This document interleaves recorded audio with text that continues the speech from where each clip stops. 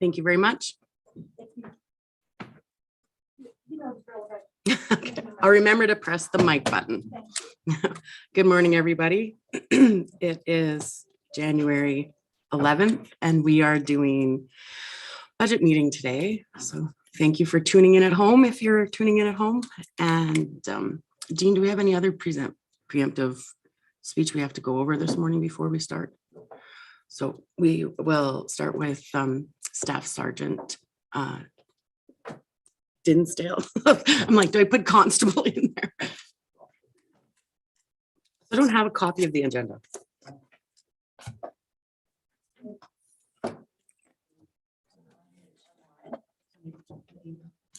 Whereabouts online? Laura, could I get a printed one? Thank you. This is just the budget timeline, Okay. but yeah, it's just like if you go online for your regular agenda to the town of Rocky, and we split all the sections of the budget up so that it's PDF. Do you have that in front of you, Len? No, I don't. Dave, do you have that in front of you? I'd like to call this meeting to order. And section number 2, I'd like to do an adoption of the agenda. So I'd like to make a motion to adopt the agenda for January 11th of 2022. All in favor? And that's carried. Thank you very much. So we have a delegation this morning with Staff Sergeant Dinsdale from the RCMP. And so Staff Sergeant Dinsdale, I'd like you to begin. Thank you very much. Good morning. Thank you for having me again. In regards to the cost of policing for the town of Rocky Mountain House associated to your contract, your municipal policing service agreement. I forwarded all the information that I really have to reference prior to the meeting, so I hope everyone's had a chance to review it. And I know that your agenda is going to be very busy. So versus taking a lot of time to go over each of these individual documents and to reference to what they say, I'll just make some very brief comments in association to the way that the MPSA works now. So as I stated the last time that I was here, the Rocky Mountain House RCMP detachment works off of a post model. So really, in layman's terms, that's just an amalgamation of all the contracts that exist at Rocky Mountain House, and then distributed 3 ways to provide 24-hour policing to all the contracts that we service. Therefore, regardless of whether you live in Rocky Mountain House or Clearwater County or one of our Indigenous communities, when you pick up the phone and call the police, someone is there to answer the call for service. If we break it down individually, unfortunately, the only one that may be able to cover 24-hour policing would be the provincial policing service agreement. I couldn't provide 24-hour policing services to the town of Rocky Mountain House solely with the municipal policing service agreement. There just isn't enough numbers there to do that. So we've gone to this post model, which ensures that, as I said, at 3 a.m, if someone's breaking into your home and you call the police, if it's a provincial policing service member that's on duty at the time and closest, they will answer the call for service and deal with the crime. And vice versa. So that's how I've managed and how it was managed prior to my arrival, the different policing service agreements here in order to provide policing to the residents of the town, the county, and our Indigenous communities. I've given you all kinds of numbers that kind of show you that, well, we keep them busy. We have one of the higher criminal code caseloads with the numbers that we have in the division. We have one of the highest crime severity indexes in the province of Alberta. Crime severity index means that simply a lot of the crime that we respond to and police is involved. There are serious crimes that require in-depth investigations and require more man hours than perhaps simpler crimes. So those 2 factors, despite a higher police to population ratio, managed to keep all of the police officers that we currently have busy. No one is sitting at Rocky Mountain House detachment bored and we have a reputation for being a busy detachment. So all that being said, I know that you face a very hard job because numbers are numbers, black and white doesn't lie. When you look at the town of Rocky Mountain House's budget, one of the biggest line items is policing. It's a very expensive business. Last year it got more expensive in the town. I'm sure it didn't like to see those bills. However, if in order to meet your budget goals, you need to reduce the numbers of police officers, you know, I'm not going to go into theatrics. I mean, we'll still get the job done, but if I have less, you'll get less. That's just the end of the day. My watches will become smaller in size. They'll have one less resource per watch, for instance, which means I have less leeway for, you know, sending people away for training, putting people on courses or away on leave. And then our resources, of course, you know, it's just, I mean, I won't get into the minutia, but I can't give you more with less. I can only give you less with less. So, I mean, if that's a decision that you have to make, that's a decision you have to make. Just at the end of the day, the consequences of that decision means I have to look at how I'm going to apply my resources in a way that still meets the needs of providing a 24/7 police service to the town of Rocky Mountain House, Clearwater County, and our Indigenous communities. Some things may have to go by the wayside that have been very successful to date. Our crime reduction unit, the two-man team that we were able to develop a couple of years ago, they've had some phenomenal successes in keeping prolific offenders in custody or under our tabs anyway. They've seized impressive amounts of drugs, illicit drugs and firearms from both county, town, and our Indigenous communities. And if I start needing to balance resources, they're an extra. That's one of those things that if I have to maintain my general duty watches at a certain level, that's the resource I draw from. So those are the kinds of things that I will have to deal with, but I will deal with it. I mean, that's what I'm there for, and we'll make sure it's addressed. And at the end of the day, regardless of the decision you make, when a resident of the town of Rocky Mountain House needs the police and they pick up the phone, there will be someone on duty to answer their call for service. So short of any questions or any specific information you would like, I really don't have much more to add than what the information contained. Thank you very much. And I think I'll open it for questions now. Councillor Phillips, did you have any questions because I'm starting with you because you were on police service last year. Yeah, I've been on the police committee since its inception. Councillor Boniface is on it now. I know this is a tough decision. It's not an easy thing that we have to look at. You know, budgetary versus service levels. It's always a fine line that we deal with, and you know, it's a decision that we have to make, unfortunately, sometimes. Thank you very much. Did anybody else have any specific questions before moving? Actually, yes, Councillor Boniface. In a meeting with your staff sergeant, almost a month ago, I guess now, you had mentioned that if you had more stenos, that to relieve pressure off the members, would that help? Yes, I believe so. If we had a greater ratio, we have a pretty good ratio in the RCMP world of you know what exists today. We do have 10 support staff for our office, and that's a healthy ratio of support staff, and it's better than a lot of offices are doing. So I'm grateful for that. I wrote a paper, for the lack of a better term, a couple of years ago that talked about the administrative burden on police officers today in association with doing our job, and it's increased tenfold in the past 20 years. I mean, what used to take me when I started policing, an investigation that would take me, you know, A to Z, 2.5, 3 hours to complete, is now taking members 10 hours or longer not because of the investigations more involved, but because of the administrative requirements associated with that investigation. The paperwork has increased that much. So we haven't changed the way that we do the work, though. So it's still members attending the call for service, dealing with the investigation, and going back and documenting what they've done on a computer. Whereas back in the the battle days when dinosaurs walked the earth, I carried a pen and paper and did it in the police car on the side of the road. And but things change. So the paper that I did suggested, and there's been studies on this in the United States, in Great Britain, that if you start looking at increasing non-police personnel to take on that administrative burden, then you basically increase the effectiveness of the existing police personnel.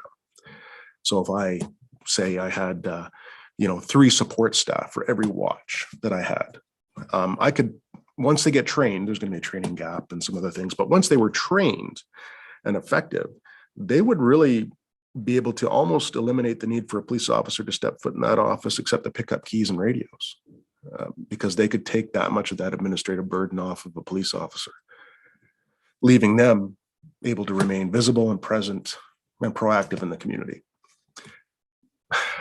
It's a lofty ideal. It may take a bit of a paradigm shift. But yeah, I do believe, long answer short, I do believe if we had more support staff than the already healthy one we had, it would be even better for us. But again, that's, I don't control the public service side of the house. That's a ratio that's determined by the federal government's public service. And then the town has been, the town's generous with providing us with 5. So, I mean, if they were to be more generous, I wouldn't say no. And it would increase our effectiveness in the long term. Councillor. It's more of a comment than a question, but you say with your prolific offenders that you guys are keeping tabs on them, and you guys are doing a great job with that. But it doesn't matter how many people you guys keep your fingers on, and you guys know who these people are. It doesn't matter if you have 10 more police officers, you guys arrest them, they go to jail and they're out and they're doing the same thing over and over again. So it doesn't matter if you have 4 more or 2 less, it's going to be the same revolving door until something else changes. It's just a comment. I know you can't change that right now, but it's what everybody's experiencing in town. So like I say, it's just a comment. It's not I don't expect an answer. No, and I mean, I can't disagree. We seem to be pursuing the same offenders over and over and over again, despite, having effective investigations, having the grounds to lay charges, putting them before the justice system. I see the same, in 2 years, to change now, I suppose, I've been seeing the same aims over and over and over again. So there is a change in the courts and in law that they're trying to reduce the need for custody. But citizens may disagree. And that's a voice that has to be heard at Minister Saydou's level, or, unfortunately, it's just something I have zero control over. We do our best. When we put someone that is a known repeat offender in front of a justice, we make certain to highlight our beliefs and our grounds for detention, keeping them in custody. And that's really the limit of what we can do. Whether or not the justice at the time agrees with that, well, you see the results firsthand.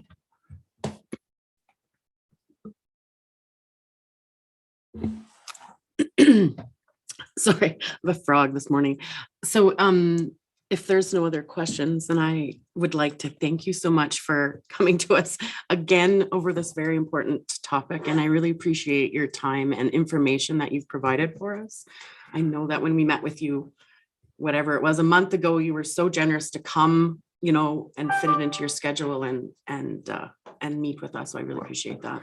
I will always make time when I can. Certainly, it's my pleasure, my job to come and meet with you. I don't envy you the decisions you have to make in the next day or two. So best of luck.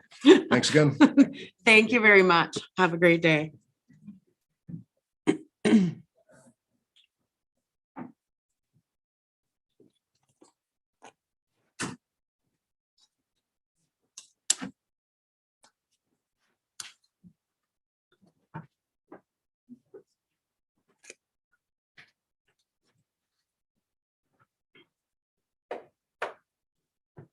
So Mr. Kraus, would you like to do the RFD now? For, Your worship, it's probably best dealt with when we get to the policing portion of the budget. okay. So we'll just accept for information the delegation that we just had and move the RFD to the policing section. So I'd like to make a motion to accept the delegation for information and move forward. All in favor? And that's carried. Thank you very much. So 4.1, introduction of budget and financial state.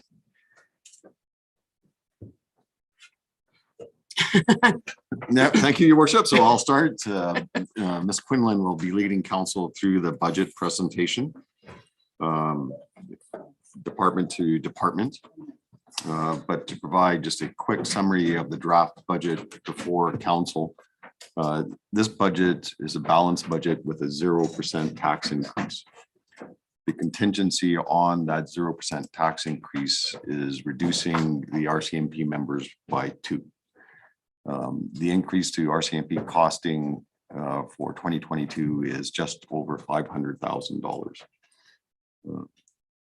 I got to thank staff because they absorbed throughout the whole budget approximately 200,000 of that by going through each department's budget and trying to make it as streamlined as possible. But that left us with approximately a $300,000 deficit. So to balance it out, it was reducing the RCMP members by 2. So that's just something for council to keep in mind as we go through the budget. And with that, I will turn it over to Ms. Quinlan. Morning. Good morning, council and your worship. We're going to spend the next 2 days going through the budget document. I just want to give you, I'll go through the introduction, but I also just want to, I'll do a little housekeeping and talk about the layout of the document. I try to start at a very high level and we'll cover that in the introduction. And then we bring it down. This budget format, it does follow the GFOA, I'll say international format of budgets.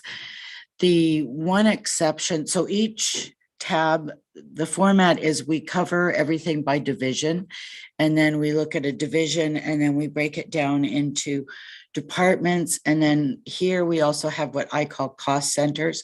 So for instance, water has, water is one department, but within it, it's got several cost centers because they split out the sort of, we call it the admin, just the water general, and there's the, different sections within it.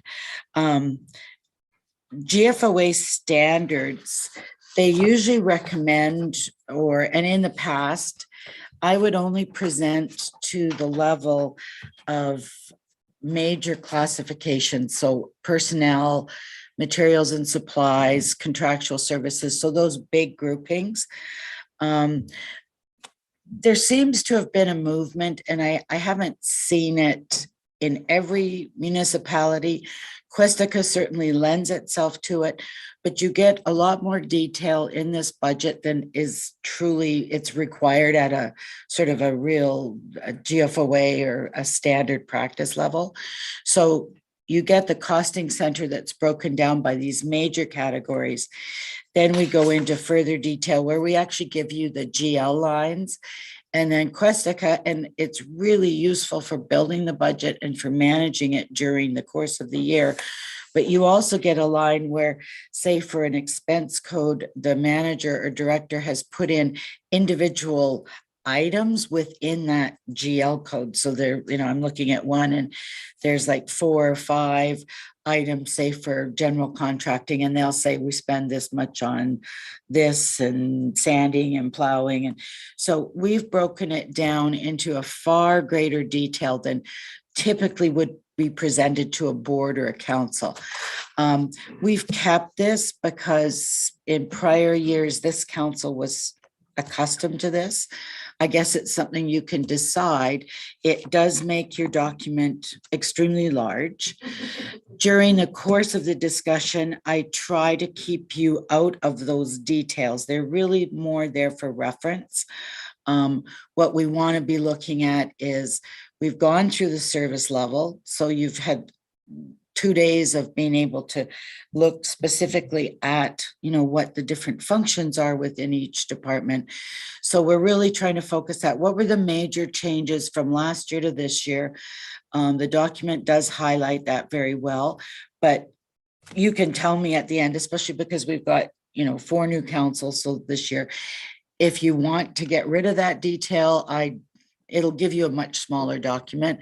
I have presented very successfully to other councils and boards in the past with more of a high level. And then we just advise you sort of what the changes are without you getting into the details, because it's a lot of detail, right? So with that being said, we'll go through the operating. We've also covered, we've got the capital, and we'll cover the 10-year current or the current year, and then we'll cover the 10-year and then look at the impact sort of on the overall resources. So as Dean said, it is a balanced budget. And I'm going to cover a little bit more than I may normally, just because we've got some new members. So this is a learning opportunity, right? But this is one of the most important documents that you deal with and that you approve. It basically sets out the legislative approval for expenditures, and it sets the direction for how the town operates. So it is a really important process. We spend a lot of time going through it, directors and managers and other staff. It's easy, a 3-month process. So it takes a lot of time. And this is our blueprint for operations. It begins with basically we set basic assumptions. This year was a little different because of the election, but I like to bring an assumptions document to council and say, here's the main areas that we want you to make assumptions on. And usually they're like, what kind of tax increase are you looking at seeing? We're looking at this kind of staffing level changes in response to service level discussions. The service level discussions drive changes that we look at, and we look at any other big factors that are hitting the economy and get your input and approval so that we set the basic assumptions. Then we go away, we do our work, and we bring you back a balanced budget. So we also do prepare we prepare a 5-year operating plan. It's fairly basic. I do a tax increase. We do a cost of living increase for salaries. If there's any major changes that we know of, we incorporate them. But I can see us getting into more specific details as this becomes a more fine-tuned procedure. Example would be yesterday we had a discussion and we've got a bit of a long-range plan now potentially for waste. So we would incorporate that into the document. Overall, our operating budget is $22,860,000. It's actually a reduction from last year's budget of almost $500,000. There's 2 major sources. One is our local improvement levies. We had revenue that was recorded in there. And I'm still finding we did a lot of cleanup in 2 years ago.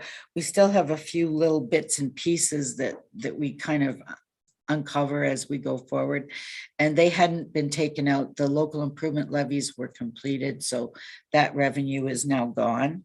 And the other major drop in revenue was last year. We had anticipating running the waste management or waste transfer station with the participation of the county. So their revenues have come out. So that's the 2 big changes in the revenue. The capital budget is 21 million. So it's very large for this year. The majority of it is due to the solid waste treatment facility. It's funded mostly through grants. And we've got 17 million of that whole project budgeted for this year.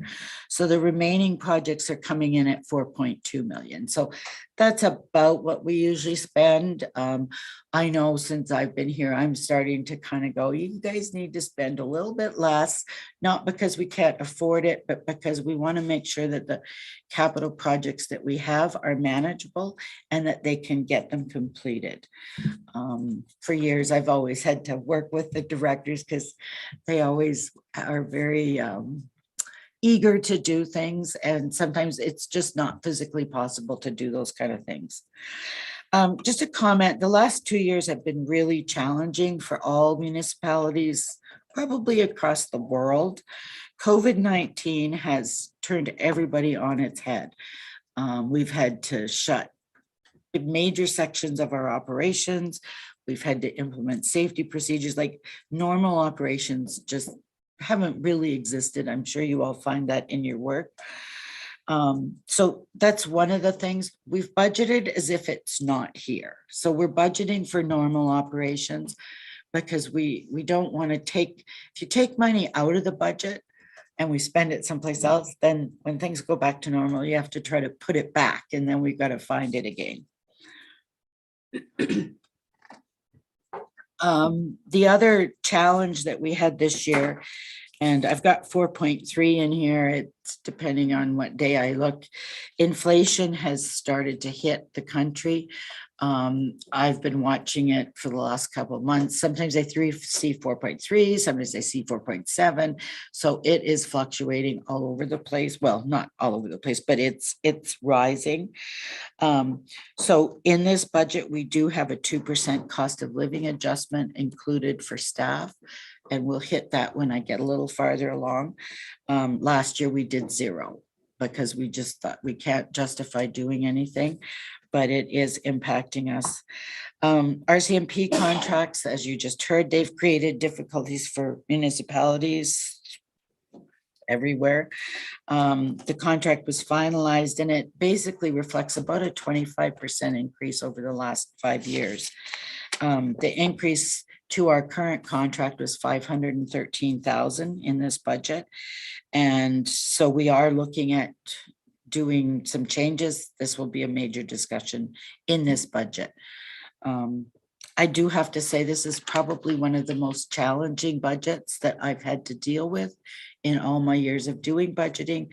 I've never seen anything where we've had such big changes impacting an operation, and not just one, but a couple. So it's very unusual. We've worked hard to reduce the targets. If we do this budget, this will be the 4th year in a row that we've done a 0% tax increase. I know, I agree, taxes are higher than the average, but I think the last 3 years has done a lot to reduce the tax burden. I was doing some research last week, the week before, and the cost of living from 2016 to 2021 is 11.73 collectively. If I take the 2016 taxes and multiply it by 11.73, that's $965,000 that we could have put into the budget. So, I know people say, well, you haven't given us a break, but by maintaining a 0%, we are effectively not putting in a couple $100,000 every year. So it has, and I suspect this year we'll start to hit the range that we belong in. I didn't bring the sheet in, but I've been tracking budget approvals just in our area, and they're ranging anywhere from 0 all the way up to 10%. But I'd say most of them are falling in around the 2.8% tax increase. So we are seeing some tax increases. They're not going as high as cost of living. But if we do 0, that will absolutely, I think, catch us up or with the other places. Betty, when you look at those increases that you're seeing in the budgets, like I know that I believe that RCMP changes has created that increase. Like, do you agree with that statement? I'm sure it's had an impact. Absolutely. Typically, I've always, with budgets, we usually follow the cost of living and use it as your guide for what you're potentially going to look at your tax increase for. Your taxes don't constitute 100% of your revenue. And as well, your salaries, they're a significant portion of your budget. So you usually, staffing, if you've got a union, they're going to be negotiating for cost of living at least. So that number really tends to drive through a budget, and it's typical that you would follow that. I know in, say, the last 5 years, with the economy going down, municipalities have tried to go below that, but sometimes there's just, you have to increase your revenue source because, fuel's going up, heating, utilities, things that are absolutely beyond your control. So, but yes, policing would absolutely have hit everybody this year. And I know that we've discussed this, and you did a wonderful letter for us for not the customers, but the citizens that had questions about a 0% tax increase. So could you just, for the live viewers, clarify that the 0% tax increase means that the total amount of money that we are asking the whole citizens stays the same amount every year. So it's irregardless of your estimate, or not estimate of your house, but assessment Right. of your house. So how we get zero taxes, that we've set the budget, we're going to ask for this much money from our entire community, and doesn't matter what your house price is, that's what we have to come up with, and we go backwards to figure that out. Right. Am I explaining that Yeah, correctly? I think you did a good job. Yeah. Okay, I just wanted to Yeah, clarify so, because I mean, in a nutshell, you've got your macro level and your micro level. And last year was, I mean, when you get extremes, that really makes things show up. But we basically look at, to calculate taxes, I take what we collected last year. I'm going to use a round number. It's like 9.65 million, but we say we're collecting 10 million. We collected it last year. 0% means we collect 10 million this year. If there is new assessment, that is an extra amount, but this year there's 0 new assessment. So that's another issue that's hitting us as a town, that we have no new dollars, nothing. So basically we take the assessment, or the 10 million, and divide it by the assessment, and then each individual person. When you've got inflation or deflation, in this case, we've got deflation, and it was big, it was $30 million.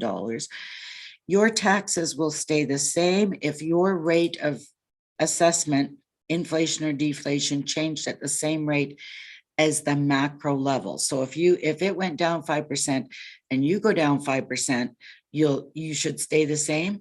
If it goes down 5% and you went down 2%, you're going to see an increase. So it fluctuates based on each individual inflationary or deflationary change. And just a comment, I know with deflation, people are saying, well, why aren't my taxes going down? Well, because we're still collecting the same amount. And the tax rate is what floats. So even, an aside, to compare to another municipality, there are things that impact each one. It's the age of your infrastructure, the age of your houses, how many houses, like there's all sorts of little things. But on the flip side, when we have an inflationary economy and your house price is increasing, and say, look at Ontario where things are going up over $1 million, your taxes won't increase by the amount of your inflation. So, I mean, if your house went up 20%, we're not going to increase your tax bill by 20% either. So does that help as far Yes. as the explanation? yes, it did, Okay. because I believe we've all had a number of questions specifically on that. And your explanation was just so fantastic Okay, that good. I can explain it to my 10-year-old. Like, Yeah, well, and last year, the overall tax rate, and I did have a customer in one day, and he was angry because the tax rate had changed, and it changed by 0.5%. That's what it took to equalize the tax rate because of all of the decreases or the, changes in assessment. So yes, the tax rate did change, but we collected the same amount of money. And yeah, it's extremely hard to explain, and it's very complex. I mean, it takes me at least a week to calculate the tax rate. So to be able to explain it in 2 minutes or less is difficult. But anyways, okay, so back to this. Just the only, and we'll cover this, but just in terms of overview, we have decreased FTEs within the budget by 1.11 FTEs. We did reduce by more positions than that, but then we did backfill with some lower cost positions. So, there was some manager positions that we Adjusted. I was gonna say deleted, and then backfilled them with positions that didn't cost us much. So that was part of our whole effort to kind of consolidate and optimize the organization. I always include the Alberta economy indicators at a glance. I'm not going to go through these, but I always like to kind of give you, the 10,000 foot view of here's how us as a province is doing. I'm not going to go through it, but you just look, you can see the dips down in the 20 and 21 and things. So we've had a tough time in the last 2 years. If you look on the second page it actually shows you like real GDP by expenditure where everybody's in the negative. CPI inflation, we're, I'd say, middle of the pack. Unemployment rate, it's at 7.6. Employment is at 4.8. Our employment's actually better than, well, I guess it's the East Coast, but it kind of gives you a picture of where we are at as a provincial economy, because that does flow down into our area. I've also included the financial indicator graphs. I'm not going to spend a lot of time on these because we already went through them in great detail, but just we'll hit them really quickly. So our residential tax rate, we're the dark color and the median is the light color. You can see that we are slightly above, but I think after this year, even if we ended up doing a small increase, we would still fall into line. So we're really getting there. The equalized tax rate, once we equalize it and take all the regional factors out, we're basically right bang on. The residential assessment is a little bit low. So we have more industrial or commercial assessment than we do residential. The non-residential tax rate is actually coming in low, contrary to, maybe popular opinion, we're actually low. So again, if we think residential's a little too high, that's maybe because commercial is a little too low. So they're not carrying the equal amount of burden. And that is certainly something, we haven't factored that in here, but that's certainly something that if you were to direct me to look at, we could come back with options for you to consider to try to ease the burden. Non-residential tax rates, once we equalize them, they're closer, but they're still a little on the low side. And our non-residential is a little higher than the median. Our taxes per capita are higher than the average taxes per capita. And then we get into sort of the expenditures. Our sales and user charges are basically right bang on. Government transfers, which is your grants, is looking really good. Franchise and concession is a little on the high side.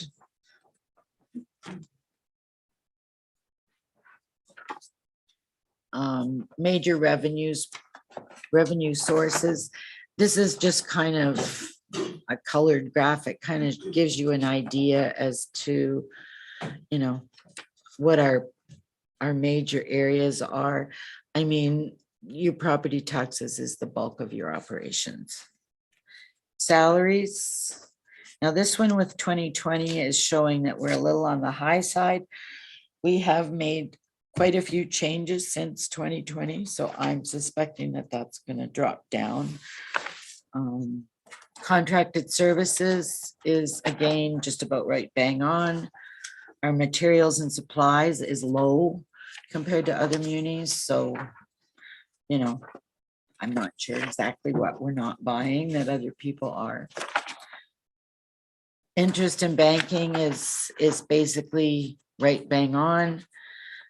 And then there's some divisional ones that, so they're looking at each division and seeing how we compare.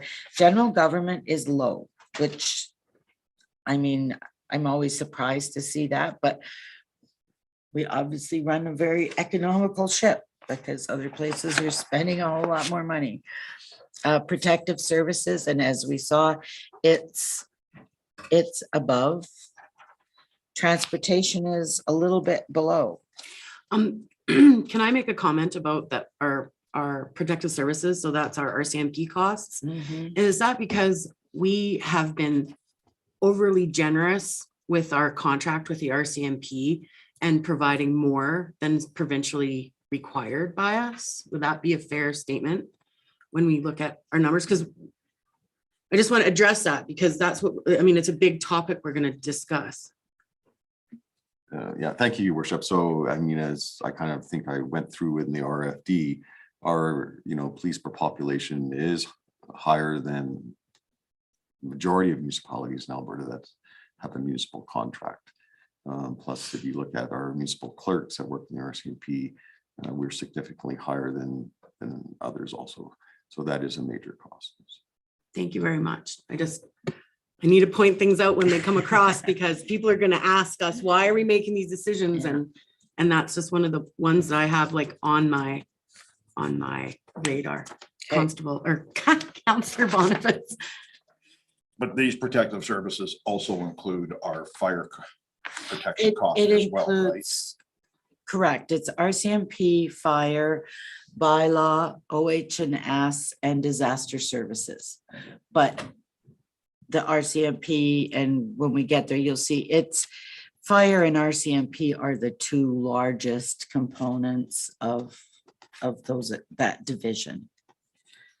When we go to environment, so that's your utilities, we're basically right on target. Recreation is a little bit high. I haven't done as much analysis as I have, say, with the policing, but the two things that I think are probably driving this, and I'm sure by 2022 it's going to come down because we've been very hard on Wes, is one is the county does contribute 50% to our recreational activities, which is a huge benefit. Other cost sharing agreements with other municipalities is not always a 50-50 arrangement. So it has enabled us to provide services to the region that are probably more robust than other municipalities. And the other is that because we built the Christian Center, the Rocky Recreation Center, there's additional staff required because we have, again, additional services. We've got meeting rooms, we've got a fitness center. So those are the two, at a really high level, those are the two things that I think are driving that.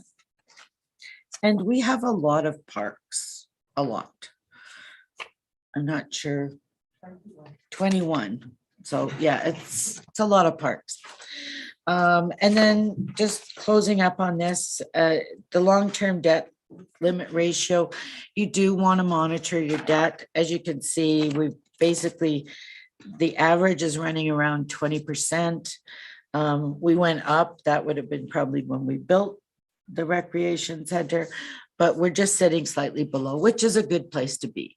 Is that going to change a lot in 2023, or is it next year that it changes a lot with the wastewater processing plant? I think we're looking at, it's around 3 million. It's gonna increase it, but not a whole lot. And we do have other long-term debt that's dropping off. So I think we'll stay within that range. Going up or down in this area is not really, really bad. It's when you get way up. If you got up to 60 or 70%, then the provincial government's gonna start calling you and saying, you know. And then our long-term debt per capita is basically right bang on, and our accumulated surplus, which is our reserves and our net assets, is actually above. So we're in a really strong financial position. So that's kind of your 10,000 foot overview.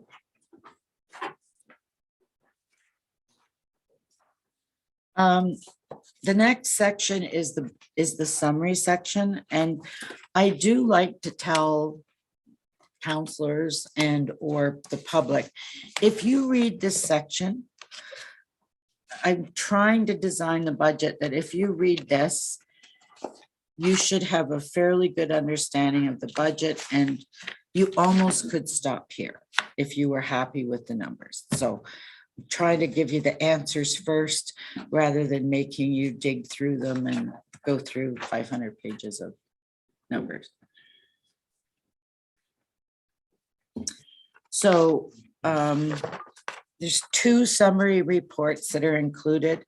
One is by department and the other is by object, which is your type of expenses. So on page 36, it shows that we have our $22.8 million budget. Right now, we're sitting with a very small surplus of 34,000. And you can see where the changes are within the budget. And when we look at 2.0 for protective services, that's with our decision already factored in there, correct? Like Yes, so I've built the budget basically with a 0% tax increase, 2 FTEs coming out. We didn't take any other liberties, say, with the budget, but this, and it basically is going to be your two key decisions today, I think, are your tax rate and the RCMP FTE. If you decide to not do that, then we basically have to find $250,000. I can make some suggestions if you want them, because I don't recommend going in and trying to find $5,000 of supplies here and there. That's just, that it's almost impossible to do. But we had a number of issues that we talked about in the last 3 months and that were pushed off until budget. right, Are we gonna highlight those ones? Like, have you kept a list? Because I went back to try and find all the stuff that I was keeping track of and then find it in here. okay. And then I was really angry we didn't deal with it at the time Okay. because it was really hard to find those specific issues that we waited, that I was told, Right. by council and said, if we can't really come to an easy decision now, we'll wait to budget time. Right. And today's Okay. budget time, and I'm looking for those things that we're supposed to wait for. And I had a really, is that a normal thing? Like, am I supposed to keep track on a list of I those? haven't prepared a list, I will say that. Okay, I mean, we could identify, some of them I can off the top of my head. I'm not sure if there was other big ones. I know we had discussions about some of the grants. That's the one main one. yeah, and then like during that discussion, so I was just curious, I couldn't find the things. Yeah, your worst best, we go through each department in each area, those will come up. Okay, Okay, yeah, so like the grants to NGOs, that's in the budget and it's actually listed out what it is, and that's discussion. Like, for Right. example, the Mel Society would be a Right. discussion at that time. okay. Right. So, sorry for interrupting. Oh, I just no, want to that's okay. make sure I'm on the right page with where to Okay. ask questions. The next page, if you turn the page, is your budget by object. So it's just showing you, you know, our major revenue sources, taxation, requisition revenue. I should point out that is an in and an out. You know, people, they do look at their taxes, and we do try to make sure they can see on their notice. We collected on behalf of education. We have absolutely no control over what their increases are. And some years, I know in the last, say, 5 years, they've done some big increases when we're doing like 1%. And I know it hits taxpayers hard, but there's absolutely nothing we can do. So When do we get that notice of change? Like, do we not get it until tax time? yeah, it's, Yeah. So yeah. we don't like have advance notice that this is gonna go up. No, and in the last couple of years, sometimes it's been the fall, like they'll just say, collect the same amount of taxes as you collected last year, and we'll let you know later. So they've had some internal, I think, issues around determining what they need or for their requisitions. I do split user fees just so, I mean, you know, when you're looking at it, because typically our user fees come from two main sources. One is utilities, the other is recreation. So I like to split them out here just because it kind of gives you a feel that you can see. General, we collect 116,000. So all the rest of us, it's not much. Utilities is 4.7 million and rec is 327,000. Just going through it, your franchise fees. And I know there's been discussion about that. Actually, one interesting concept, and I haven't done a lot on it, but it's something maybe that we could look at as food for thought for the future. There is a franchise fee that's on those. It's basically a consumption fee. So the more electricity or power you use, that rate will go up.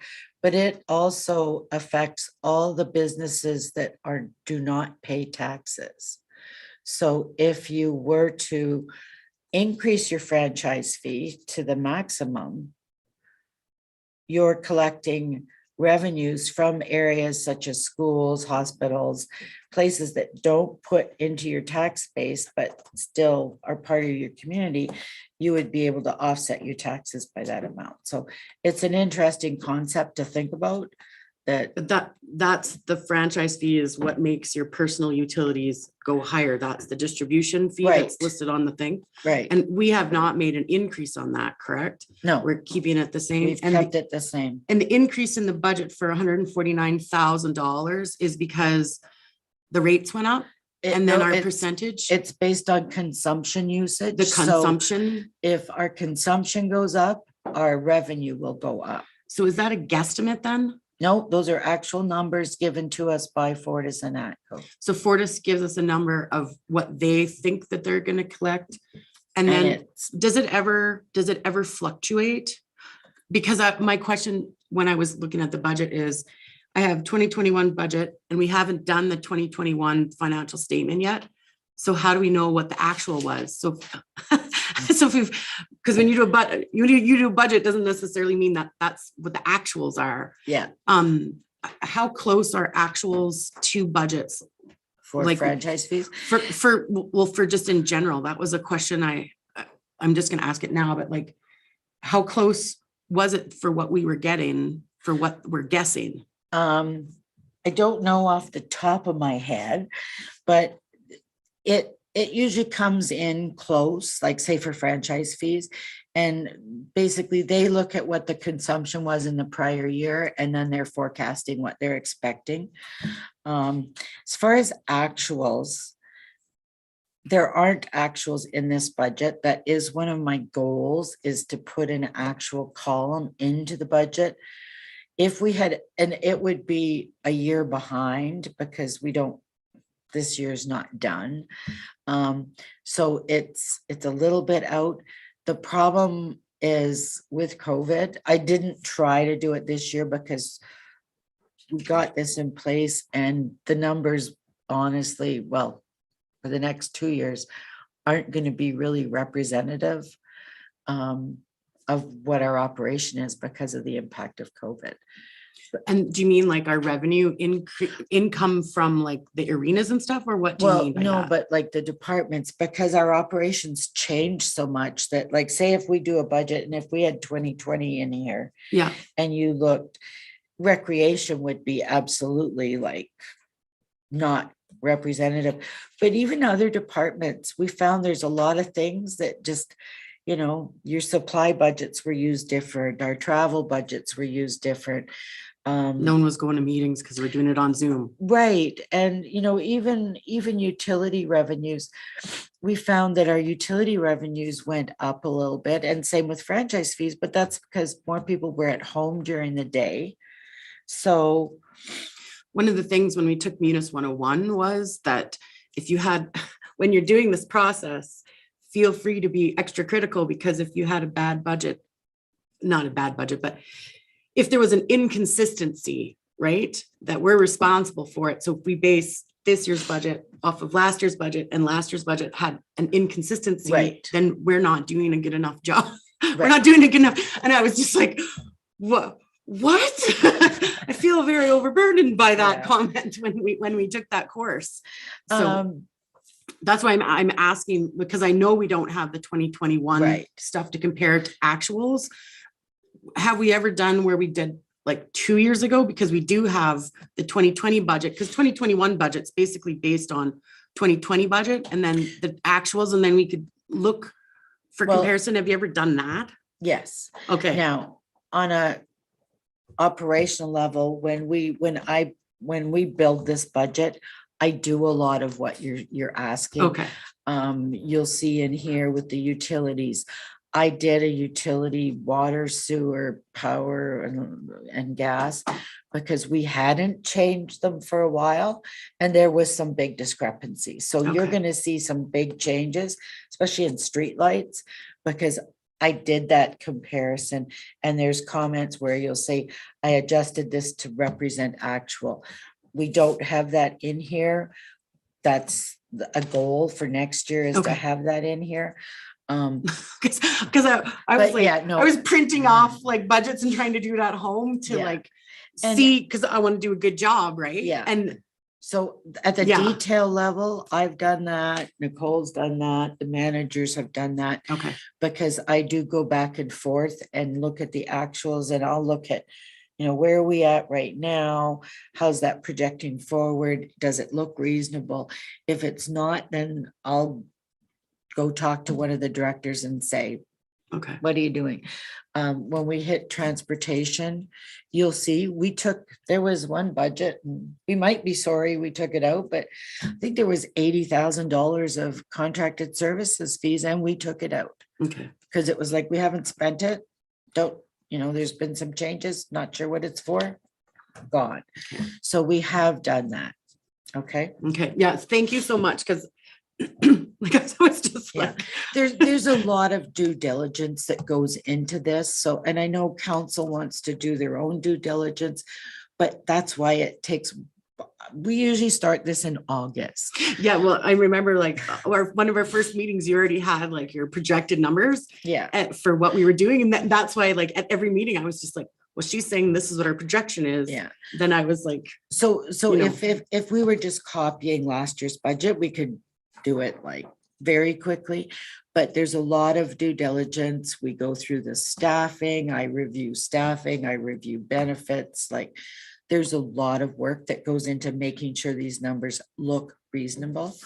I'm not gonna say we don't make mistakes, because that can happen, but there's a lot of due diligence. well, and COVID adjusted like huge, like Oh. the whole world's had a course correction because of, Yeah, all it's that. been, so sometimes comparing the actuals is not there, and we can't even go back 2 years because it's been. didn't have COVID then. Well, it's just, yeah, so anyway, so we give you the overall budget in by division and by object. Then the next 4 pages, and I will go through these ones line by line.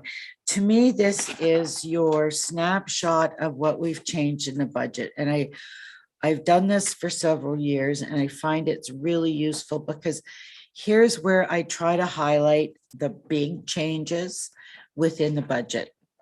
So if we look at this, the taxation, it's changed by 278,000, 229,000 is local improvements. They're sitting in general revenue and also in transportation and water. They're done, so they're coming out of the budget.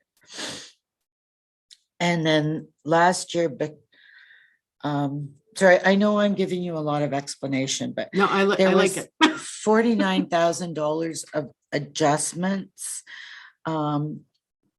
We actually have 3 tax target numbers. We have what we do in the budget. So in December, I give you a number, and that's based on either last year's assessment or a projection if the assessor is able to give it to us.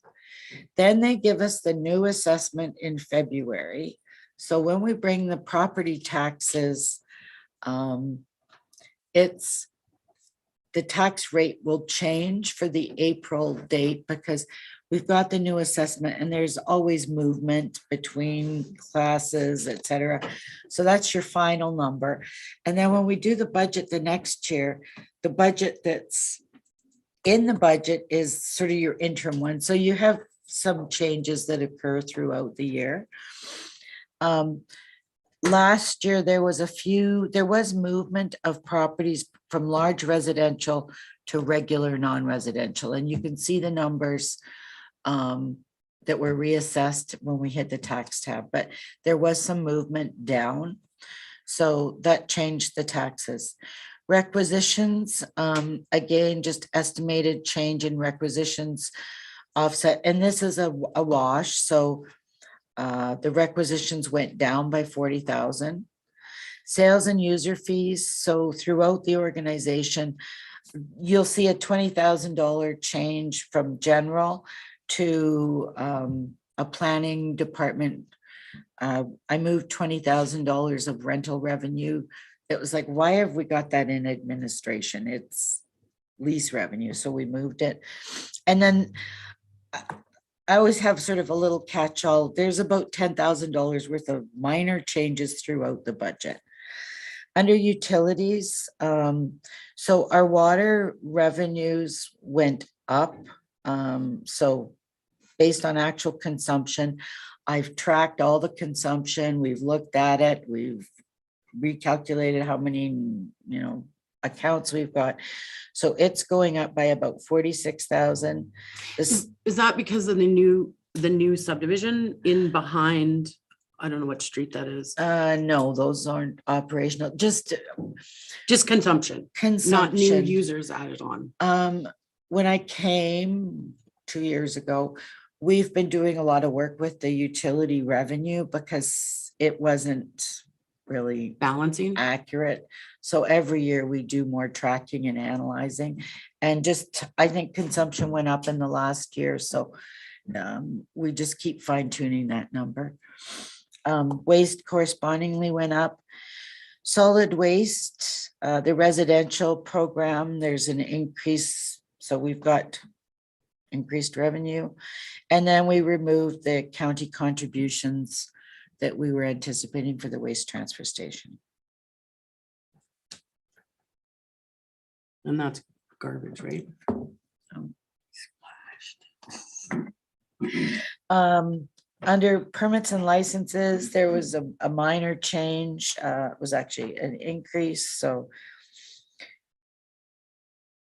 Director Schwader's contributing to the cause.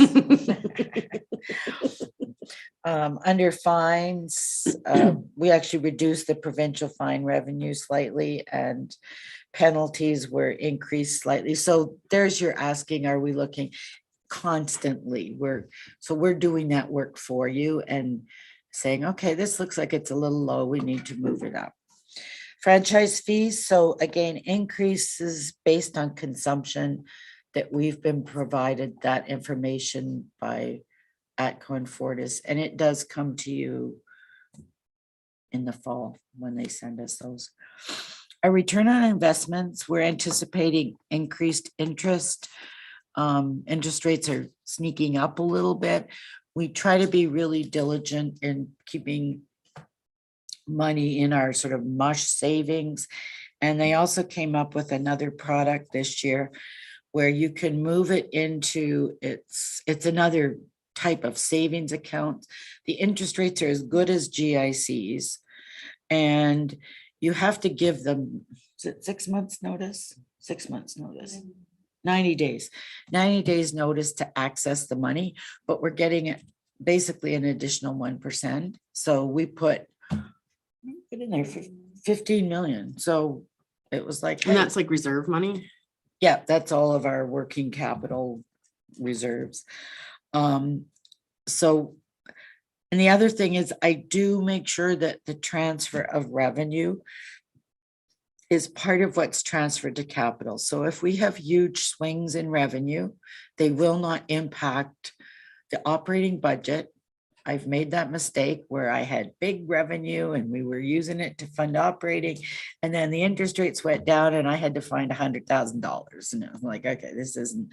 So if they change, we adjust the flow through to capital. Rental revenue went up by 42,000. The major area was we are renting out the old rec building or the old eco center, we're calling it the 42nd Street property. We're anticipating some increases in airport revenue, and recreation has anticipated some increases in their rentals, hoping that we get So that's the, post-COVID.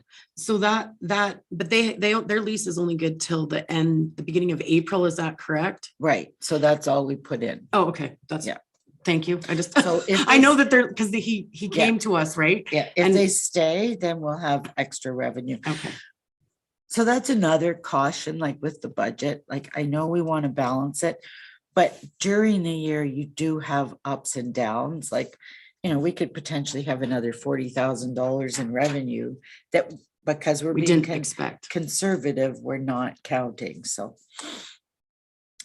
Sponsorships and donations, we removed the naming sponsorship for 60,000. There's an offsetting 30 on the other side. And then grant income, there's an economic development cost sharing grant with the county. And then there were some changes in the county contributions fall under local government grants, so that's where they go. And just, we adjust those every year because of the recreation. On that naming fee, Mr.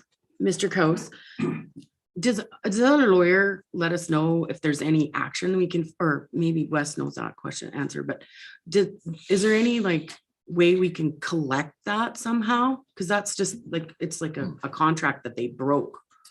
Yeah, no, your worship. So in reviewing the agreement, there really is no recourse for us on that. Okay.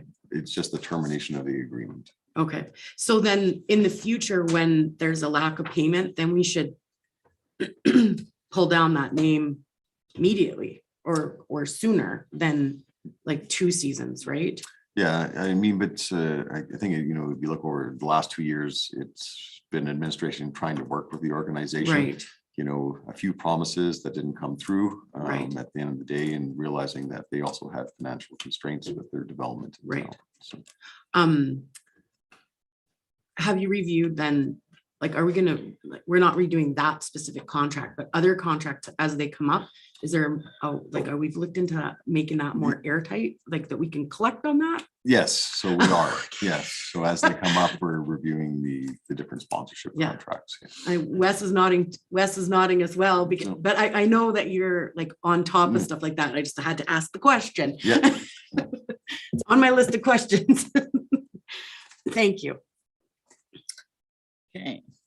So the next 2 pages, I'll go through these and then I can touch on the forecast really quick and then we'll take a break. But these are the changes in expenditures. So under personnel, it actually went up, but we have some big changes. Since going on Questica and doing salaries and benefits is probably one of the biggest calculations we do.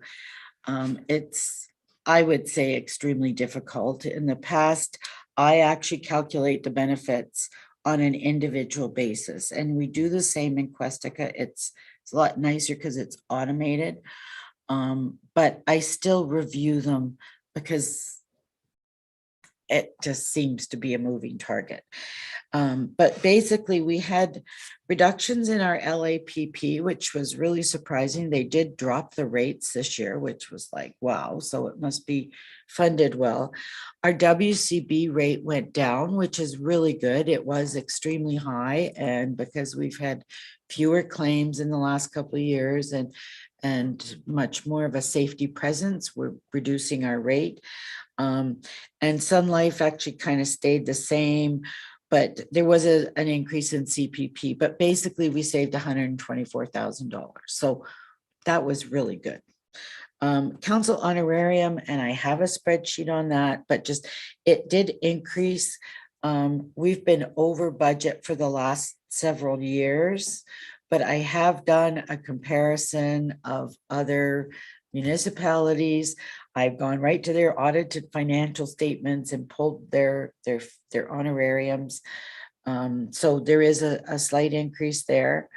We had to annualize the project manager position. We hired Sean halfway through last year. And then there's some additional guest services staff because now we're open till 9 o'clock. So, I mean, those are really the biggest changes. We have some staffing changes. I ended up moving people around and just depending on, we're still fine tuning that. OH&S staffing, we went from a manager to a more coordinator position. So we saved $31,000 there. Pool staffing, we had 2 senior positions, full-time positions. We reduced those and went with lower cost positions. So we saved 30,000 there. We have included a 2% COLA. Looking at 4.3 to 4.7%. We did 0 last year, so there is 2% included. And then step increases, which is kind of something we don't have control over that, because if someone's done a good job, they move up on their step. There's 5 steps on each level. Contracted services, there's a reduction of 435,000. I am going to go through these in detail. I know but this is really the changes in the whole budget. So increased in RCMP contract was 478, which we offset by a reduction of 308. Election costs, we budget those every 4 years. So that came out. We did reduce the animal contract for feral cats. They reduced the sidewalk repair budget by 25,000. There was other miscellaneous reductions for 22. The water, here's those, we had some contract maintenance fees. So we took out 174. It was like, we're not sure what they're for. They came out. Solid waste, we adjustment to cost based on actual from 2021 and the projection for the organics program. So the majority of that is we started organics partway through the year. So we had to annualize those costs because now we're doing it for a full year. Pulling out the waste transfer and eco center costs, the 385.5, that would be your hauling and tippage fees that we anticipated paying for the extra waste that would have come in if we were partnered with the county. FCSS, just a reduction in their room rental costs. Cemetery, we had the building of concrete ribbons in the cemetery in the operating budget. I like to put things like that. Actually, that should be capitalized as a land improvement. So we moved it to capital. NSRP, there was an increase of contracted repairs. Parks, there was some I mean, they adjust some various budgets. Freight, there was some increases overall, and that could, I mean, costs go up. It could be because of COVID, we shipping more. We reduced the postage budget. I'm thinking that's because we are getting more and more. We've really tried to get more e-billing and e-checks. I know when I sign checks, I'm astounded at how few checks there are. I think it's wonderful. The communications, just there was various budgets throughout the departments that were able to reduce their communications budgets, staff meals and travel. Active, the joint grant. So that was a grant, a one-time grant they had last year that's now complete. Bylaws subscription, they had this in for the AFRAC radios. We took that out. I did review insurance on a global basis, so we reduced it by 3,800. And then there was just, again, 18,000 in reductions. So, I mean, when you look at this list, again, this is the list of, this is the work the managers and directors have done in trying to be as responsible as possible. I told them, I said, this is a tough year. We need to find as much savings as we can. So I think they've really responded. Materials and supplies. So they responded, then I bumped the budgets up because our electricity was under budget, especially in street lighting. You'll see that line as we go through, but just I compared the actuals against what we had budgeted, and we just, and I haven't touched it in the last 2 years. It was something just came, and we were just trying to get the budget all sort of lined up and proper. Now we're doing that. Grants and transfers. So there's the $30,000 offset against the 60 for revenue. FCSS grant allocations, and they are self-sustaining. They come to zero. They don't impact the town. We show their grant revenue, we contribute, the county contributes, and then they have to basically stay within their budget. Library, we had a small grant adjustment. There was some general grant adjustments. We had 5,500 of just unallocated money last year. I took it out. And then we added in the MEL request, and the regional fire contribution changed by 3,800. Bank and interest charges. So we reduced bank charges by 8,700, and our interest repayments went down by 27, and there is it's almost a matching offset of 26,811 down below. So every year our interest payments drop, the principal goes up, right? It's just as you pay. And under the okay, so requisitions, again, there was 40,000 change in that, and then the transfer to capital, it changed by overall 441,000. We reduced the general transfer by 113 because we did hire the project manager last year, and I did talk to them. It's one of those, we'll have to do some analysis and then we can report back. But because we've got him managing projects, we're going to drop our engineering costs on the capital side. So overall, those are all the changes that are in the budget document. I don't think there's anything that's really huge other than, again, it's the waste transfer, the adjustments for the county. We've done a 0% increase, and then looking at the RCMP staffing. Those are your major changes. And any issues that you had, we will hit them as we go through each department. Thank you. Is there any questions? No? Okay, I'm just going to hit the forecast really briefly. We do try to, sorry, I'm a numbers guy, so I like to slice and dice things. So we also give you all the departments. And I've included them up here because this way, if all you read is the summary, you will get a picture of what's going on. So the next report is basically showing all the departments, 2021, 2022, and what the change was. So if you wanted to just look and see where the big changes, you can look through this two-page document and it will show you where the major changes are by department. We also tried to give you pictures, so. There's a lot of things in this town to be really proud of, and it's a beautiful municipality. And then again, I gave you another summary report. Oh, that's the expense side, so that was the revenue. You can see the expenses. And then we do give you the 5-year operating budget summary on page 50. We give it to you rolled up by division, and then we give it to you by department.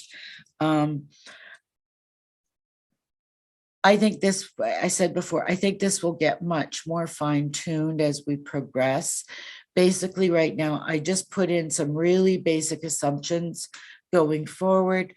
You know, there's a increase at 2%. I've done a 2% increase in taxes, and we do about a 1.5 or 2% increase in salaries.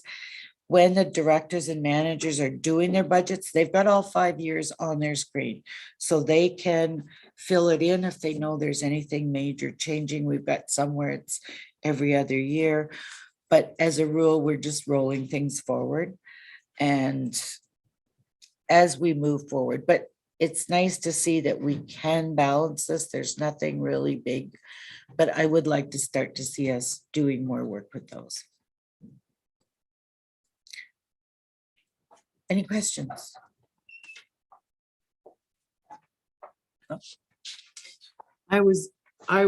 Do you think like in the future, you're gonna have past actuals, right? Yes. Because I could budget to not spend any money on my utilities. And the reality is that that's not gonna work very good, but I know that how much work you've done to Yeah. make it work. It's just, it would be nice No, as a and- person coming in to see what Yeah. the actual, like, you know what I mean? Because I always look at Yes. No, actual. I do agree. Typically, you want to have that in there. Just with the changes we've gone through in the last, well, COVID and in the financial area in the last probably 4 to 5 years. This is now the next step would be to put the actuals in. They're going to be of marginal value because of COVID, but we will get them in. And this change was, when did you start Corsica? Oh, Questica? Questica, sorry, 2 years ago. 2 years ago. Okay. And so So- then that's the way that you've done most of your, The entire budget's in. So the first budget we did, we just basically got it up and running and got it into Questica. Then we did an entire GL chart of accounts change because we had, the old chart of accounts was huge. It was thousands and thousands of numbers. So we did a complete conversion. And actually we had to do the conversion before we got it into Questica. And then this year we've had some customization done on reports and some further customization this year to add the actuals. And then we're going to do some more capital reporting. So try to get that so that it just makes it a lot more automated and we're not worried about making sure our formulas are right. Okay, I would suggest we take a break and then we'll start going through. 10-minute break? Sure. Okay, 10-minute break. Thank you very much.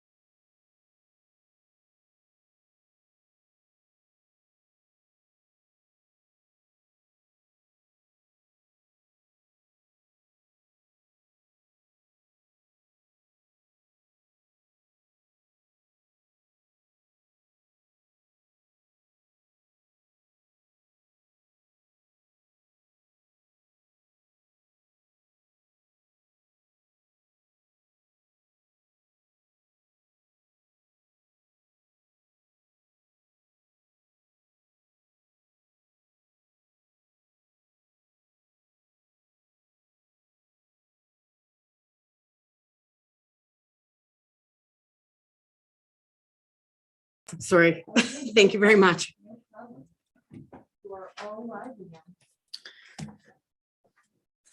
All right, so I will resume. I do have a detailed timeline because I do try to get through the budget. It's a lot of information, so I found just kind of trying to have timelines. If we can get ahead, that's even better. There's 3 sections that we usually always present a little bit more detailed information on. Again, just to kind of give you an overall feel for the budget. And over the years, I found that these 3 areas are really crucial and it's a good thing to have a conversation about. So the first one is your staffing tab. And just another comment, like this whole budget goes up on the website. So it's really designed that if someone actually reads through the whole thing, you can read the summary and you should get a feel for what the changes are. But if you read through the whole thing and you aren't familiar with town operations, by the time you're done, you will understand what we do and how we do it. So this consists of, I call it a divisional org chart. Really, we're trying to just show you how things fall in with under each director.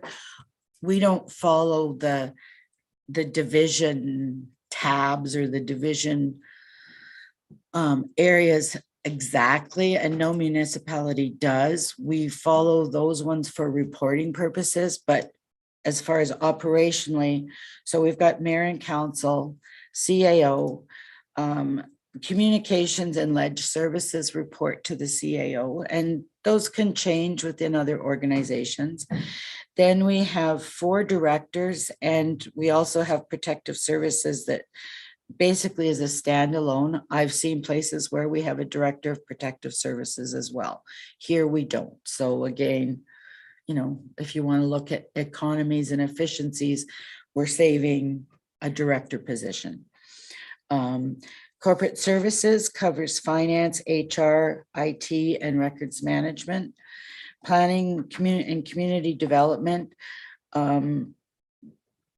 Director Schwader, he not only runs planning and development and ECDev and tourism, but we've taken community enforcement and OH&S and put them under his areas. So he actually handles a little bit more than a typical director of planning would by adding the community services portion to his. Engineering and operations. I won't go through the whole list, but basically it's roads, utilities, the airport. They do parks maintenance, so they look after the grass cutting. Recreation looks after the programming, and they manage the cemetery. There is overlap. Finance does all of the plot sales and burials. We take the money, we deal with the customers or residents if they have somebody, and then communicate with operations to have the graves prepared. Recreation and community services, they look after FCSS, social housing, again, all the recreation, so arena, aquatics, rec programming, guest services, fitness center, as well as all of the building maintenance. So they're 2 fellows that work there, look after all the buildings in the entire organization. And then we've got protective services, which is RCMP, fire, and disaster services. Are the peace officers then underneath it for on this They're under page? community enforcement. So they're under the planning and development? Yes. Okay, thank you. This is the next page is a snapshot of the salary and benefits and total FTEs by division. So again, I'm not following the org chart. I'm following the official, what ends up in your audited financial statements. So you can see that we spend $6 million a year on salaries, 1.2 million on benefits for a total of 7.3. And we have the full-time equivalent is it's called FTEs. And that is, if you had 2.5 people, they would add up to 1 FTE. So an FTE is either for a 35-hour work week is 1,820 hours and a 40-hour work week is 2,080. And we have the equivalent of 81.57 staff. So there is more, just some of them are part-time.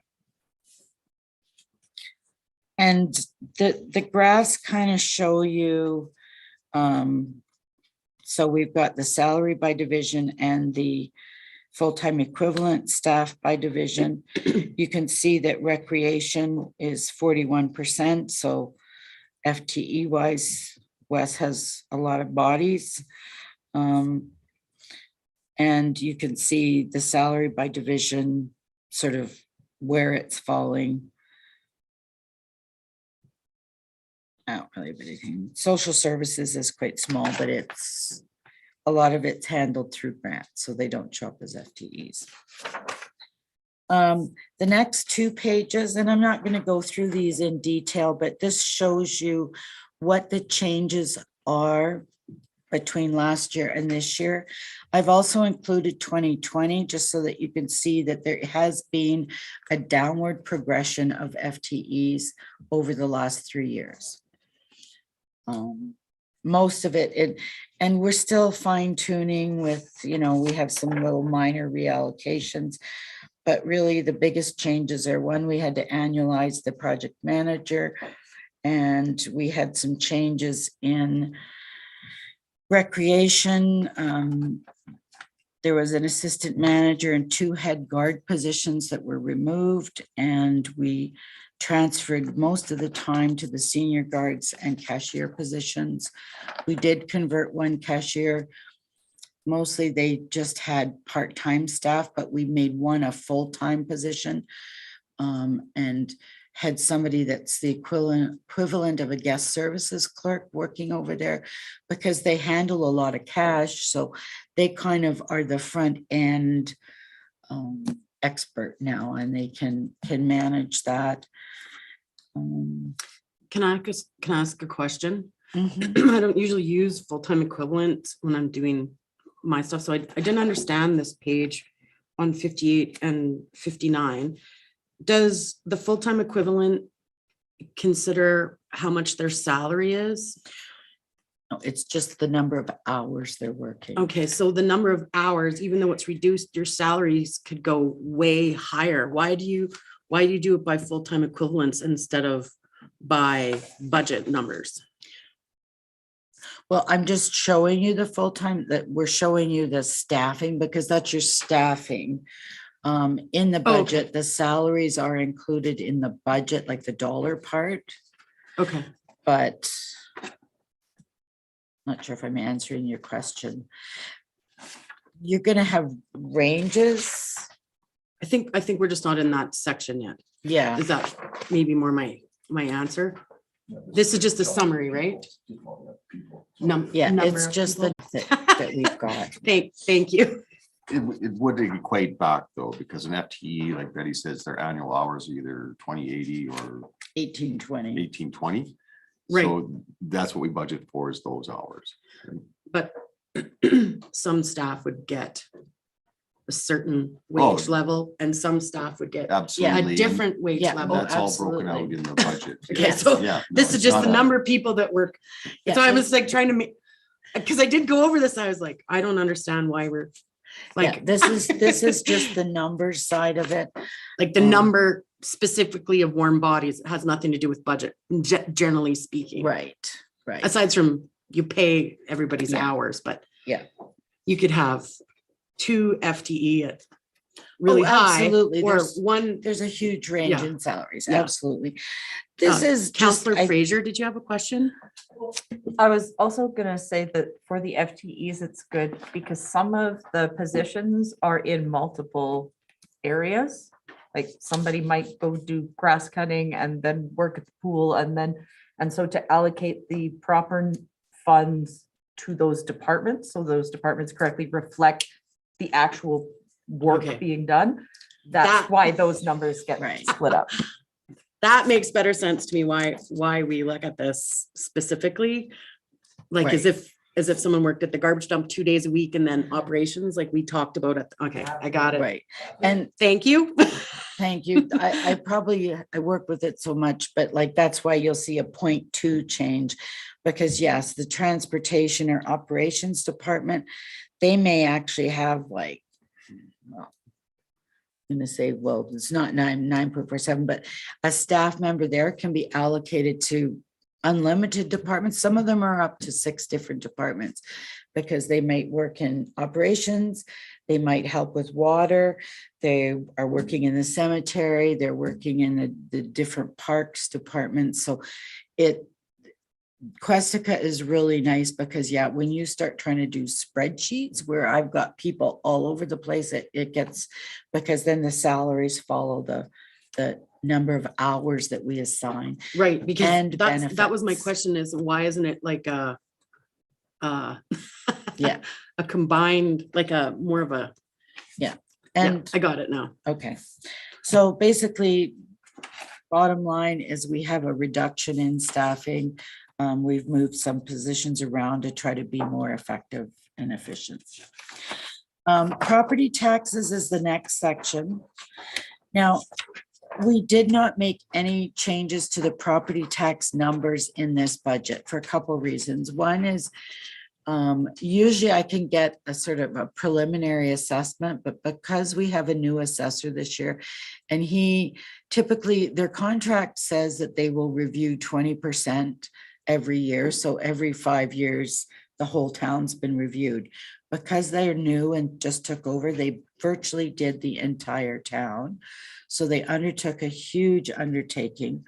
And I think this is really important because we're going to get, there might be some big changes. You will be advised of them once we get the data, but we're really hoping to get some more accurate assessments. Sometimes we saw changes in the past and it was like, well, I don't quite understand why that's happening. They do have big assessment software, like they're not specifically going in and saying, oh, I'm going to change this guy by $5,000. Somebody might go up 5,000 and it's because of the whole picture, but we just don't have the new assessment data for this at this point in time. Have they not given you any indication? Because they would have the old assessment values to go by. 'Cause, I'm like, it's a using the- big, Yeah, I'm using the old assessment values in here. So before we do the property tax notices, we will have the new assessment and it will be adjusted. they haven't given you any sort of like forecast indication of what It'd be too early for them. your mic. Laura's pointing at your mic. Sorry. No, it'd be too early for them. They're, because it's the assessed value or the condition of the building at December 31st. So now they're just verifying all that and checking data, but we'll have it. Well, they have to have it to us by the end of February. But they never like, I'm curious because that's gonna affect everybody in Rocky, right? Their assessments. Yeah. They haven't given any indication. So no, you've already No. answered that. And I mean, probably 90% of the assessments aren't going to change significantly. Like it's not going to be like, and I did talk to him and he's done this in other places. And he said, if there is a change in assessment that in his mind looks significant, he personally calls each resident and talks to them. Because we talked about whether we needed to do some kind of communication so that people, I don't want anybody to get a big surprise, but he actually said he calls each and every one of them. So, And the new assessor, it's probably off budget, but the change was made, was that like a process where we put it out to tender? Yes. And then he just came in at like a better tender price? yes, we did a request for a proposal and I can't remember now how many different, got 3 different assessors in and evaluated them and then brought it to council. So. Okay. Okay, so I will walk through this because this is changed. I used the 2021 assessment But I remember I talked about how we have the tax rates when we do the budget, and then we have the tax rates when it's finalized. So I adjusted the assessment and the tax rates so that they're based on what we did our tax notices on. So there's a little bit of change from last year's budget.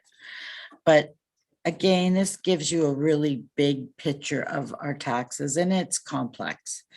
On page 62, and we will try to get this out and use this as a communication document. I kind of broke it down into a couple different ways. It shows you how much of our tax dollars are used by each major division.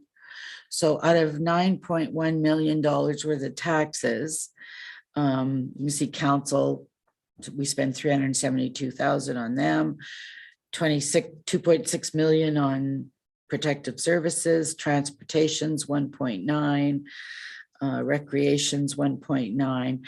So that's where our total tax dollars go. Just as an example, if we went to more of a user pay system, so if recreation rates went up, the tax support would go down. So then that money would either be available for something else, or you could drop your rates.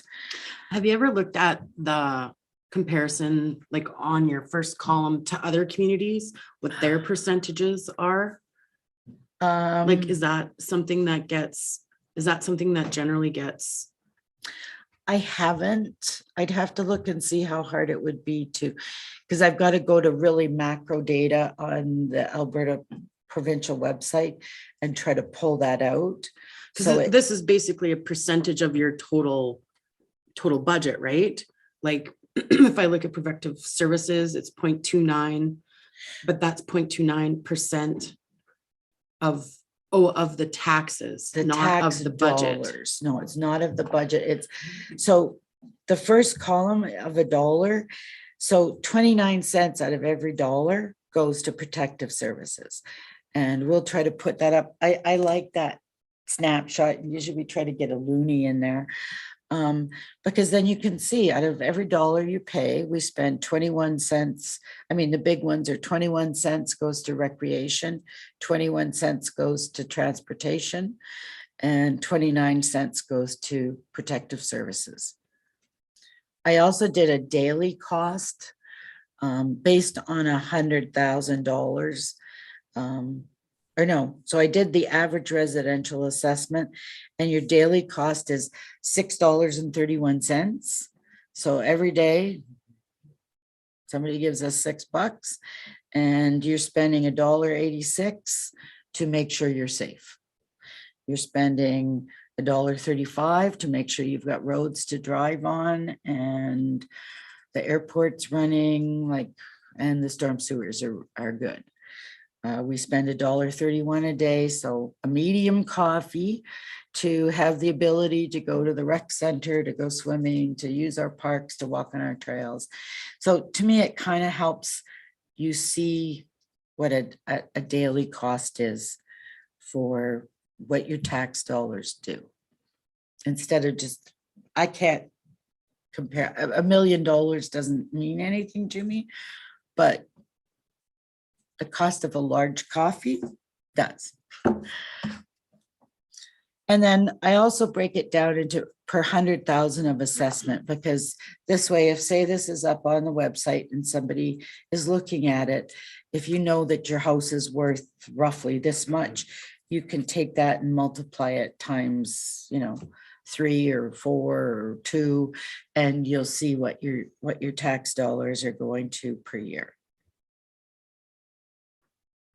So again, the average residential, and I'm picking on, well, no, I'm not picking on anybody, but so for a average house in town, you're spending $500 a year, say, to have roads to drive on, to have snow removal, to,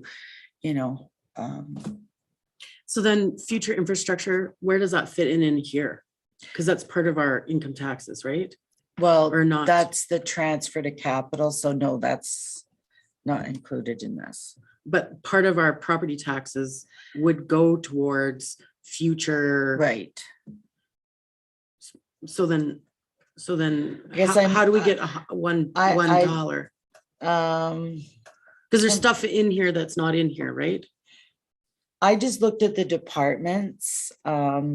So basically I'm saying the transfer to capital would have been coming from other revenue. Or I'll have to look at that. Because there would be things, like I know where when I look at my property taxes, I look at the budget, right? Yeah. And I go, my property taxes are used for all of these things here listed here, but also a portion the of it transfer to goes to capital projects, which is like future things. So, sorry, That's okay. within your departments, like your water and sewer department, there'll be a transfer to capital amount that would be included in this total department. total. Okay, so it would be a percentage of capital transfers would be inside of each of the dollar. It's not broken out that, So it's Yeah. within each of those departments, each of them has a little bit of a transfer to capital amount, okay, but not when it's broken out separately. okay. Because that's a question that I have been given about reserves and capital spending and Yeah. stuff like that. And so I just didn't know where it fit in this Okay. chart. And I'll follow up and double check, make sure it doesn't need to be changed, but yeah.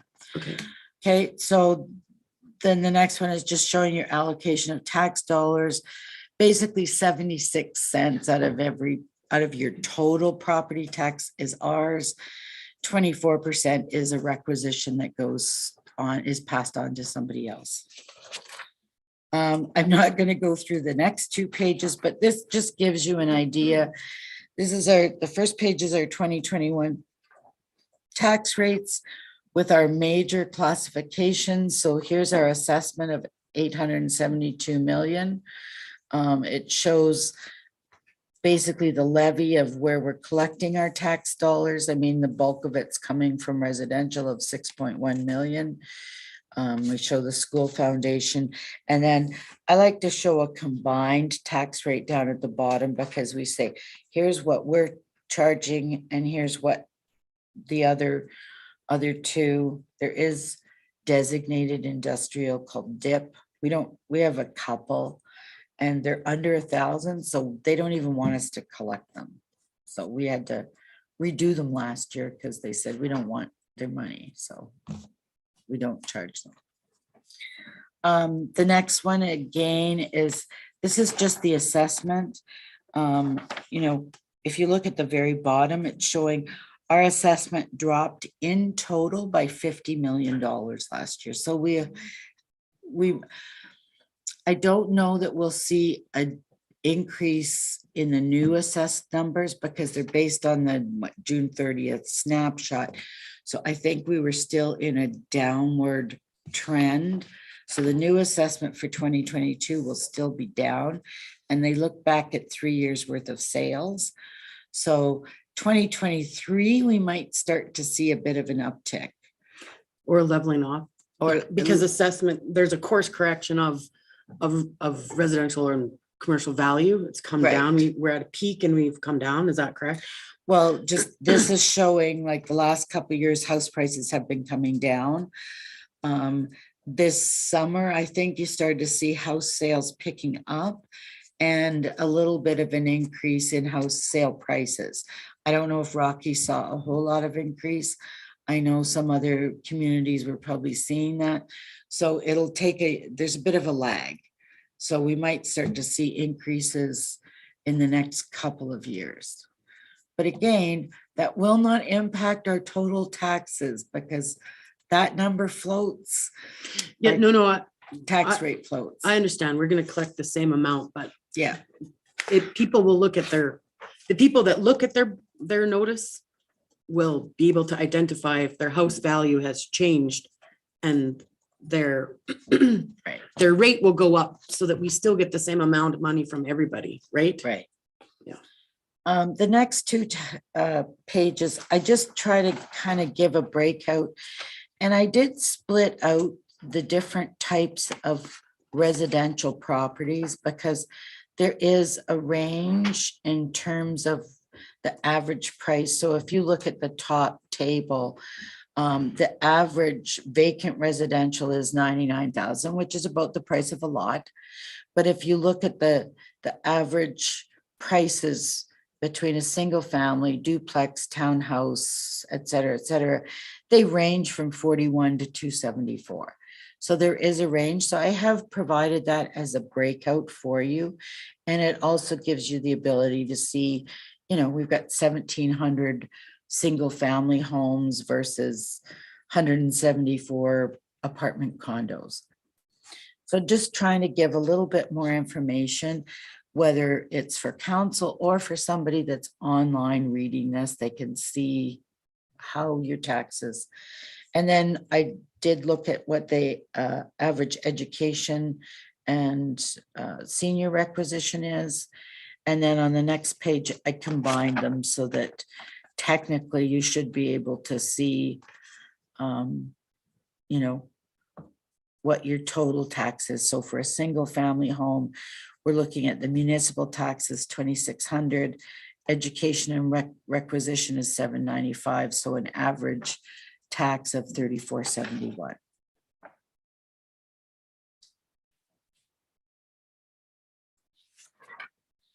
And then the next two pages, well, the change in municipal taxes. So I did update the 2021 numbers with the actual final assessment and final tax rates. But basically, if a single family home's assessment changed at the same rate as everybody else's, their municipal taxes would have gone down by $27. A duplex, they had the biggest drop of 63. A townhouse actually, based on the number and the assessed value, went up. So just again, a little bit more information. And then I did the same thing with commercial, just trying to show that, you know, the improved commercial and the large business. And if we look at, oh, maybe I didn't give you that, but we did have some changes between the large business. I think it went down by about 6. So 6 of them moved from large to small. So that's kind of a summary of your taxes, just so you understand them. And then the utilities, again, we usually try to give you a little bit more detail on how the utilities are calculated. What does an average homeowner bill look like? We're basing it in 2022. We're looking at 2,657 accounts. And the top is combined. We do residential utilities and then water, and then look at commercial utilities. I did a utility bill comparison on the next page, just to kind of try to show people that there is quite a range in utility bills. We're absolutely not on the high end. If you look at the metered charge, the very first set of blue lines under total water, it says the metered charge. So we charge $1.64. And there's quite a range. Sylvan Lake's at 80 cents. I'm not sure why. And Lacombe, I think Innisfail's on regional water. Pinoca and Blackfalds, they're all on regional water. So they're up in the $2.50 mark. We are very fortunate that we make our own water and it's absolutely fabulous. So we're not shipping it. But just for people's reference, and I did, like, I specifically went to each one of these websites and pulled their utility information. So I have a question. Right now, when you're having, say, a vacant house, because I've had a couple emails about this, you have a vacant house, you have to pay a certain base rate, whether you use any utilities or not. And I understand, but I want people to hear this while we're talking about it, right? In case they tune in. So you have a base rate to cover the utility, whether you use it or not, in order for us to supply all the residents with the utility, period. Does it make a huge impact if suddenly all the vacant houses in Rocky are rented and now are consuming water? Does it change it that much? Like, for example, like all these people that had vacant houses or were trying to sell their places in the last year, I feel we've seen a significant, Len and Marley probably can tell me what they think, but I know of people that went from 60% vacancy to a waiting list. And Right. you know what I mean? Does that make a huge difference when all of a sudden our base rate, now we're providing more actual water production? Absolutely, it would change our revenues for sure. How to calculate that on an individual basis, I mean, I can't do that in my head, but I mean, if we look at page 40, we're looking at potentially $46,000 more in water revenue and 43,000 more in wastewater. So if there's vacancies that are now consuming water, that could very well, that increased revenue is probably partly attributable to that. Do we have a chart that goes like this, that says when your consumption reaches a certain point and your blah, blah, blah, then our base rate would reduce? No. Do you know what I mean? Yeah, so your worship, I think the easiest way to explain it, our base rate Yeah, is what it costs us just to keep the system going. yeah, It's keeping the water treatment plant operational, the utilities there, the operation of flushing hydrants and all of that. That covers our base rate. So if everyone stopped using water tomorrow, we still need that base rate, yeah. right? And the consumption rate is that the actual cost of production of the water. Okay. So as we So produce, it doesn't have a peak point where it would start affecting how much the base rate would no, be? it would not. Yeah. Because the production is always going to be, Yeah, because even if production goes up and we're generating more revenue, so is our costs, the chemicals, the operation of the pumps and power and so forth. so that's already been calculated in. Yeah. Okay, excellent, because I have had some people, they're like, my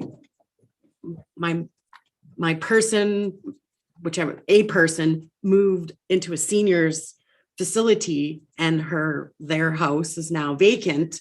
Yeah. Why do we have to pay this base rate? And I'm like, well, I already know the answer to that, because this isn't, Yeah. this happened to me previously and I asked the same question, but I just want people to know, because It's that basically happened. so that you have the ability to Hook on, to that system. I mean, because you're hooked on all the time, no matter what. it's a multi-million-dollar system that's been built and maintained. So yeah, I know, I've had those questions too. Well, and this is a good time to present them, because people are very conscientious of the budget, and then now they have the answer. So, and then the last page, I've started tracking historical sales of water and sewer, just so that you can see. And I know we still hear it, people do complain about their price of water increased. But if you look in 2016, we were not collecting nearly enough to maintain the system and create reserves to be able to fix the streets that, there was one street, this winter had 3 water breaks in 1 week. That road probably needs to be fixed, because but that's to the tune of $1 million plus to fix a road, so. But that doesn't have anything to do with the utility, right? That's in capital costs. But the utility money, we moved the water sewer money into the capital, into the reserves to fix water and sewer. Okay. I thought it was just to cover the utility cost.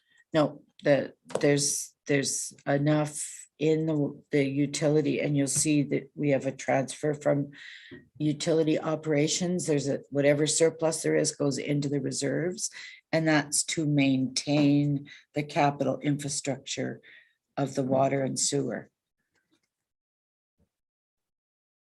Okay, Okay. okay. Because yeah, if we had to just say, well, this pipe in the ground's broken, we're just gonna shut it off at either end.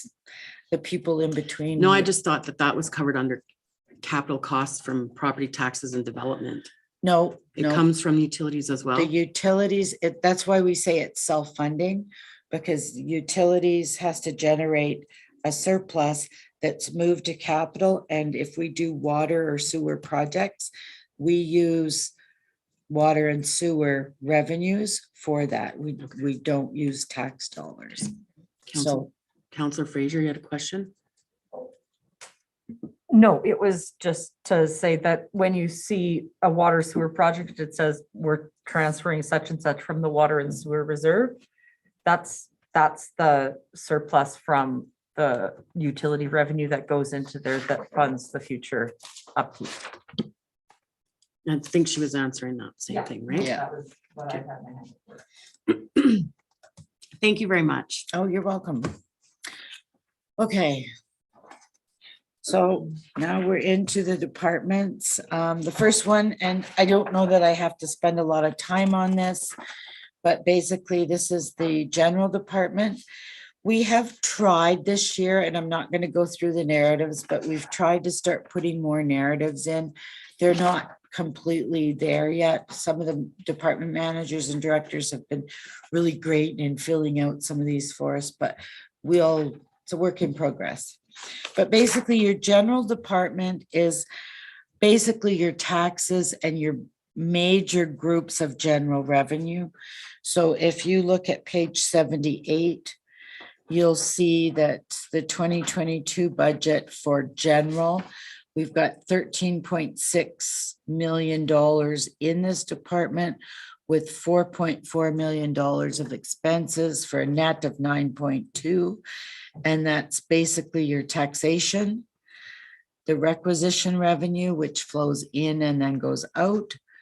We've got franchise fees in here and our interest revenue, and then a little tiny bit of grant revenue. And on the expense side, there's the requisitions. There's your transfer to capital. So we're moving 933,000. That's general dollars that's just going into the reserves for capital expenditures that are not utilities. And then our debt repayment is 624,000.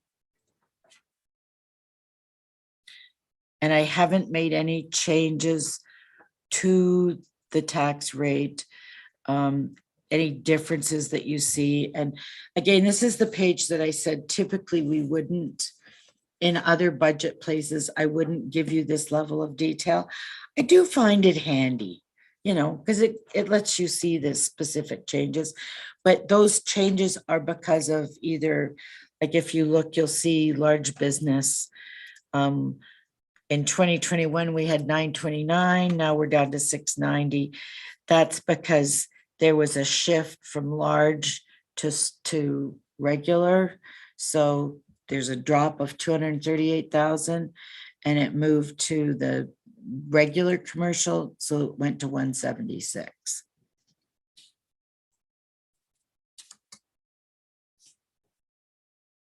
Any questions? No. Okay. The next one is legislative. We've got quite a few departments in here, but all the counselors.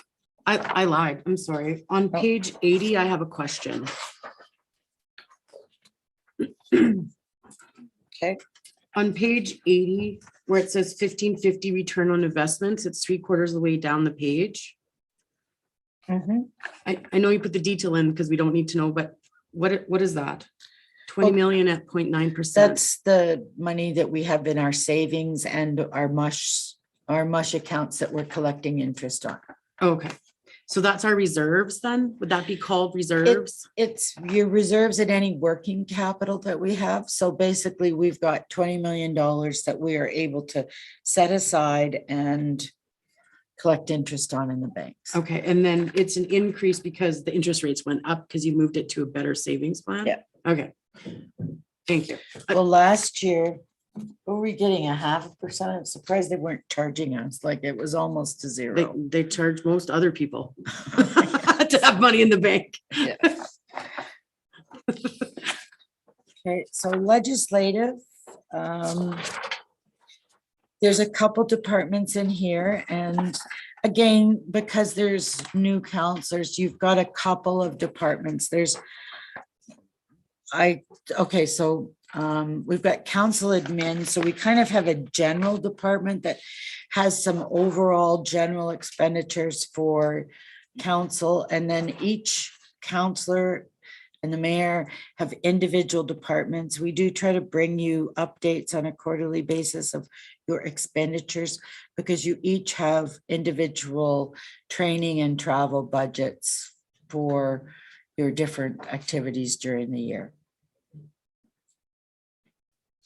So there was a change. If you look at page 84, so this is the high level. It shows that the personnel, which would be honorariums, has gone up by 15,000, and contractual services has gone down. So there's a net change of $287 for the whole of the area. So if you look at council admin, and we'll go to the detail page. If you go to page 88, so page 87 shows you the sort of the individual detail lines. Again, the professional consulting, that's the election, so that came out. But I know there was a question. We do have honorariums in here for the Youth Advisory Council. If you look at page 88, it kind of shows you a breakdown of what we've got. We've got 5,000 for general council training sessions. So if we bring somebody in for specific training, this would be done, especially in an election year.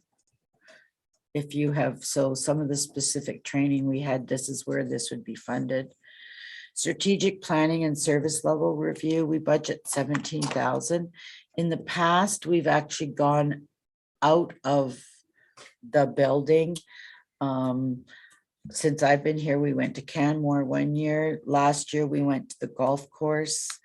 Sometimes it's nice just to be out of the office so that you're not being distracted by other things, and gives council time to really get into their planning. General meetings, so we've got some meal costs. We've got $1,000 for communication. We also budget here for annual banquet and awards, so for staff. General promotions and public relations activities. I don't know if the CAO wants to speak to that, but you have a budget for doing things during the year, and if there's any sort of special things that you spend money on, sorry, it's like a blank. And then our town Christmas party, which we haven't had for a couple of years, and insurance, and then the Youth Advisory Council. So if we wanted to make adjustments to this budget, is this where we would start talking about those adjustments? So even though we didn't have a Christmas party, like as per se, and then we haven't left to do outside training, we put that number in the budget just in case we're able to next year. Like if you look at, like you were saying, training of 17,000 is, or what were you saying where we left?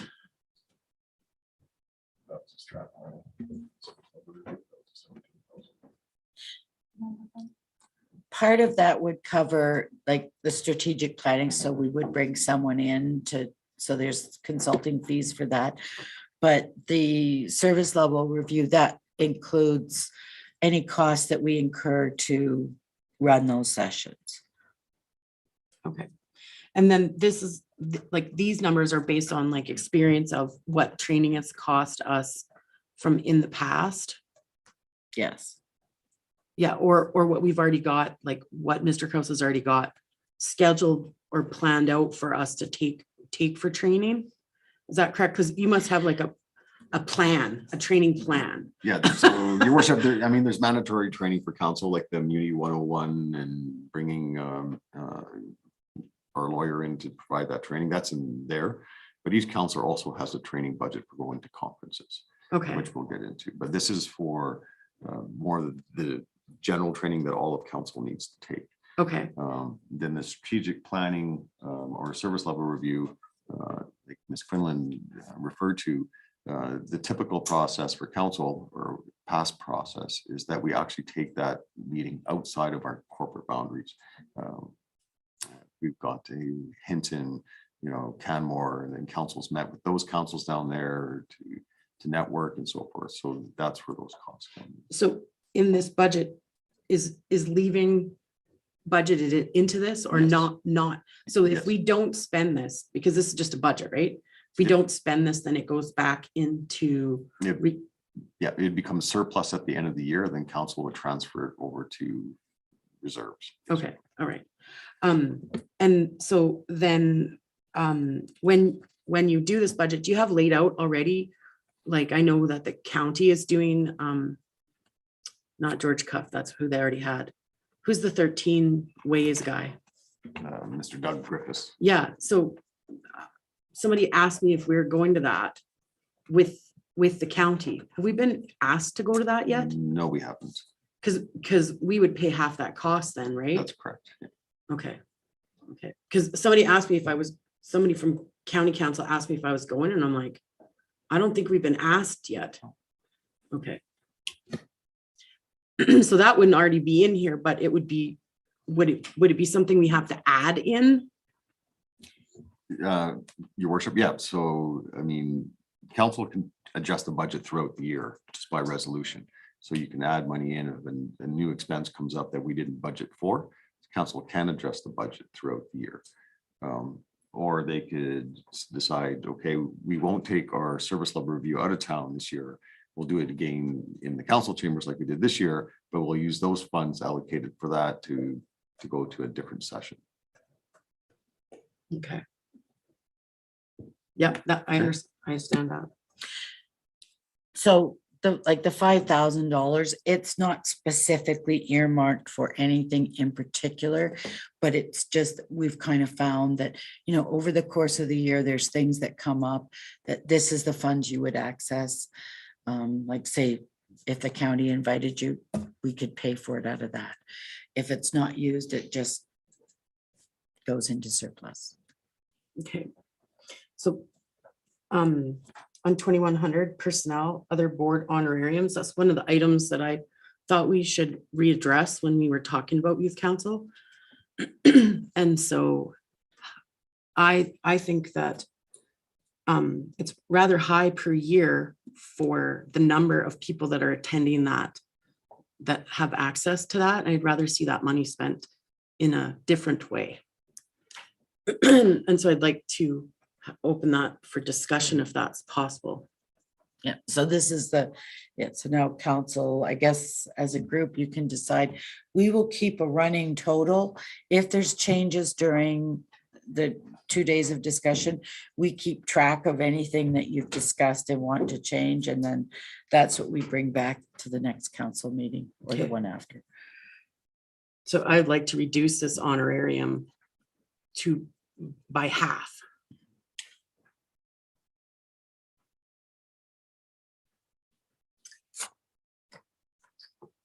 Counselor Boniface.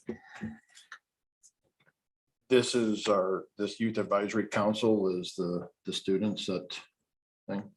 Then I'd like to say, at this time, I'd like to see us reduce it completely, take it right off. I think there's other ways that we can manage and still keep the youth advisory without spending the money. And I'd like to see us take it right off our budget. Thank you. Is there Counselor Fraser? We're always hearing that we need to engage with the youth. We're always looking at ways to get youth into post-secondary programs. And if you're not an academic and you're not in sports, there aren't a lot of options for you. this is an option for kids who might want to be involved in politics and go forward and either sit on boards or be part of municipal politics or beyond. And what this allows us to do, it's a scholarship. It's not only a learning opportunity and a way to network with the youth of our town, but it's a scholarship so they can take that experience and then they can apply the honorarium to education. We provide honorariums for members at large on other boards. Why we wouldn't do the same for a youth council doesn't make sense to me, especially when it's an educational bursary. So we know that it's going to the betterment of students who are living in this town. I absolutely think she would keep it and at 5,000. I think Counselor Ald had a question or a comment. No, I do have a comment. I agree with Maren. I think training and keeping our youth engaged in what we're doing here, I think it's invaluable. We definitely do have honorariums for everybody that provides a service to us as a group. I 100% think it should stay as it is, and we should probably not up the amount, but up the engagement. Counselor Phillips. I agree. I mean, our MPC board, the members at large get paid an honorarium, our policing committee, no matter what committee, those members at large get paid an honorarium. I don't see this any different than any other board where an honorarium is paid. Counselor Hutchinson. I agree as well. I'd like to see it stay. If there's other ways that we can reduce, if we're worried about $5,000, we can look at a few other options to reduce other things to make up for that if the 5,000 is an issue. Thank you. Counselor Capero. I just want to say that I agree as well with the majority. I don't think we can go wrong when we're investing in our youth, so. Thank you very much. So I am not opposed to offering a youth bursary. I just feel that it is it's not open to all candidates of our community. I felt that it was not advertised enough. I know it's a new program, but I just thought that it didn't seem like it was open to all of the youth and encompassing so that just anybody could join the board. But again, it's a new program. I'm not 100% sure on the semantics of how these youth got like not appointed, but joined this group. And so that's where my concern is stemming from, because I just don't feel that it's open to everyone. Counselor Phillips. This group that was put in place is like any other committee. We advertise, we put it out there, people put their names in for, to be put on those committees, and then it comes to council and we actually appoint the people onto those committees. And if I remember correctly, there wasn't enough names put in place to actually fill this committee. There wasn't even enough names, so everyone was accepted to put their name in. Okay, so when there's only 7, is it 7 or 6? Because not everybody was at the meeting. There's 8. There was 8, but there was someone that was away that day, at the last meeting. So I think we had 6 youth advisors come, but there was actually. okay, so out of our entire community, then not even more than 8 people asked to be involved in this community. And then, which is fine, it's hard to get anyone engaged in anything, but for only 8 people applied, I just don't think that it's pooling from a big enough draw to make this commitment. And it's not necessarily just the bursary, it's the other things that go with it. It's the time for staff, it's the time and honorarium that we put in, because this $5,000 isn't just the total cost of the group, but there's other ways that youth can be involved in our community that we don't have to. If we could reconfigure how this is working, I would feel a lot more comfortable in opening the bursary up to like anybody. I just don't feel that it was opened to enough students in our community. And I'm gonna go to Counselor Boniface because he had his hand up first, and then I'll go to Counselor Ald. And I'll shut my mouth.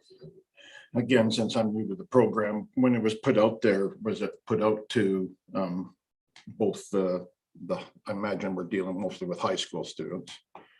So both the public and the Catholic school, was the Christian school also involved, and were homeschool students involved? My understanding was it was advertised and then it was sent to all the schools. And I know that we also sent it to the schools on the nations. And I'm not sure about the homeschools, but I know Visions West got the email as well. So the outreach school was, West isn't homeschooling, no, it's- no, it's outreach, but that's an alternative structure. Yeah. Counselor Ald. I was just gonna answer that question, that it was sent out to everybody, every school, every education facility, even the homeschools are still run through the schools. So they were everybody was invited.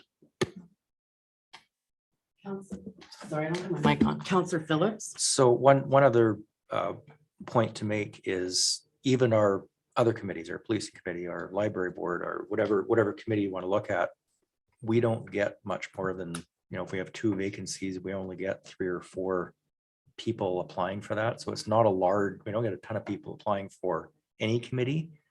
And this one being brand new, of course, it probably takes a little bit of time to get off going, but have 8 applications when we can only get 3 for our policing committee or 4 for policing committee. I think that's not bad, actually. Would there anybody else like to have a comment on this? Well, I'd like to take sorry, yeah, Counselor Caprero. I just want to say too, because it is so new, I mean, I'd like to think for the youth that are involved and on the committee, all it takes too is word of mouth. If they're really enjoying it, they feel like they're getting a lot out of it, then maybe when time goes on, if there's ever a need for more applications, we might get more at that time because it's more established. The kids have talked about their experiences, and so it could create interest among them. Thank you very much. So I know that the what is Rick Anderson's board called? Because it's a bunch of letters. West Central Stakeholders. They have a student on their board and they have a fairly significant criteria. So I do think there's those options out there for students to be involved in their community that wouldn't cost taxpayers specific money.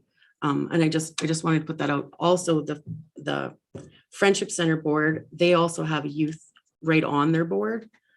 So there are other opportunities, and all of the boards that everyone is talking about are open to the public, and students can attend anytime that they want, as long as they can, but it wouldn't affect administration costs or the budget. Counselor Fraser, did you have another comment? I guess the difference between having a youth council, which is comprised and directed by the youth and the whole council is youth, versus having a youth member on, I guess, what is an adult board, is in general, the youth member on an adult board, they're not directing the activities of the board. They're there generally as an observer or to comment on some stuff that has been brought forward, but this is different. This is an entire board of youth in the community, and they get to argue their own perspectives. It's not one youth has the perspective of all the youth in town. We get to hear the perspectives of different youth. So it's just a horse of a different color, I think.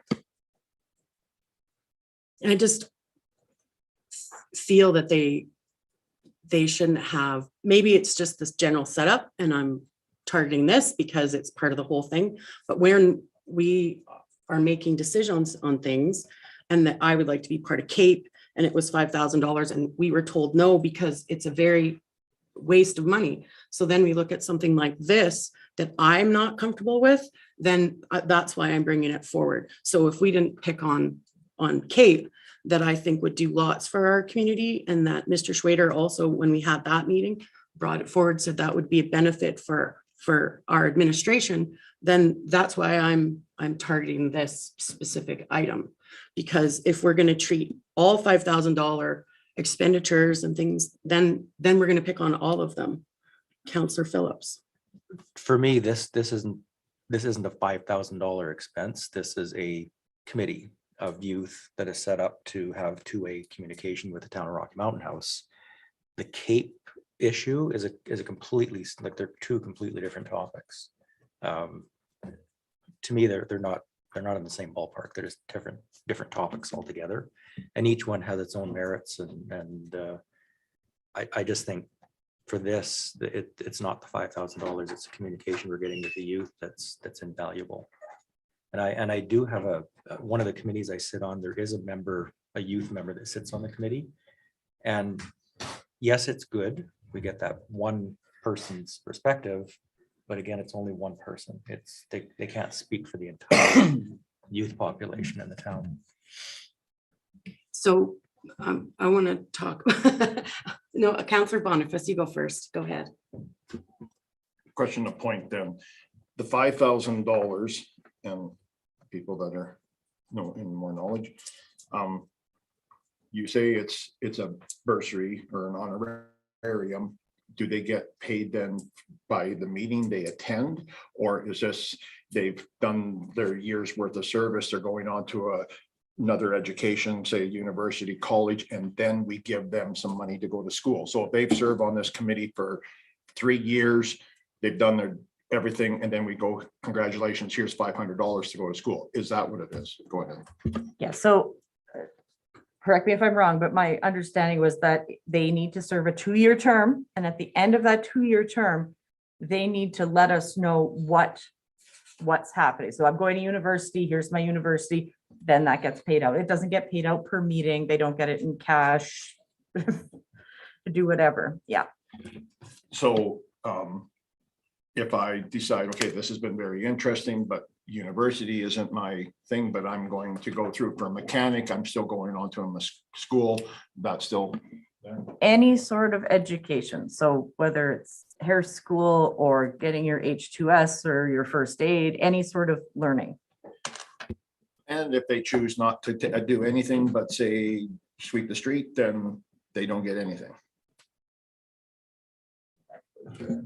Your worship, yeah, I mean, I have to verify with the bylaw, but I mean, it is for post-secondary education, be it a trade, be it college, be it university. And so it's $10,000 would be split between 8 students, or they would have to. Laura had an answer. Thank you. It's $500 per student at the end of their 2-year term. So it's $4,000 every 2 years. So why are we putting $5,000 in the budget? It's $4,000. It should be $2,000 in the budget. Because in terms of reference, if I may, I believe the terms of reference can allow up to 10 members of the, just currently we have 8. okay, so 500 times 10 is $1,000. So it should be every 2 years. So it should be it should be $2,000 in the budget, not 5. Does that sound correct?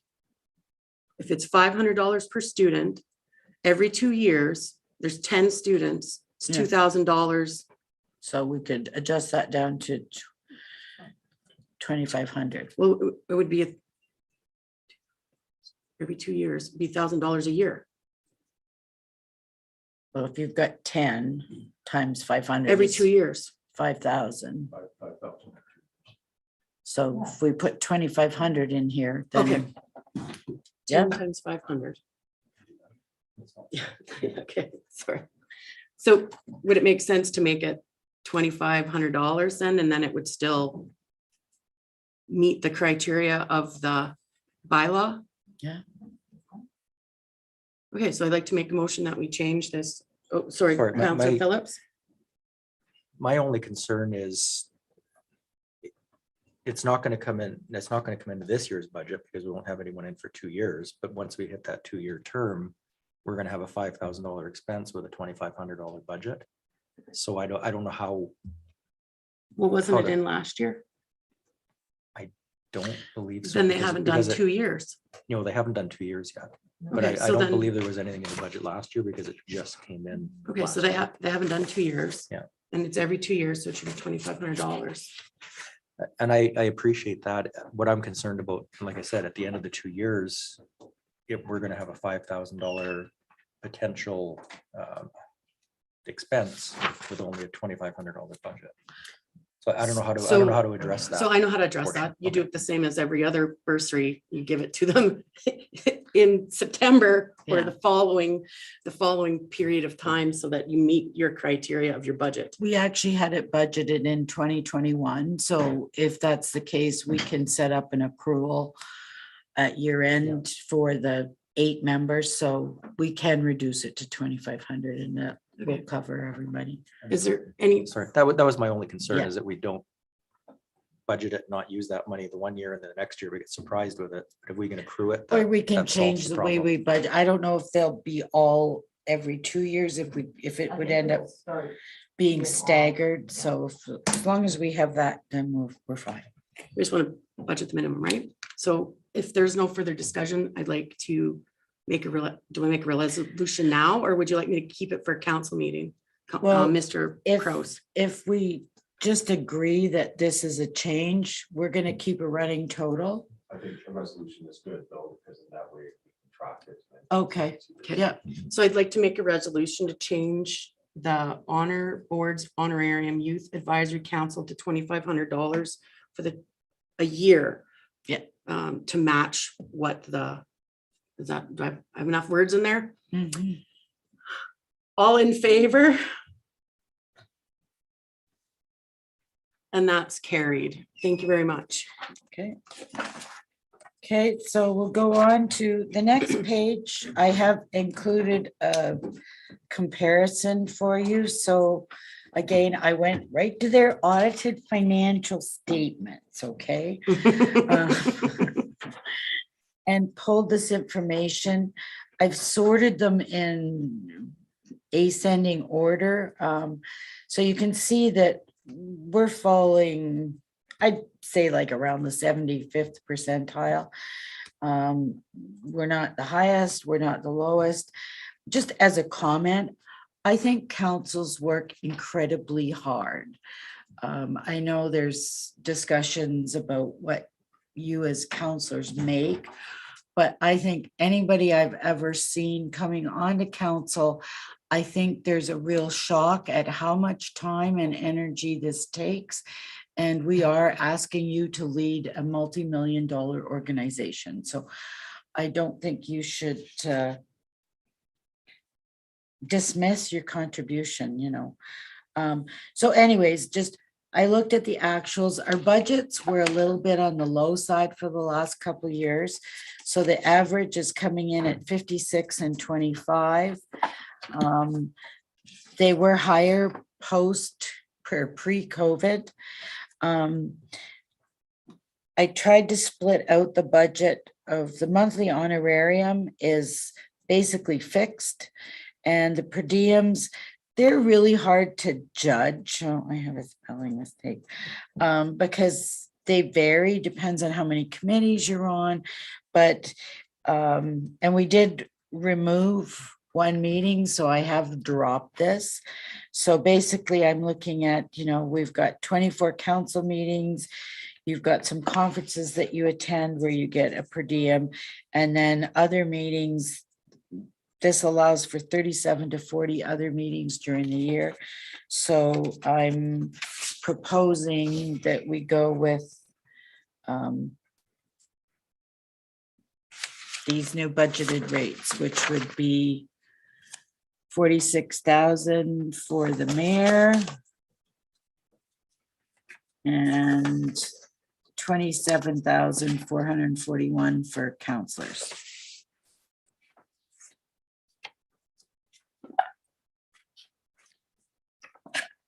Or can you repeat that again, Betty? 40? It's The mayor's honorarium would be 46,350, which is 34,800 for honorariums and 11,550 for per diems. And then counselors. I've got 14,400 for honorariums, 11,550 for per diems. So the per diems are basically the same. And then counselors also receive an additional $200 a year for being deputy mayor. So the difference between the budget from 2021 possibly, or 2020, it was 24,200 and now it's 26,150 for council honorarium. I couldn't find mayor stuff, like, because it's such a huge change to compare, but the counselors didn't change that much. And there was no change last year because it's a part of the bylaw, right? So when I'm looking at a change of, I don't know, I can't read my own writing. Well, the per diems are what's changed. The honorariums don't change. And sorry, because we created new cost centers for everybody, you don't have historical comparisons. Which is why I did the comparison back to. And yeah, that was the other thing. I said, why aren't we comparing actuals? Like what we actually spent. But these audited statements, this is what was actually spent. So in 2020, the mayor's total combined honorarium and per diems were 56,000. And the average council remuneration was 25.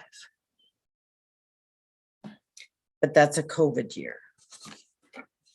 So, Right, and that's just part of the total, right? Or is that the total? Because when I see $56,000 last year went to the mayor, right? right. And I look at the page, oh, that's the wrong page. What page am I supposed to be looking at? So I look at my page, I'm at 68,392, is that correct? Right. Am I comparing the same number or am I looking at the wrong So number? basically, we've given you 46,350. Because, so on page 90, it says the mayor spent 56,600 last year Right. and 64,320 on Yeah. 2019, which would have been kind of just before COVID hit, right? Right. So it was a more of a normal year, and we don't know 2021 because it's not done yet. Right. Yeah. So I looked at what we had budgeted in the past. So in the past, the mayor, the last year in the budget for 2021 was 45,000. So we had 34,800 for honorariums and 10,200. So I've only increased it marginally. But yes, the actuals that were coming in were higher.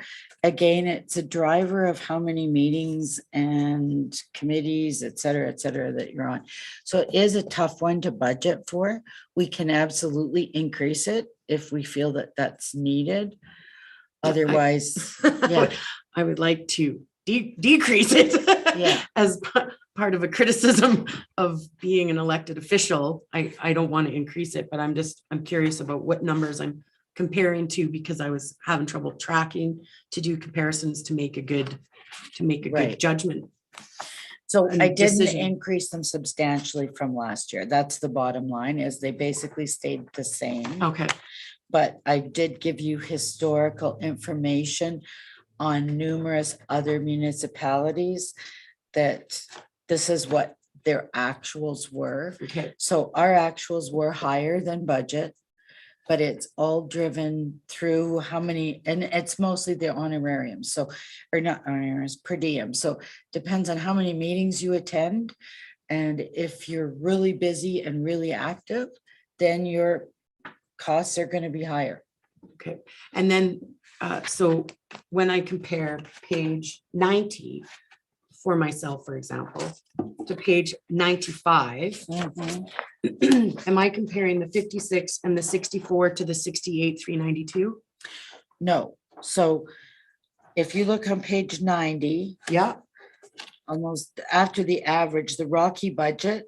So the mayor is the first column. So I'm saying I've said, let's put 46,350 is the budget for the mayor's honorarium. So we're doing 34,800 and 11,550. And I've kind of tried to break out the per diems to show that it's based on 24 council meetings, 1,650 days of dollars for conferences, because you get the half day and per day. And that leaves another $6,000 for various meetings and committees that you would attend.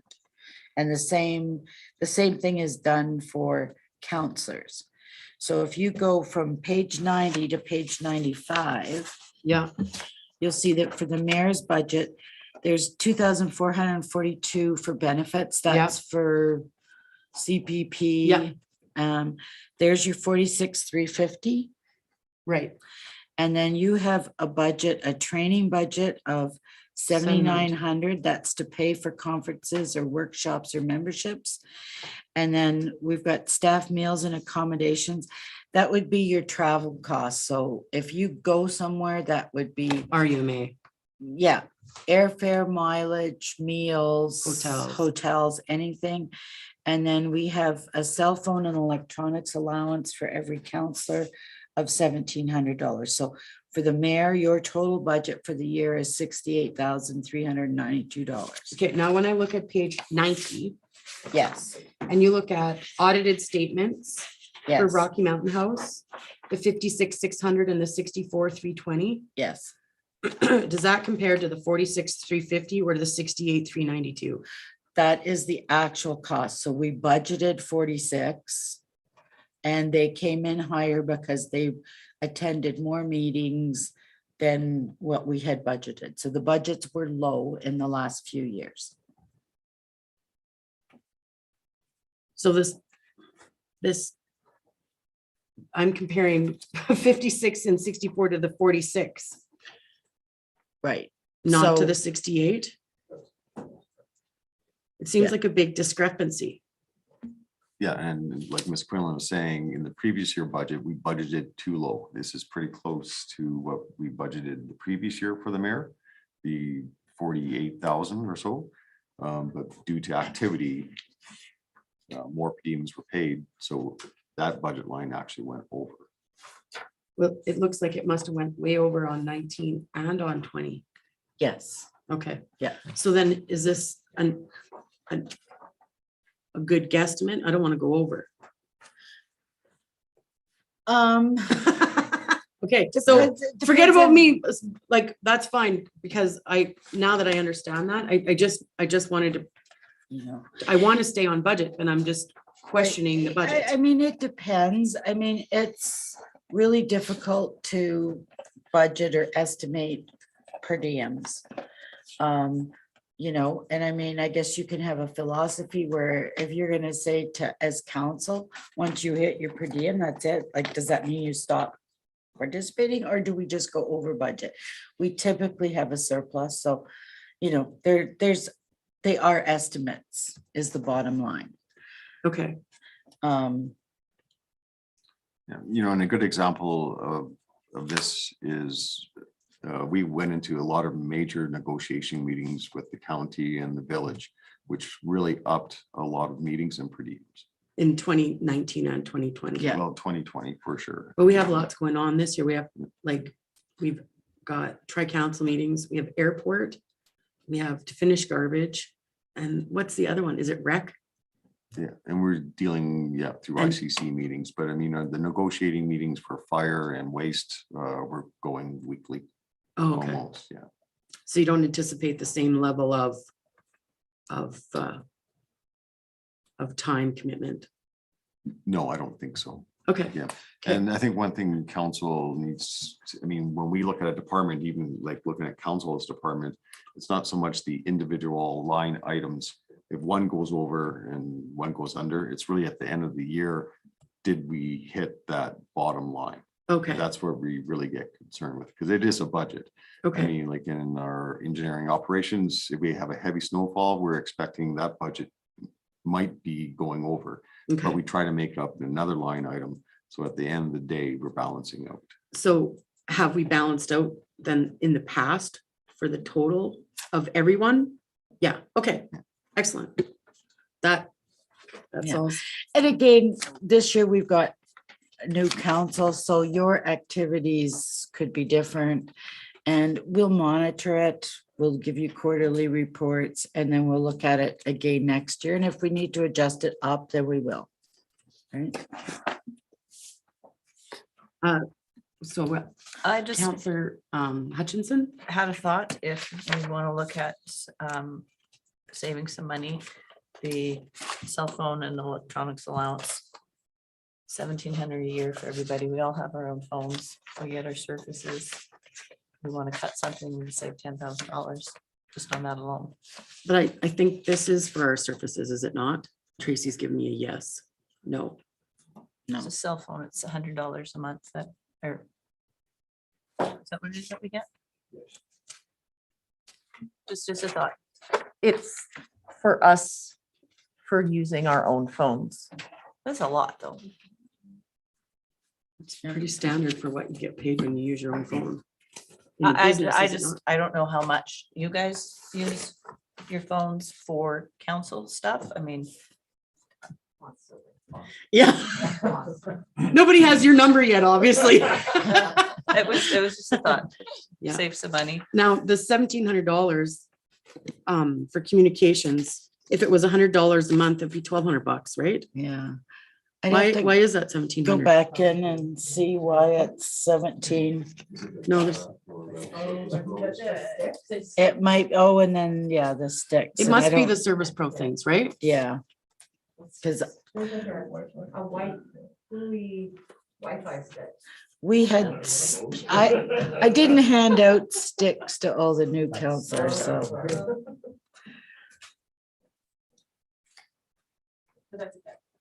Yeah, Okay, so do we want to, I like that idea. I would like to thin down the budget any way we can. So I like that idea. Do you think that we could move this from $1,700 to $1,200? yep, And that's not we don't have to make a resolution for that, right? No. Because that's not anything to do with the bylaw. Is that correct? Are you sure, Betty? Because that is an actual cost. I don't remember seeing it in the bylaw. Oh, not the, no, not in the honor. Well, I probably should look and see who's got sticks still. Cause, okay. Yeah. So I didn't give out, like, we got some back in. So let us check it. I mean, it's not huge. It's not No. gonna impact your budget. And if Yeah. you don't spend it, you're not gonna spend it. So. So, I want to address, I don't know the right word. Is it honorarium or per diem when we do our meetings? And then in the bylaw, it's not necessarily a budget thing, but I want to discuss it here because I think there could be a cost savings for the honorarium if we paid by the hour rather than anything under 4 hours. Because if you attended a meeting that was 45 minutes long on Zoom, you're getting paid a significant amount. And I realize that there's like preparation that we have to do for meetings and stuff, but that's part of our $1,200 or whatever our commitment is. And I see Mayor Fraser has a comment right away. The per diem is for clearing your day, whether that's Dave making sure he's got to have extra coverage at work, or it's Len having to move his schedule around as far, or not be able to show a house, or it's me having to book childcare. If we have to clear our meetings, that's a per diem. I agree, the honorarium is part of the overall reading your stuff, but if you're calling me in for a meeting, you're paying me for that meeting. So Counselor Phillips, Yeah, just for a little clarification on that, if we have a 2-hour scheduled meeting, so it's from 10 to 12 is the scheduled meeting. I can't take an appointment for the hour before that, because if that appointment runs long, it's going to run into my meeting time. And I can't take a meeting for the hour after that, because if our 2-hour meeting runs into a 3-hour meeting, now I'm running into, so basically a 2-hour meeting, I'm clearing 4 hours of schedule to go for a 2-hour meeting, and that doesn't include the preparation time and such. So that's what the per diems are for. It's not just that you're going to be there for a 1 hour or 2-hour meeting. It's the time before and after that you have to clear to allow for that meeting. Yeah, I just, I understand what you're saying. I just don't think it's a fair way to, I mean, you've taken on this, that you should be able to come and go, and I shouldn't have to pay you to clear your schedule for when you're not attending. I think you should get paid for during your attendance period of time, like a salary, because you're already getting all this other stuff. Counselor Ald. I'd just like to clarify, you're not paying him. So This we, is- us, I, me, No. is that, do you feel better? No. Oh, no, I'm insulting you and you're frustrated. I think this is not the time to have a personal debate of how you feel about me personally. If you have a comment about how we get paid, that's fine, but I'm done with you insulting me all the time, every time I'm making a comment. Debbie, Mayor, Dave, I'm saying that it's not us that are paying Len. I'm not saying I'm paying Tina. It's in the budget. It's not one of us doing something. My comment was, I agree with Len. We have it set up as a very fair structure. My comment to your comment is it's not personal. You need to take the personal out of it. It's got nothing to do with your ideology or mine. It's got nothing personal. It's the job, it's the business. We need to, this is a good system and it's working well. Keep emotions out of it and it'll work. thank you. So you agree with Len And Mayor. and Mary. Excellent. Thank you for your comment. Counselor Boniface.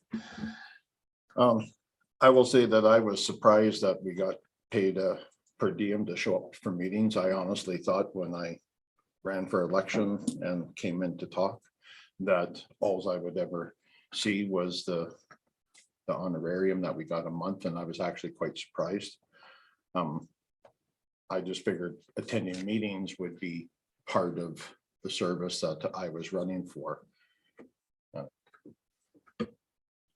Counselor Hutchinson. I certainly feel that I use my honorarium.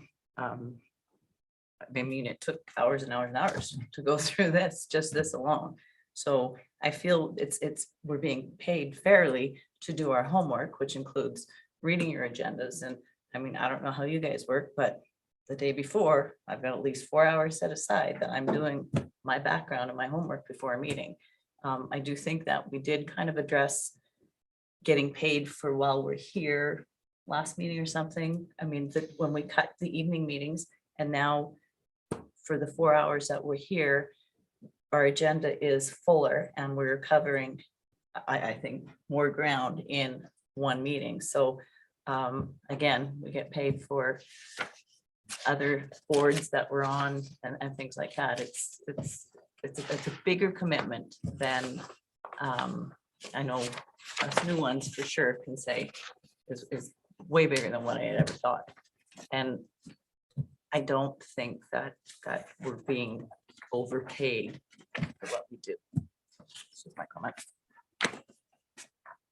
I'm not suggesting we're overpaid. I just wanted to look at how the per diem gets calculated out, because when you go to a 1 hour meeting, you're getting paid for. And I like Len's comment of how he's rationalizing that. I just wanted to bring it up. I'm not trying to attack anyone or say that we're not worth it. I'm just saying it. When Betty pulled out the thing that looks like the dollar, whichever page that was on at the very beginning of the day, we're 25 cents a day.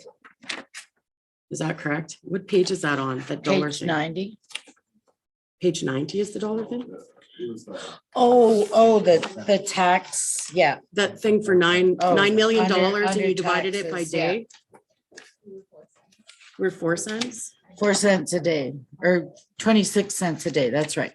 20, so we're 25 cents a day. So that's all that's all I'm looking at is if we can do it, that's a big Yeah. part of our, Just, if I could just make a couple sort of overarching comments, and I did kind of try to say at the beginning, you are the leaders of this multi-million, $30 million organization. Your overall budget is 372,000. So, very, in percentage terms, it's very small. We look at, and there is a policy or bylaw that drives honorariums. And it's reviewed every 4 years. So we're probably due to do one this year. We bring in we bring in external people to look at it. And then they make recommendations so that it's not individual council members approving their own raises or, so we try to keep it at arm's length. Just a comment, the last committee I sat in on, and it wasn't here, it was someplace else, but like, they actually wanted to give them very large raises, because when you look at what you're doing, you are leading this town, this organization, and yes, your time is valuable. And I think there's a lot more stress, thought, that goes into it than most people realize. So I do think it's a valued service, and I think we should value it. So those are my comments, but just, we will be doing a review and looking at the remuneration. We do comparisons to other municipalities, see how you stack up, the same as we would a salary review. And I do think it's important. It's also a big recruitment tool as well. If you don't pay for what you're getting, then when we do the next election, people just aren't interested. So you do want to try to make sure that it's something that will attract people to come and be willing to lead our municipality. thank you very much, Betty. Is there any further comments on this section for administration? Is that what we're called?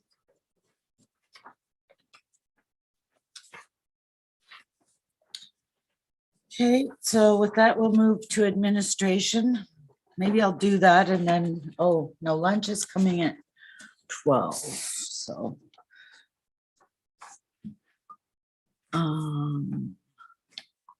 Okay, so, oh, we've gotten behind. Oh no, I'll have to go faster.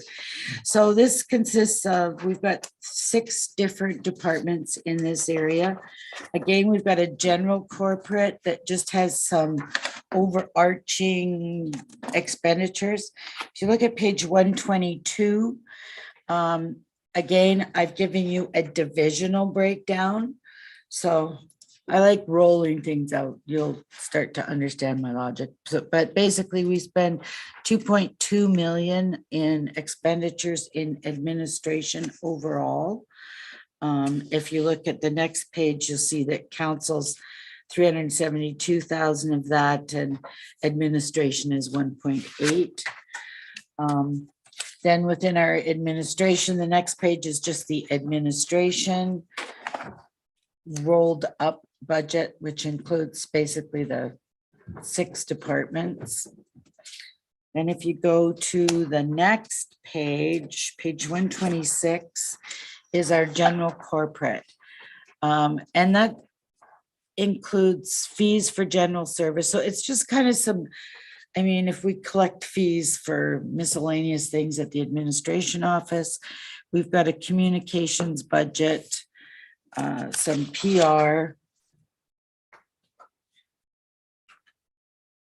So the communications is our major telephone costs. The $10,000 we've got is we have an EI rebate and we use that, that's given to the Staff Appreciation Committee. And they do various activities throughout the year to just recognize staff.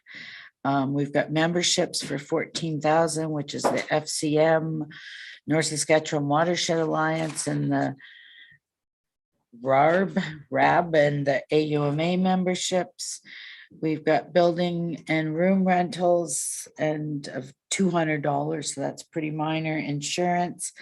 Now, this is maybe another area where we want to have some discussion.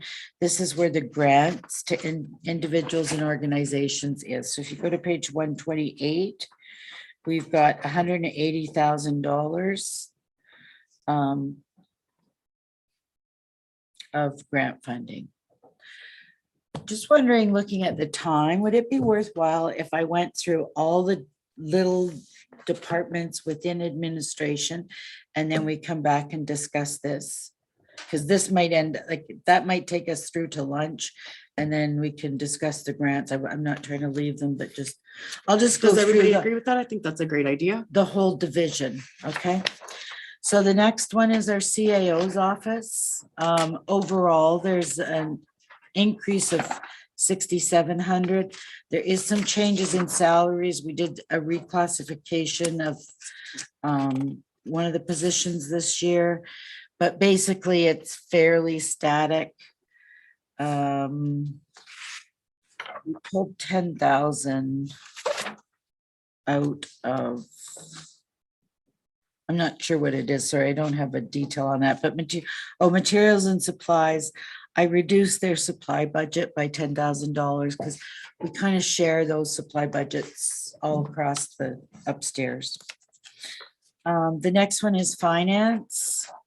So again, it changed by 23,000. There was some salary increases, which would be step increases and partly the cost of living. Our contractual services went down by 16,000. That was the postage, and our assessment contract went down. Our materials. How much did our assessment contract go down? Which line was that? On page 136, it's showing that it went down by $11,275. Oh, thank you. Okay.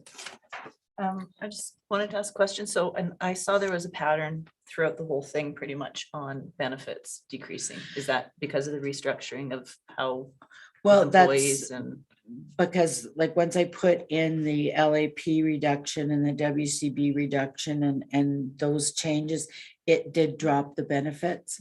When we first set Questica up, even for the Sun Life, the way we set it up is we kind of just did a percentage. There's two rates, like family and single, and so we just kind of did okay, we're going to estimate that it's like 10%. I looked at the Sun Life and dropped it down a bit, so I adjusted that as well. So yes, it's an overall decrease in benefits is what you're seeing. Sorry, I get too detailed. Good question, Tina. So yeah, we reduced the materials and supplies. We pulled out copier leases that used to just kind of be buried in the supply budgets, but we pulled that out, and then bank charges and interest. And then if we carry on, IT, so page 142, basically we reduced, well, actually we increased it by 7,500.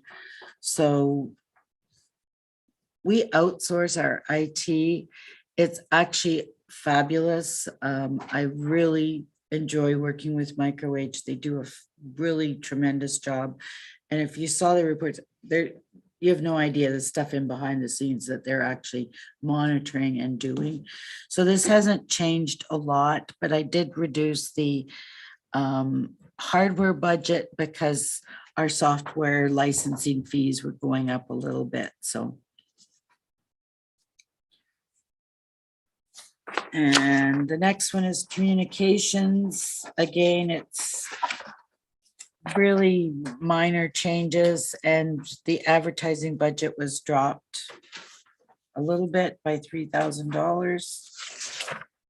And then our town office, this is the building budget. These are the ones that our building maintenance supervisor. So we try to put all the utilities in there, and then this is just their maintenance fees for managing every building.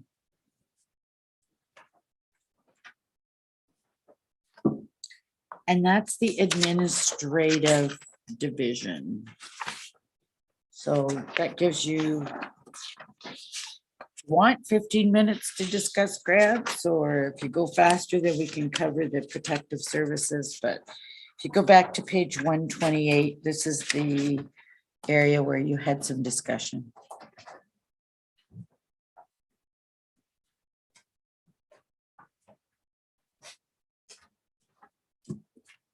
Has this been a kind of a typical number for grants that we've had in, or is there anything? As far as I know, yes. It is. The only addition in here, previous years is Mel Society. That's not been budget before. But just a question for Ms. Quinlan. Cape membership was going to budget discussion. Do we have Cape in here under economic development, or would it be under municipal memberships? I'll have to look. I might not have it in here.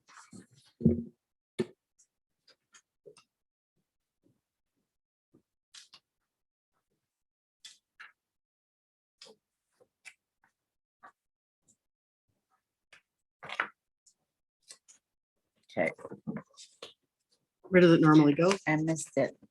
Well, we haven't been in Cape, For so 2 years. Yeah, so your worship, I was just questioning, would it go into the economic development budget, or would it be under council's membership? So we could discuss it in either location. I'd be more tempted to put it under Economic ECDEV. development. Yeah.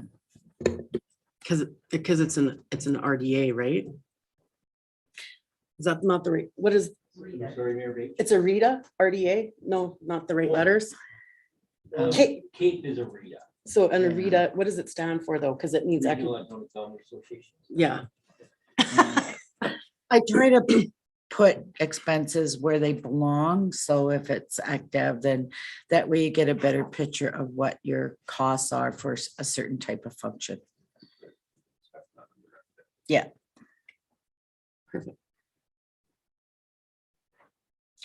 So within these grants and transfers, I mean, we do have two grant programs. One is the large grant program where we've got $30,000. We have the small grant funding of 25. I think we did distribute earlier this year. Not all of those funds are always spent. I mean, sometimes they are in the past, sometimes they're not. Others are funds that we provide to different nonprofit societies. Some of these, what they're really doing is it's services that we don't provide in-house that we're supporting through nonprofit societies. It's funny, if you look at social services, I mean, it does quite often tend to take up a lot of our speaking time because we're looking at the soft services that we provide as a municipality, but we don't want to be in that business. So we outsource it by giving people grants so that we're supporting different activities within our community.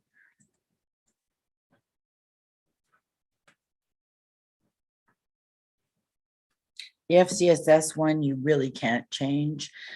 Donations in kind, we put that in there just to recognize if we do services for an organization and we can recognize it, then we will just basically it's a journal entry. So we would recognize it as an expense and flow that through. The museum grant, is that for their rent? I'll comment on that. In regards to, there's an agreement put in place that we signed with the museum that we more or less pay $30,000 to help with the operation, but also cover the costs of the VIC footprint that's within that building. So that's the rent? More or less, you could say it's a rent for the use of that VIC footprint within the building. Like, so when you walk in the building. Yeah. We more or less are using, I don't know, 1,000 square feet, say, for the BIC. So, but it also helps with the operation of the building itself. Okay, Just for clarification, the county matches us on that grant. So the county also puts in 30,000 for the operation of the museum and BIC center. Excuse me. Have we not talked in one of our earlier meetings about the possibility of closing the visitor information center? Since how more people now are using internet access and not using that facility, that area for that. I seem to remember we spoke about it. and I think it's a convoluted, complicated.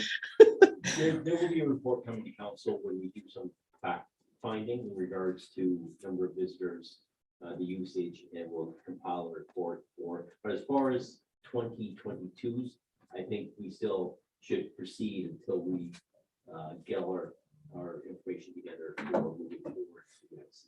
Yeah, and so that museum would be part of that? Because the No, visitor, that's separate. visitor information is in economic development 32,500 next step. on top of this 30, so it'd be 65, Yeah, 60. so it's roughly 62,500. Okay, okay. That's actually, and that's the total cost that we submit for that, Yeah, we do 30,000 for museum, 32,500 for BIC. and that's all the money that we put in for that, Correct. like say For building? that building, yeah. Yeah, because that's like 3 different things in there, right? There's visitors information, there's a chamber, and there's the museum. Yeah, in the chamber, we have nothing per se that, as far as funding the chamber, we're not associated with that, but. But we do provide free Contract. water, right? And Yeah, we sewer? provide the water service up there, but as far as the chamber itself, we pay them more or less to run the BIC with the 32,500. Okay. Yeah, thank you for the clarification. Does the county match both those? Correct, yes, they do, yeah, they, So it's 120 something to, ideally, at the end of the day, yeah, it's $125,000. yeah, that's decent. The Mel Society, do we have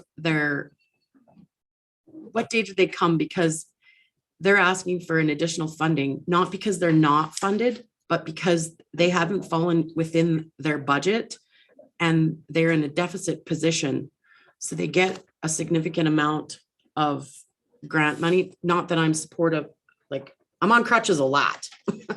So I'm totally in favor of that, but they are getting a substantial amount of funding on a budget, and this is just their shortfall.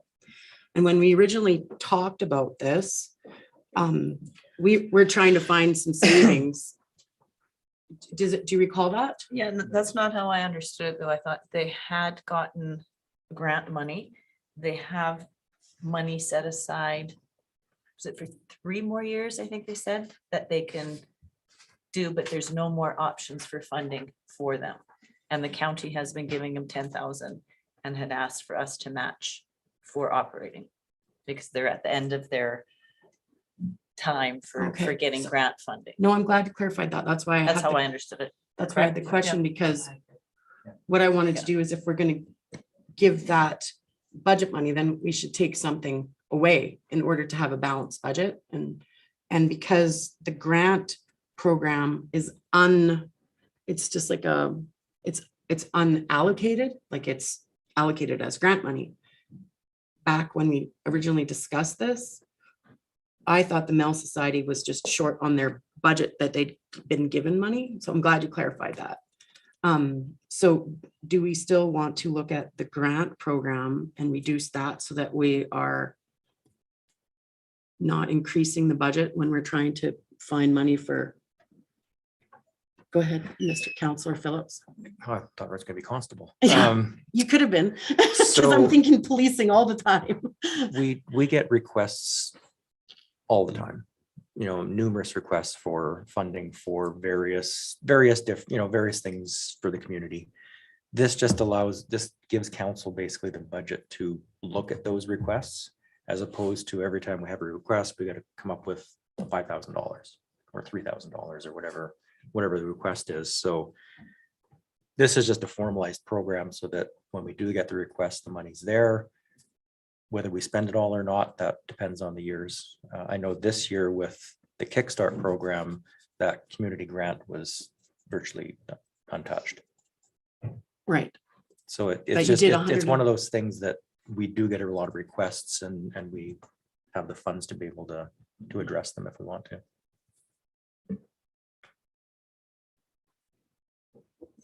Counselor. I don't know if we have Hutchinson? time. I'm just curious about the healthcare recruitment, how that works, what it is. I'm unfamiliar. Yeah, so it used to be the Physician Recruitment Society, It used to be a society on its own. In the last year, they revamped and became a healthcare professional recruitment. And they dropped their society status and became a subcommittee of the chamber. So on that committee, the town appoints two, the county appoints two. We appoint public members to represent the town. The county actually has their counselor sit on it. Plus there's 2 or 3 public members. I don't recall, probably 2 considering. And they actively try to recruit physicians and well, now healthcare professionals to the community. They operate a condo for when new physicians come in, that they have a place to stay right away and so forth. So the town has historically funded them for several years. It used to be 12,000 and it's went up to, I think it's 14,000 in 2 years ago. And is the county, is that a shared It cost is. as well? Yeah. Thanks. Right, and this has been expanded now, not just looking at doctors, but looking at healthcare professionals in total. And, you know, we're talking about cost savings. There used to be 2 of our council members sitting on this committee, which we've taken those off and put public members at large. So there's a, you know, we're talking about cost savings, we had a cost savings there.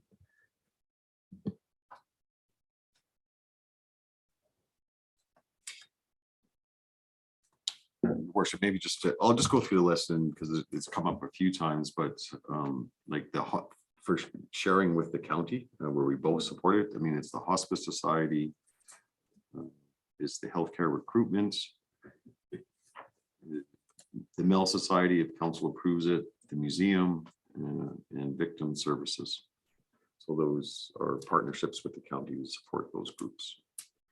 The Indigenous Relations, just for council, that's our contribution to host the community showcase event with the Friendship Center. Is that was at the Chuck Wagons? Nope. No. No, generally, well, we've done it at the Loose Oppet last year. Well, in 2021, I guess it wasn't held. But the previous year, we just actually had it on the street in front of the Friendship Center. And we assist the Friendship Center with that event.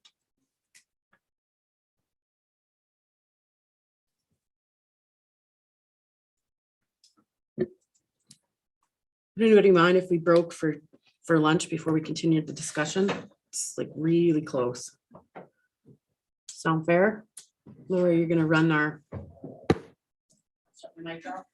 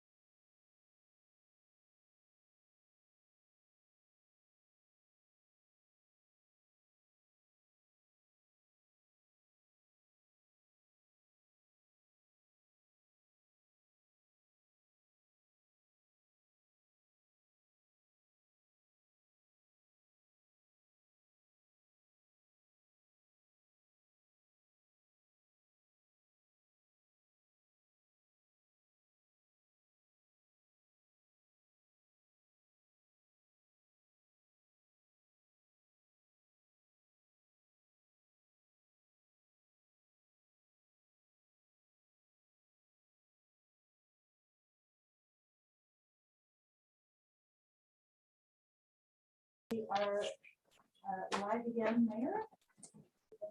Camera and next on.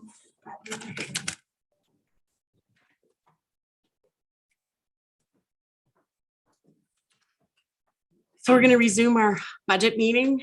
It's 1:43 on January 11th, still the 11th. 12:43. Sorry. On the 11th. Something's 11-y today. Yeah. So we were looking at page 128 of the budget about grants and transfers. Is that right? That's right. Just maybe to recap, I was going to call you Mr. Schwader, Mr. Crows. Basically 5 of the grants are sharing, like we contribute as well as the county. So that does change the nature a little bit of them. But yeah, this is where we're at a discussion because the new grant for this year was the Mel Society.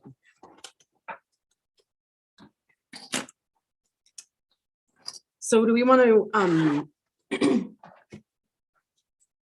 like, I always like to see if we add something, then we subtract something so that we can stay on budget, especially this year. It's just like super, super, super difficult. And we're doing all these things to try. Betty's done miracles to try balance us. And I know we haven't talked about the huge things. I'm that person that if we put something on, that something should go off so we balance. So when we add the Mel Society on, then, like we have some grant program that we could possibly adjust. And so that's where we sort of left off our discussion, if that sounds correct, Mr. Counselor Phillips. So I hear your desire to take one line item off and adjust it on another line item. But we already have done that to some extent. We've taken off one council meeting a month, which is a $10,000 drop, which would already cover this amount. But then we've also looked at other things like the policing costs, and so that the give and take doesn't necessarily have to happen on the same line item, but it can happen in another department or another area. So I think it's okay if we did something like this because we've covered it in some other area. Just Counselor Boniface. As I understand it from their original request, they're the ones that are asking for $10,000, correct? The Mel Society. The Mel Society. So being on boards in the past and making presentations to town council and that, is there anything wrong with saying, $10,000 doesn't fit into our budget, but we can come up with this number to help you out? Do we have to, you go to buy a house and the bank says you can borrow $200,000, but you found the $350,000 house and they go, sorry, you get to buy a $200,000 house. That's what you get. And that's just kind of the way budgets are and the way things work. Here's what we can afford and here's what we're willing to give you. Does anybody have any reply for that? Yeah. Sorry, Counselor Hutchinson. I think the number, the 10,000 was given because the county is giving 10 for them. I think it's another one of those services that was funded and another one that kind of got downloaded and now nobody is funding it. I think it's, again, their numbers didn't show as much use in this past year, but I think it's a valuable service, especially, with the number of seniors we have in our area. Where do they go for that kind of stuff? They don't have money to spend on extras and be it a wheelchair, walker, whatever. So I would like to see it stay in the budget. Counselor All. I agree. I agree with Tina. It's a really good service they provide to the community. And we have balanced it out through other departments as well. So I would like to see it left in there.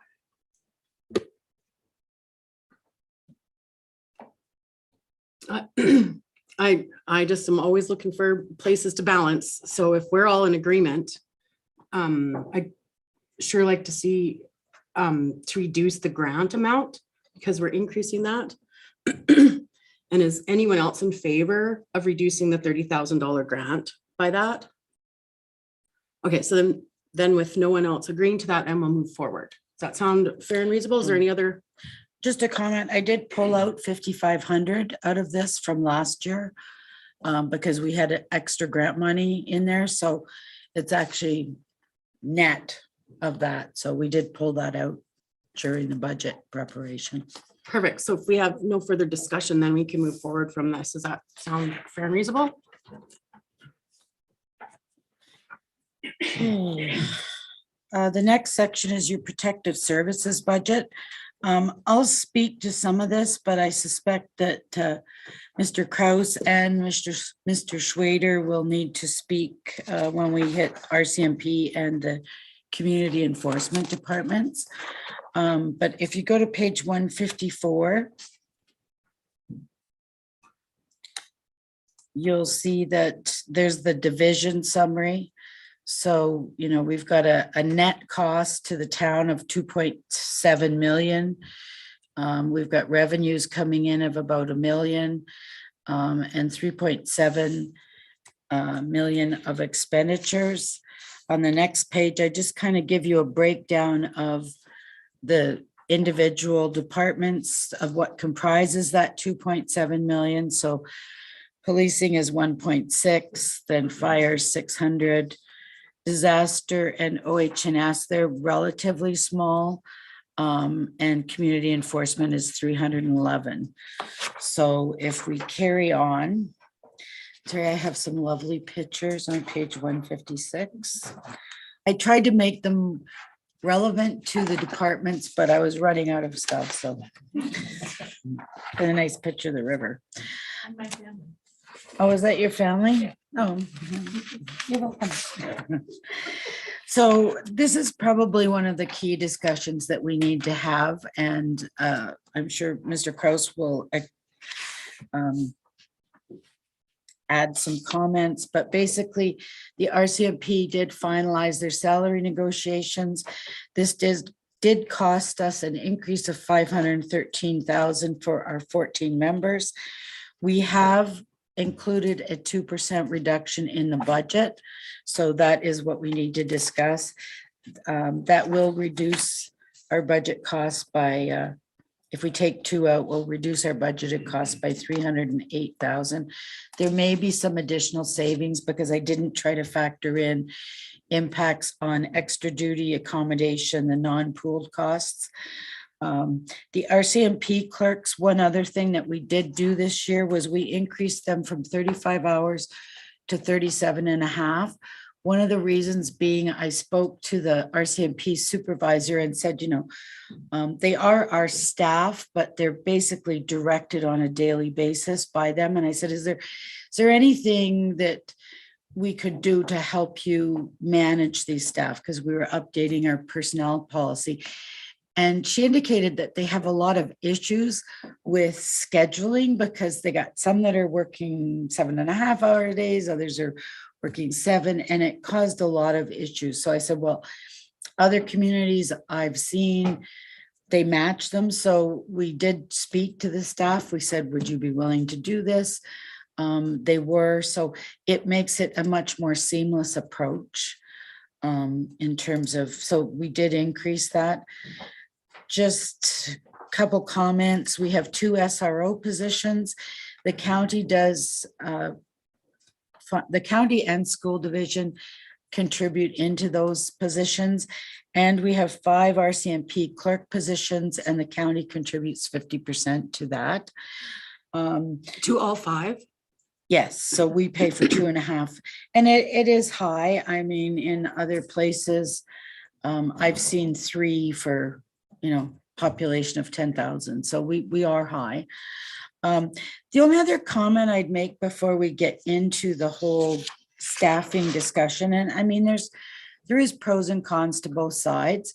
I guess one of the comments that was made by Staff Sergeant Dinsdale at one of our previous meetings was the province actually increased the provincial side by 2 FTEs in, I believe it was 2021. So if we had known that, I mean, it would have been easy to say, okay, this one's coming in, this one's going out. Their staffing complement would actually stay exactly the same. It's just shifting sides. And I do know that most police detachments, they do manage their entire staff as one unit. It's not, oh, you're provincial, you're municipal.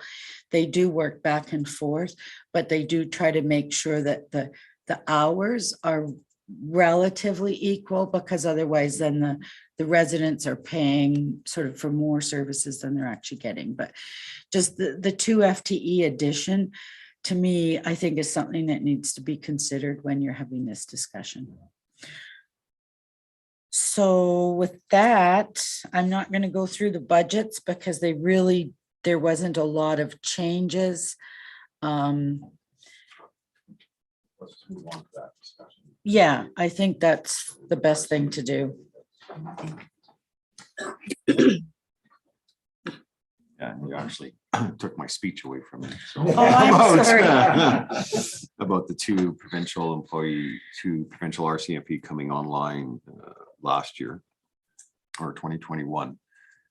So their total complement increased by 2 for the whole detachment. I know Staff Sergeant Dinsdale did talk a concern about moving away from the post model, but that's never been a discussion between the town and the RCMP. I don't think it's a discussion of this council, right? I mean, it provides a more of a regional service, provides us with 24 coverage. So I guess, I mean, when we were going through our reports and looking at different stats, that we are very much on the high end for a municipal police force, regardless of how you look at it, be it police per population, costing, the crime severity index. We're on par with Drayton or Whitecourt, and we still have more RCMPs per population than that. I know Staff Sergeant Dinsdale said he might have to sacrifice the CRU unit if we reduce our municipal services by 2, but I think I would like to question him on that, because that CRU unit was actually created before they got the 2 provincial positions. So to me, it still should work out and balance out. Does anybody have any questions or comments towards that? Councillor Phillips, sorry. I mean, it's, we realize, we know that we've been, our policing costs have been high. We've known that for a while. We've tried to address it through K division with no success whatsoever. And it's time that we make a decision. It's unfortunate that the federal government had negotiated a wage increase, not that it's not deserved. Unfortunately, being blindsided by it has now created an issue that we have to address. And do we, suck up a $500,000 increase, or do we look at adjusting our police per population accordingly? So I think the hand has been dealt to us and we need to address it. Councillor Fraser. Just to extend from Councillor Phillips there, I think that we have tried very hard to make sure that we are supporting the RCMP in our community. And I think sometimes that meant that there were more officers per population here than was average.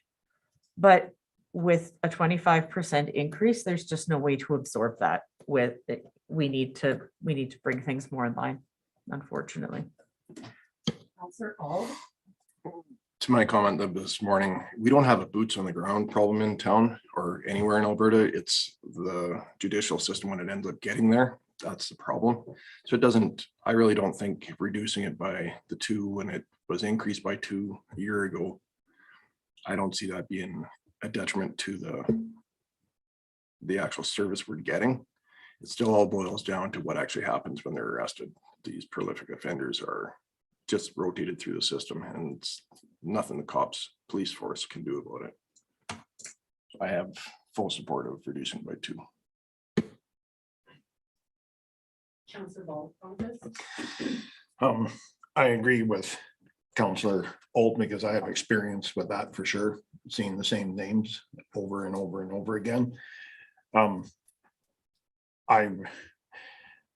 I also understand the needs in the detachment and what taking 2 officers out will do to that detachment. I'm quite aware of that. When I worked there, there was a lot less and it was hard. And with the paperwork being what it is now, I really do believe we will have less officers out on the street. And that is going to be a fact, like Staff Sergeant said, less means less. If I had my preference on how to proceed with this matter, it would be to cut 1 RCMP officer and 2 of our town officers. I think that we cut 2. I think I've been quite diligent in driving around and watching them over the last month. And I feel that we could certainly do without 2 bylaw officers quite well. Anybody like to respond to that? Councillor Phillips? Respectfully, I disagree on that, Councillor Boniface. Our town CPOs work 100% of their time in town. They cost less than an RCMP member, and they are our bylaw officers. If we took 2 of those officers out, we only have 3. We would be left with 1 that could not do the job. Like it would just be impossible for 1 person to do that job. Sorry, Councillor Hutchinson. I would like to even see our peace officers go one step further and get the additional training and what they need to do so that they can be able to be more effective in the community. But that's probably a whole nother discussion. I am in favor of reducing the 2 members. I mean, the only other option would be adding support staff that could aid in reducing the 2, adding a support staff to maybe be able to fill in the gaps of the paperwork. But I think that's another discussion as well, so. Sorry, my light's totally off because there was too many lights on at one time. So I actually agree with Councillor Boniface. I think that we're not comparing apples to oranges. RCMP, when you call 911, you get them 24 hours. Our officers, even though they're hardworking and wonderful members of our community and have a set job description and they're doing as like what we're delegating to them, our money would be better spent with an RCMP officer that is easier to access and has a higher level of service for our community. So when we were discussing quite a while ago, currently, there's no direct communication that if someone phones 911 and it can be handled with a town issue that it's automatically transferred over or vice versa.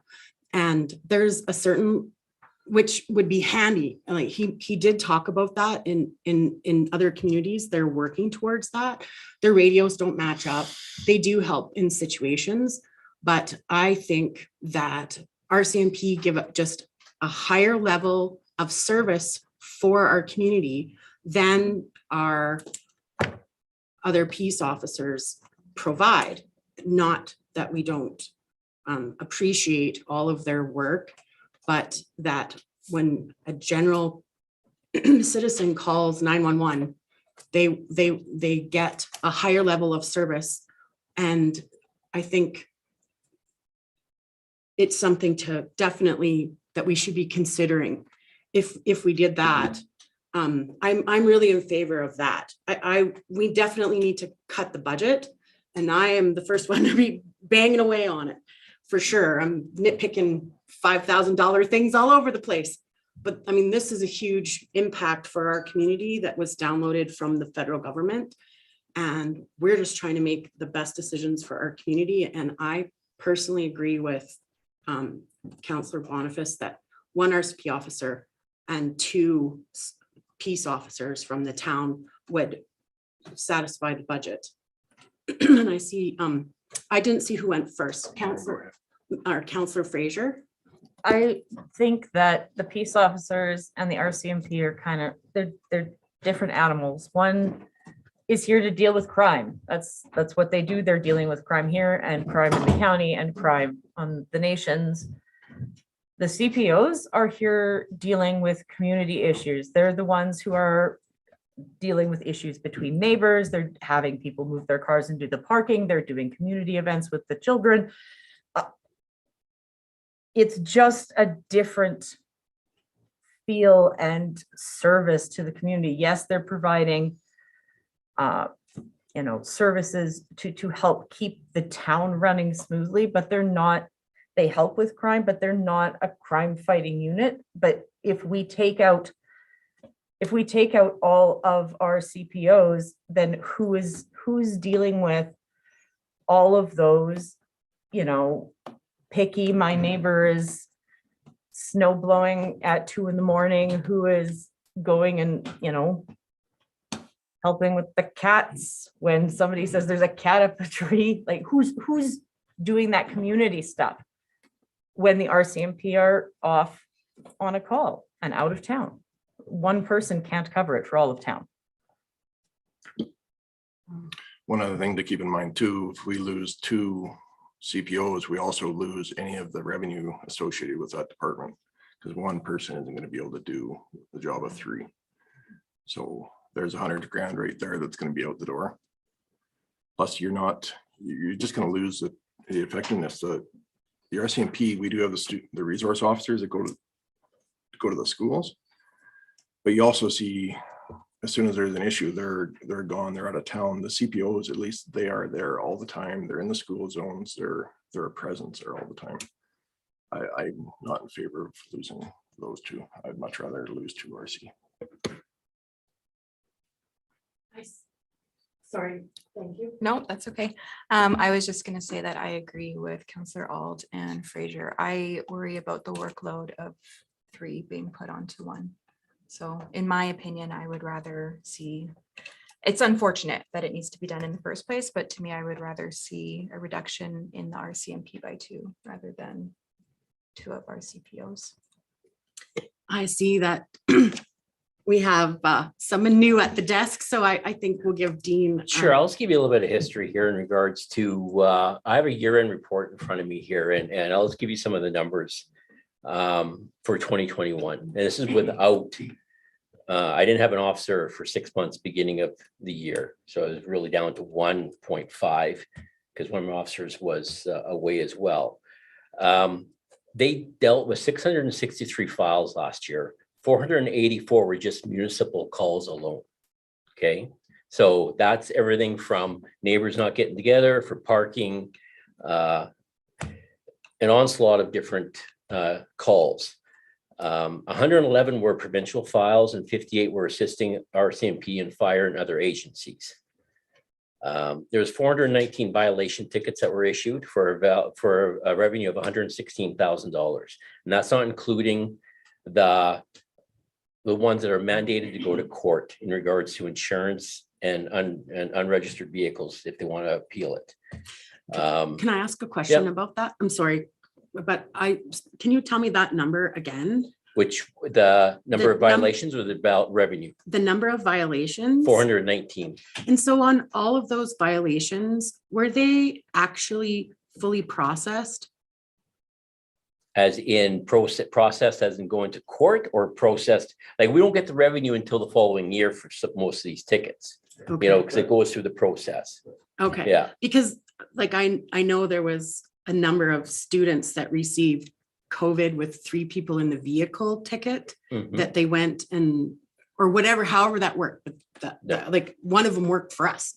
So I know for sure that he went to court and then that ticket was eliminated. Right. And Because- that happens and on a regular basis through our judicial system. Is my officers do all the work, get the violations, and then when it goes to court, it doesn't, like it's very frustrating, but my officers keep on doing their job that they're supposed to be doing. So with that comment, then like, so that's why I was asking if out of those 400 and some tickets that they Mhm. gave out, how many were like processed or we don't know that yet because it's a time thing? So these are the ones that they'll get revenue from, and then this does not include fines that are mandatory court violations. So Okay. there's even additional tickets that are out there that we don't know if we're gonna get the revenue for or not, because it's Okay. going to court. And that COVID one would be one of those tickets. Okay, yeah, Yeah. because he did go. 'cause Yeah, and He it, kept yeah, us, yeah, because he had to take time off and blah, blah, right, blah, yeah, whatever. so, but as far as it was mandated by AHS, which my officers were only doing their job Right. at the time, so. So in regards to the revenue, we talked about 116,000. And I'll tell you a story that happened, and it's kind of emotional for me as well. It happened on December 16th. When a call came in, and it was a carbon monoxide call, okay? My officer showed up, EMS was already there. They weren't going into the house. As far as my officers were concerned, it was a carbon monoxide call. Two of them went in there and grabbed two people to come out. There's already a lady outside that was nauseous. My two officers went in, got the other two people out. At the end of the day, it wasn't a carbon monoxide issue, but at the same time, my officers didn't know that when they went in there and took those two people out. Not one RCMP officer showed up that whole situation. Okay? So like I said, I'm here to defend my officers because I know what they do within this department, within this town. So I know, like I said, I work with them very closely. I know what they do for this community. And it'd be a real detrimental move by the council to get rid of the officers. Yeah, I think council's got to realize the value our peace officers bring to this community. And they do complement the RCMP a lot. I mean, they do take a workload off the RCMP so they can focus on criminal matters. If we didn't have our peace officers out there, there would be no speed patrol. I mean, the RCMP just don't do it. They bring in an outside unit one occasionally, but for our RCMP in the detachment to actually sit in the school zone, that doesn't happen. So our peace officers complement the RCMP to allow them to do other matters. We sat in Minister Nixon's office at AUMA, and he was talking versus a provincial police force versus RCMP. And he said, don't look at the cost, consider what you need to look at is community policing. And that's what our peace officers do. They provide us with community policing. They are involved in our community. They know our youth, and they're here to stay. It's not like an RCMP rotating out every 5 years. So they provide an invaluable service to our community. Sorry.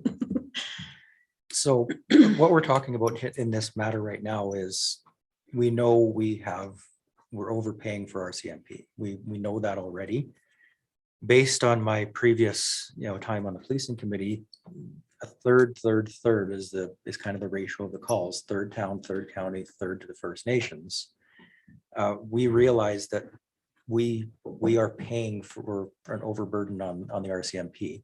So K Division isn't willing to help to move some officers from municipal to provincial. So that leaves us with a decision to make. We're not over budget on our CPOs. In fact, a further discussion would be taking one of our school resource officers and making it a town CPO. I think we would get more benefit out of that. It would first cost less. And we have a community CPO that's going to the schools as opposed to an RCMP member. I think that has more merits as well. So I would say not to reduce the CPOs. I've actually say to add one and remove a school resource officer from RCMP. So I definitely think removing a CPO is the wrong decision.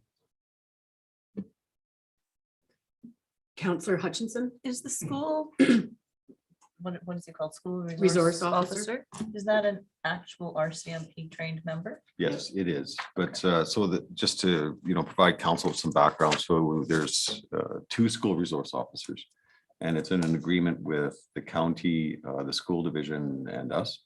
One school resource officer is supposed to just be involved with the rural schools, and that's 100% paid by Clearwater County and the school division. And then one school resource officer is for schools with Wild Rose School Division in town. And that's a split between us, the county, and the school division. So those positions are completely, they're balanced, right? Because we get grant, like they're paid positions, so that's why we didn't look at it before. And my understanding is I'd love to see a peace officer replace an RCMP in the school division if they had the same qualified training, but even some other RCMP can't substitute for those school resource officers, if I'm correct on that, because they have extra training. Like, it's not just anybody that can be a school resource officer. And it took a while to get to both fully trained, because for a long time it was just Harold. Thank you. And now it's Harold, and there's a nice lady that was at the Sobeys, remember? She was there. She was a school resource officer. But you are finding a lot of municipalities are moving away from police officers to be SROs and putting in community peace officers.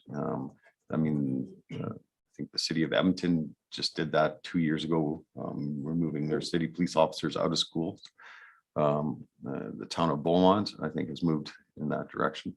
So you're finding it going that way, and it's more for they're getting the same benefit for a lot less cost.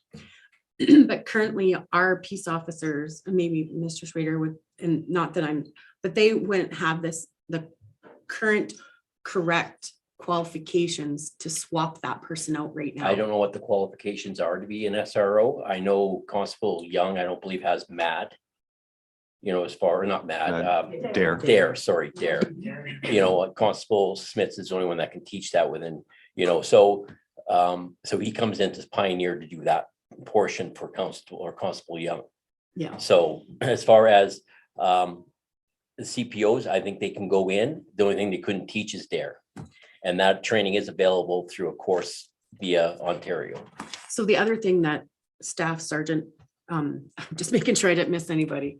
The other thing that Staff Sergeant Dinsdale said was that when there's not in school, like for a couple months of the year, then they rotate into the RCMP office and give extra support to whatever's going on, especially with the busy West Country and everything going on out there. And I know that doesn't necessarily affect our town and community, but like Dave goes out there, I go out there, Tina goes, like we all enjoy, that's why we live in Rocky, because it's the most beautiful place in the world. And right next door to us is the West Country. And I certainly appreciate all of our peace officers, but I really appreciate the RCMP being able to address some of those other issues. But I don't think the SRO would solve the problem anyways. Does that sound like a fair statement?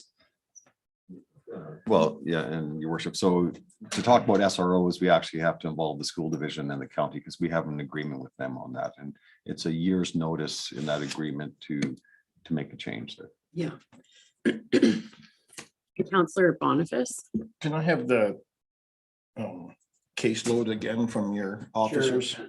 Dean, would you turn on your mic? Oh, sorry, yes, I just turned it off, sorry. 663 for files, 484 were municipal calls. Yeah, I don't think you read that fast. Okay. And then 111 were provincial files. 58 were assisting fire, RCMP, and other agencies. Revenue was 116,000. Now, are case files considered tickets or what was? It could be someone calling up to say you're not getting along with your neighbor, they show up, they help mediate. Are the- tickets tracked separately from case files? Yeah, and the tickets are 419 tickets. For 19 tickets. You know, and in regards to tickets, I'm not saying we're a revenue generator, but at the same time, compared to the stats from RCMP for the 3 months for quarter two of 2021, they wrote 33 tickets. Yeah. You know, so, you know, I'm not saying, but at the same time, we're out there, you know, either reducing speed, you know, safety purposes as far as seatbelts. We do have a high distracted driving or cell phone issues that we're concentrating on in the last few months. So like I said, you know, we're not all about out there writing revenue tickets. It's all about creating safety for our streets within Rocky Mountain House.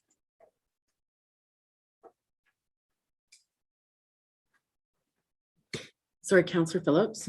So from what I'm looking at, just from a pure dollars and cents point of view, is we roughly spend about $150,000 for our CMP member that theoretically would work 30% of their time in Rocky. And a CPO that would work 100% of their time in Rocky is significantly less than $150,000. Well, can I reply to that? Because Yep, I sure. like your logic and reasoning, but we're talking about a different service level. So 100% of the time doing a different service level, it doesn't, like, I appreciate you're like, but it doesn't make the same level of service calls. If you have something really serious, they're not able to help with that anyways.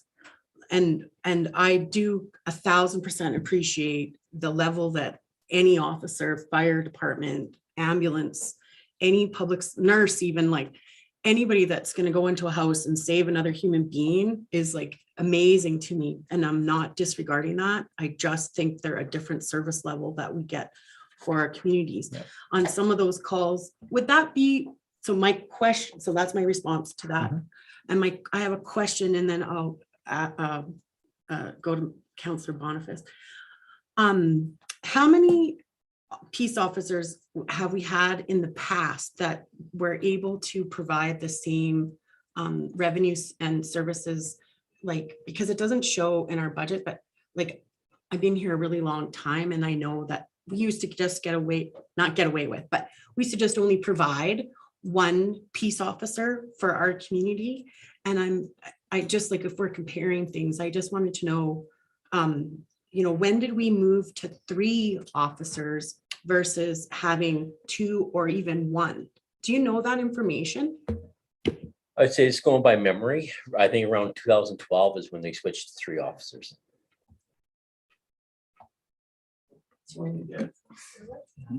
No, so, your worship, actually, we've reduced in the last 4 years, because 4 years ago, we had 3 peace officers and 1 bylaw officer. And then we eliminated the bylaw officer position, 3 years ago, I guess it is. So we've reduced that department 3 years ago. But previous to that, so we're talking, it's probably previous to 2012, we only had like, because I remember having 1 officer and 1 bylaw officer, and then we had like 3, and then we had like basically 4, but then we reduced by 1. We're still up 1 than in previous years. And the only reason I say that is because the town of Rocky Mountain House hasn't grown. Like we've stayed with the same number of citizens, and actually it's maybe even, it kind of comes down, it goes up and down. And so that's why I'm asking that question. I was going to say, we did reduce our animal control as well, which my officers have taken over that as well. So we've reduced costs in regards to contracting that out over the last 3 years. And so with animal control, then are we paying high-priced officers to deal with animal control then? Like, do you know what I mean? Yeah, I was going to say, prior to that, we spent roughly $50,000 just on a contract alone. And of course, it was periodically, they'd come to town whenever it was best, worked into their schedule.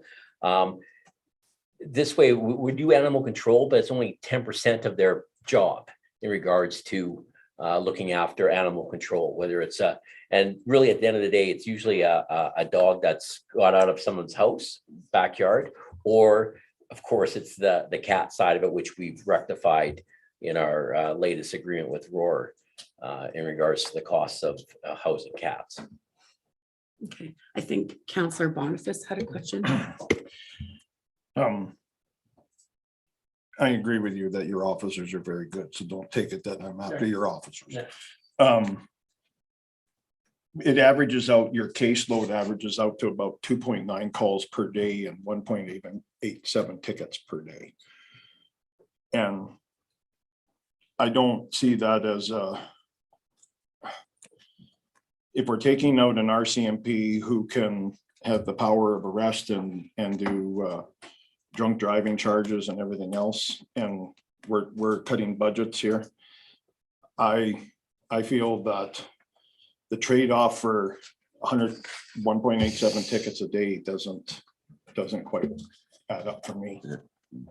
I just need clarification, your worship. I mean, because those tickets, those case counts are for 2021. And we had vacant positions through there. So we just can't take the amount of tickets divided by 3 officers by days. Because then the figures are going to be skewed because we were short. Okay, so, Counselor Ald, and then I have a comment. Sorry, Counselor Phillips, and then Counselor Ald, and then I have a comment. So just in response to Councillor Boniface statement about the number of tickets, that's not 100% of their job is to write tickets. So, you know, if they're spending 30% of their time writing tickets, all of a sudden that's a good number. But by removing the commissioner off Main Street and you know, and including them in bylaw enforcement and animal control, there's no way one person can do that job because we've taken multiple jobs and combined them into the CPO category now. So one CPO could not do the jobs.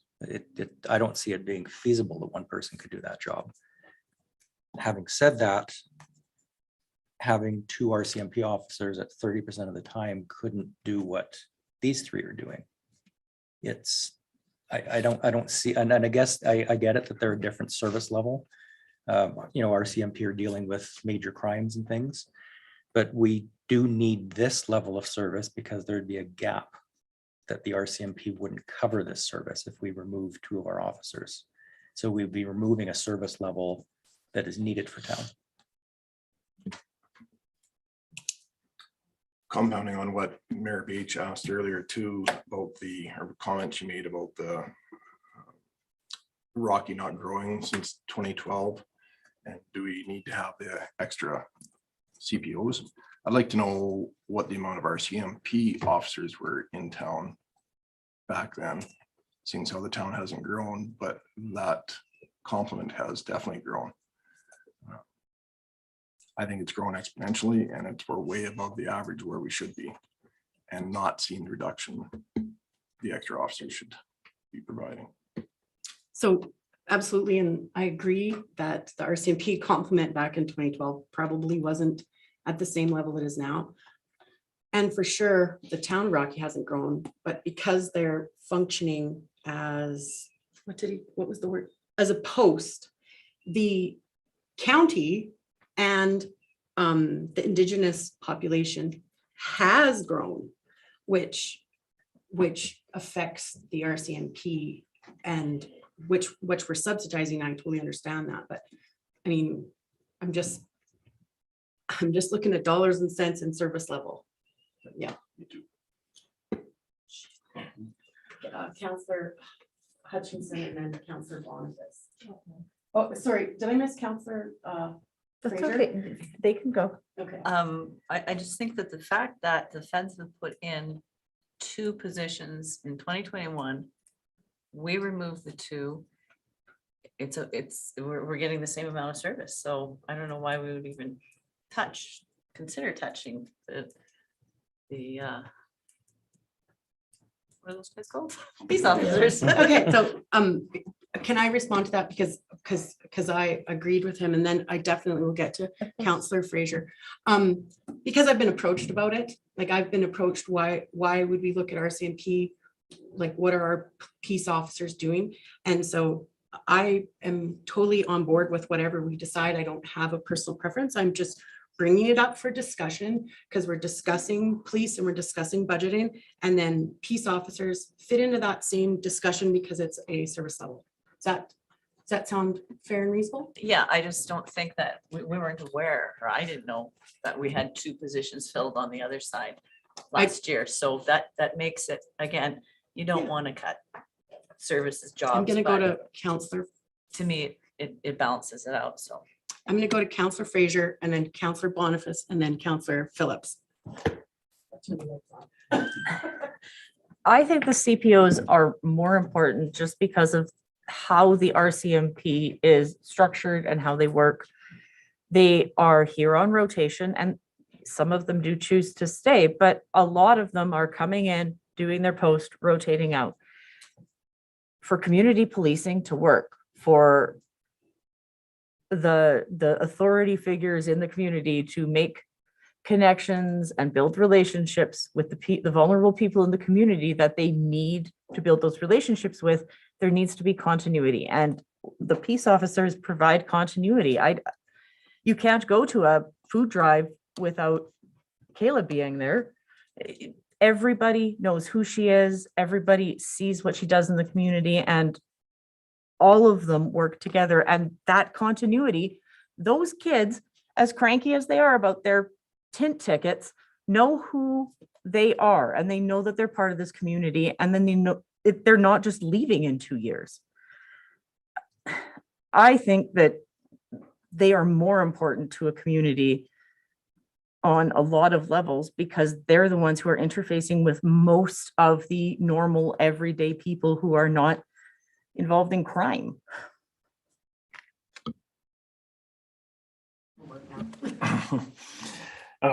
In the 90s, to answer Councillor Alt's question, we had one town bylaw officer.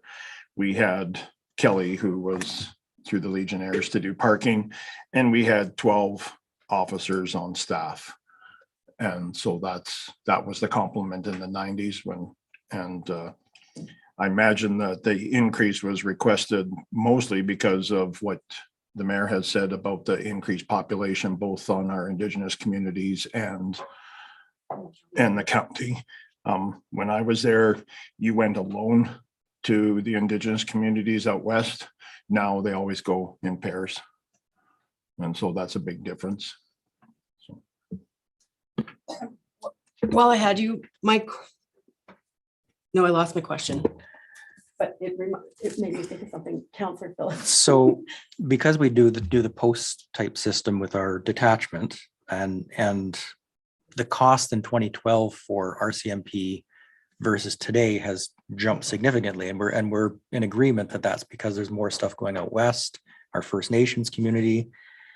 So to go back to Mayor Bache's comment, we are subsidizing county and First Nation, and to some extent that's happening, and based on our population for policing, the statistics are there.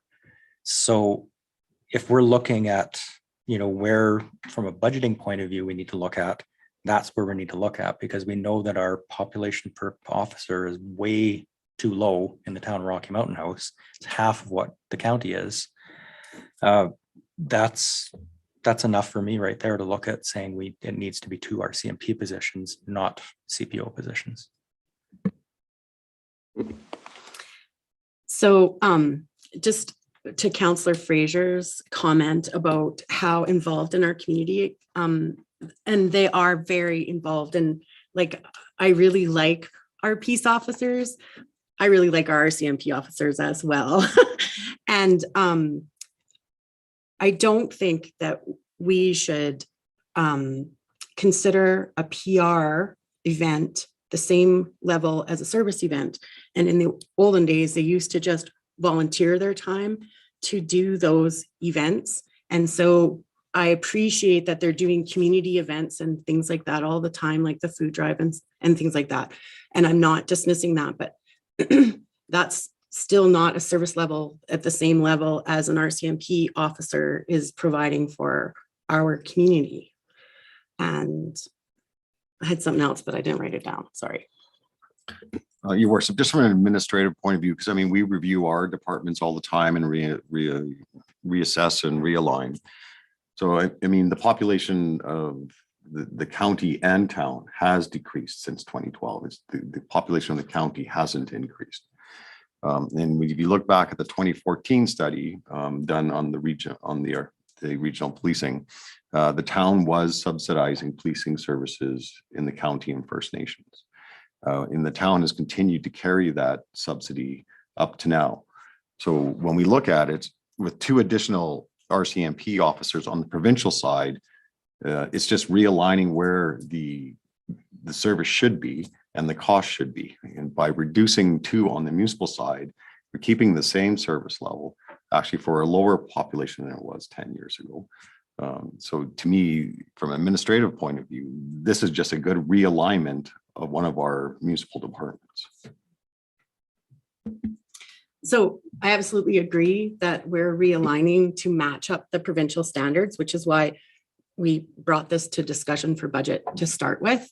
And we have seeking help from the ministers and K division, and we've written letters, and we're trying really hard to not have to make this decision.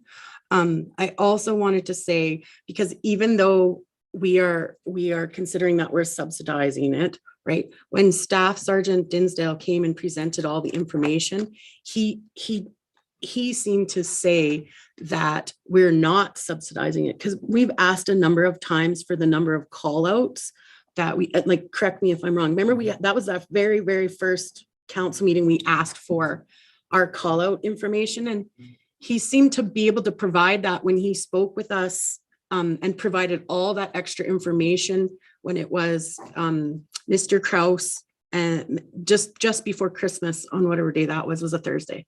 And so it's not like we're subsidizing, but I just wanted to say that, like, we're not being unfairly treated by the RCMP, and has nothing to do with what our. Your worship, just, for clarification, I think he was saying we were not subsidizing based on a per call.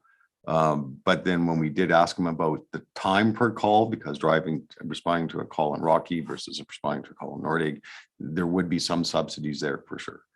But he then came back and, sorry, but remember that meeting when he gave all this extra additional information, and we had that conversation, and he said, well, I've actually gone through that, and all the calls, like, did he not say that it was equaling out more?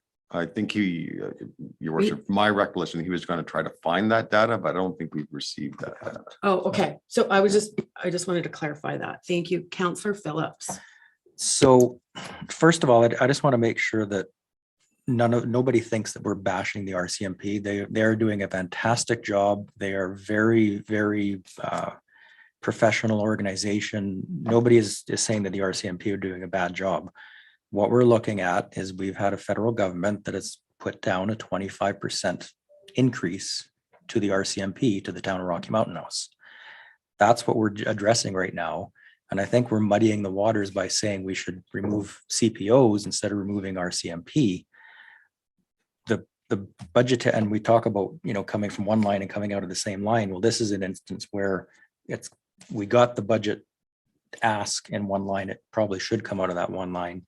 I think we're muddying the waters by asking to reduce our CPOs, where we know that we're already have too many police per population. We already know that. It's a hard fact.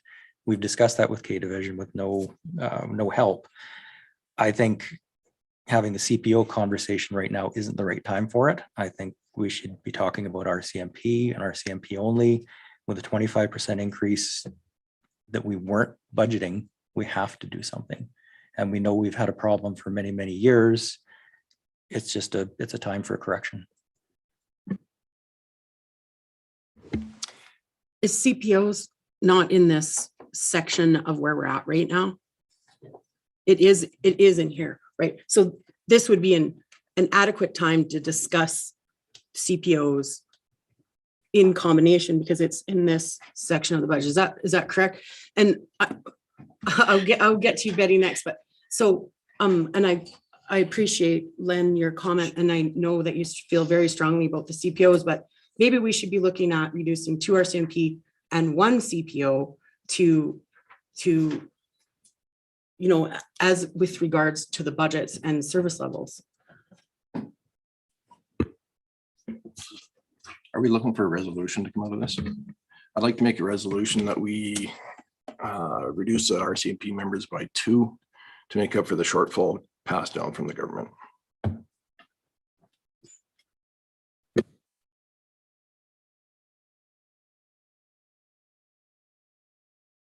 You have a recorded vote.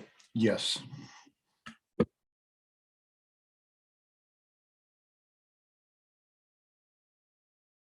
Can we have a recorded vote? Because we haven't voted yet, right? Is there any discussion before we vote on the resolution? Okay, so all in favor?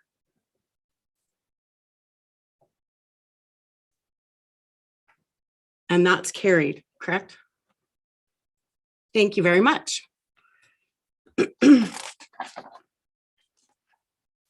So I'd like to make a motion to, in the future, review our wonderful CPOs as part of our budget review. It doesn't have to be today, but in the future, in the next 6 months, if we could see how. Service level review or? I would like to review the, if we can, let me rephrase. Sorry, let me rephrase that. I would like to have an administrative ask to see if it's possible that one of our CPOs could be trained in order to replace an RCMP member as what is a school resource officer? Is it SRO? Does that sound like a fair and reasonable request? No, I just would like an administrative inquiry about if we can, in the future, not today, but in the future, provide training to our CPOs so that they could replace an RCMP officer as an SRO. Did I use all the right acronyms? Excellent. Would there anybody like any further discussion? I don't, when I initially heard about the school resource officers, because I didn't know what their job was or what they did, because I don't have kids at school. But if one is covered by the county and school division, and the other is a third, it's only a third the expense that we're paying. The rest is to other parties. So is it really, it's going to cost us more money to shift a CPO over to school resource officer? It's just an administrative inquiry. Okay. I'm just curious if it's possible Yeah, because you- it was brought up in the discussion. Yeah, your worship, I think we prefer that as a motion because that's directing council to review or directing admin to review a service level, which should be a decision of council. Okay, Yeah, so just a motion. can you give me the phrasing of the motion you'd like me to make? So can I think- change my administrative inquiry to, I'd like to make a motion to do a service level review to see if a CPO officer could be trained to a higher level in order to do the job of an SRO. Does that sound like the right? So now we would need a vote on the motion to see if that motion is gonna, so I would like to, all in favor of the motion. So that is not carried, correct? Oh, sorry, 4, that is carried, sorry. Thank you very much for pointing out my mistake, I Sorry. appreciate that. Just to follow up on this topic, I know we have a meeting with the school division. And maybe that's a topic that we should bring up at that meeting as well, just to see what their appetite is. So would you like to make an administrative, like, I think that can just be added to the agenda for that meeting. Is that? Yeah, your worship, I have to recall, but it's, I think we've added agenda items to that meeting already. Council has, but we can add that to the agenda. and that's March 30th or February 30th? I believe it's The- March. Your It's the worship. last Wednesday, right? I think it's March 20 something comes to mind, but I could be. Thanks, Lynn, that's great.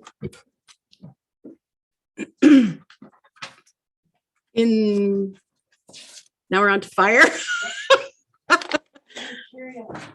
So the next department, the cost center is fire. It basically is a requisition to the county. We're part of the regional fire service.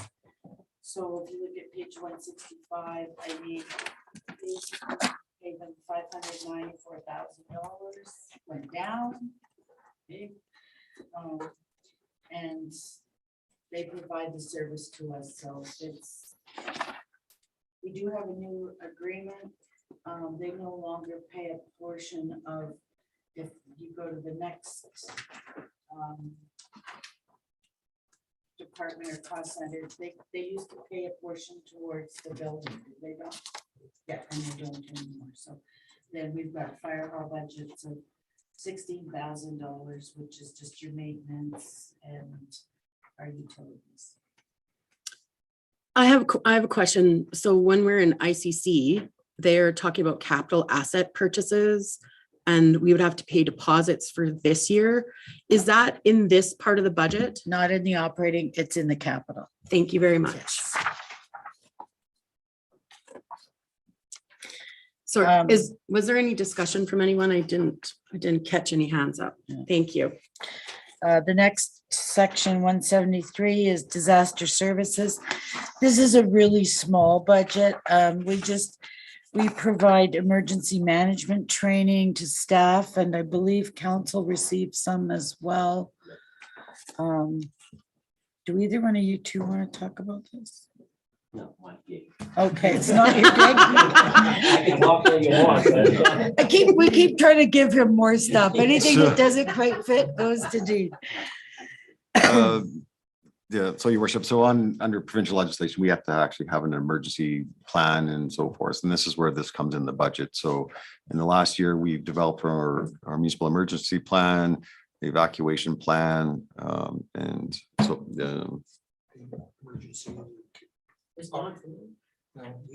ECC, yeah, plan. So we're well on our way. We have training coming up next month. So it's called ICS 300. We're required by law to have so many staff trained to that level. So that's what this budget's for. We have a emergency advisory committee, which is also a legislative committee that we must have, and we'll be meeting with them which forms part of council. And we'll be having that meeting within the next couple months because we have to do an annual review of our emergency management plan and all of that. And then plus we have to have every year a training exercise in emergency management. We were lucky enough to we activated our ECC during COVID, so we're allowed to use that as our live training. But we have to do a tabletop training this year at some point in time. So that's where these costs come in. Great. Thank you very much. Next one is the community enforcement. Actually, their budget went down. Director Schwader is here. I could let him speak to it if.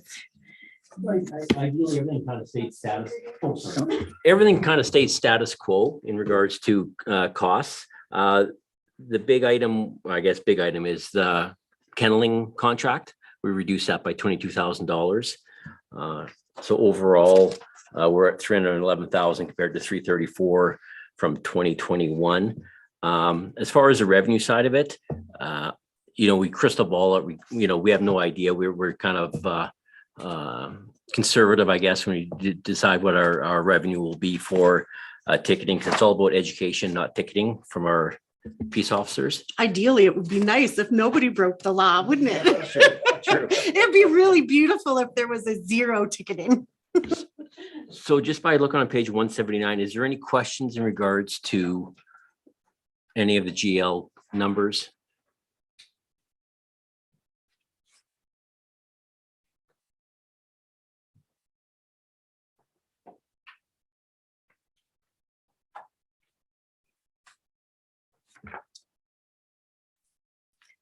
Great. Okay. I'll move on. If you turn to the next page, we've got OH&S. So we did drop this budget. I guess he gets to keep talking. By 47,000, and now it falls under the purview of planning. Yeah, so on page 183, can I give you a breakdown as far as the department in regards to OH&S? The only thing, well, one of the, of course, wages went down, but also materials and supplies. We've reduced the number just in regards to materials required for COVID for staff purposes. We figured $20,000 should cover for 2021 expenses for OH&S, but overall, yeah, we've reduced it by 47,000. For 2022. Correct, for 2022. Yeah, so your workshop, so the major change in there in 2021, we actually had a full-time health and safety officer. In reviewing that department, we eliminated that position and created a new position under Mr. Schwader. But really, the health and safety now are taken care of by our employees where it belongs. It's their program, so Joint Health and Safety Committee, so. Sorry, Counselor Fraser. I Or- just- Sorry, Philip, so sorry. I only want to be. Counselor You know, I Fraser. can't see wish I him could with be the glare. Counselor I can't Fraser. see him with the glare, so I looked at her when I turned, so sorry. I just wanted to give accolades to, to admin and the fact that, we have dropped our WCB portion dramatically because of what's been done in occupational health and safety. It's made a huge difference in the amount of money we've had to pay to WCB for our what is that called? Our requisition. Or premiums. No, it has made a huge difference. I don't remember the numbers off the top of my head, but like a couple years ago, we were paying over $2. And now it's almost done. If it's not under $1, it's close to $1. So it's really, really come down. That's the WCB rate, right? Yeah. It's not our calculation, it's our actual It's rate the went down. Premium payment has Yeah. gone down. Yeah. That's amazing. So I mean, like, it's not amazing, Staff that's have done a- fantastic. done a really good job. Yeah, The absolutely. rate never goes down. Your employee costs always just go up. I know. So that is it for protective services. Do you want to take a break? I would And love to, then I was why don't I was we actually just doing that on, Take a break on and the then thing. we'll do engineering. so 10-minute break. Sorry, Lara, for the poor notice on the break.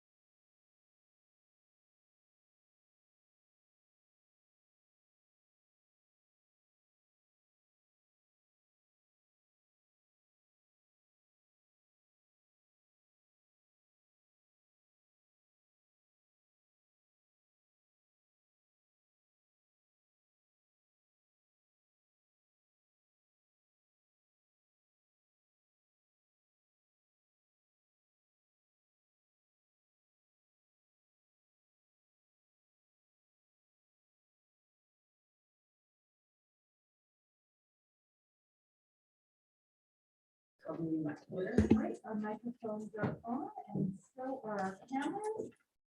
Over to you. Thank you very much. So we're calling the meeting back to order. And I see that we have Mr. Fraser here to present engineering and operations today. Thank you, Your Worship, Council, for having me. I guess we'll just dive in here. Under transportation, we have our common services, or sorry, I guess the rolled up budget. First of all, you can see wages are up a little bit, mostly due to step increases, and I believe some of our project manager lives here. Otherwise, largely business as normal on 187. Common services on 189, any of our shared stuff, that's the catch-all for support for the department. A couple of incremental changes, but nothing exciting happening there.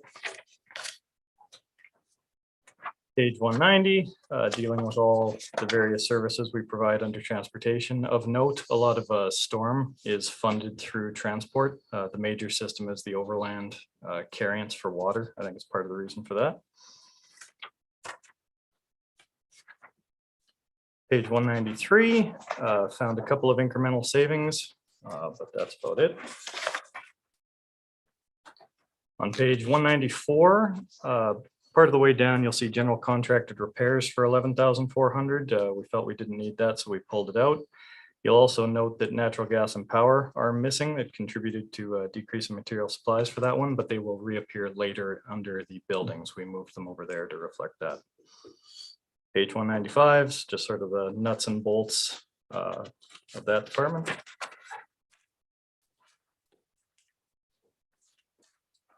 Moving over into the buildings, you'll see on 199, materials and supplies is up $22,000. That's the utility move from the preceding pages. As we turn over to 200 at the bottom, you'll see they both appeared out of the blue. There's the reason for that increase.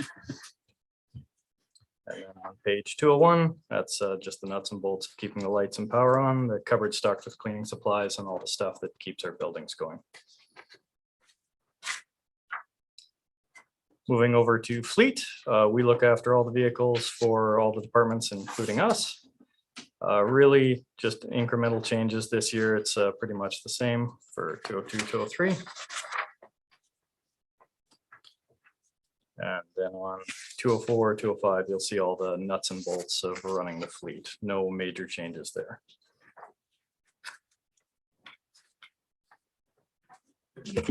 Can I ask a question, Mr. Kraus? It's probably more up your alley than Mr. Fraser's, but the position of fleet manager, is that, have you found with having someone specifically as fleet manager that is improved the efficiencies and increased the performance of that division? We actually don't have a fleet manager position. It's more of our mechanic that has now created the schedule, I guess, for all of our fleet maintenance and so forth. But it's not an actual position. Yeah, he is mostly a mechanic. He also does the management piece for us. Oh, perfect. But yeah, Perfect. it's not a true manager per se. Again, when people ask you questions in the community, I ask the right person, not making assumptions.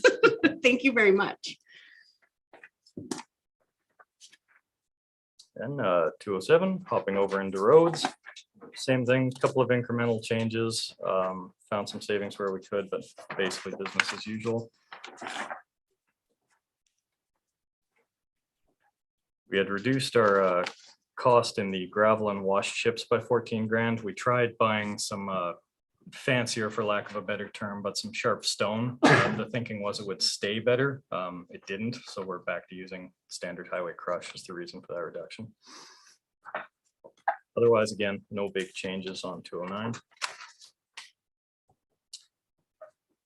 You'll see on 210, street lighting is up. I believe Betty spoke to that earlier. It was too low, so now to reflect actuals, we've increased that. What line is that? That is Second from the bottom on page 210. Oh, the 29,000. Yeah. Thank you. and you'll also see on the revenue side, it's down a bit, and that's from the local improvement levies wrapping up at the top of 210. And then 211's all the nuts and bolts of the road admin.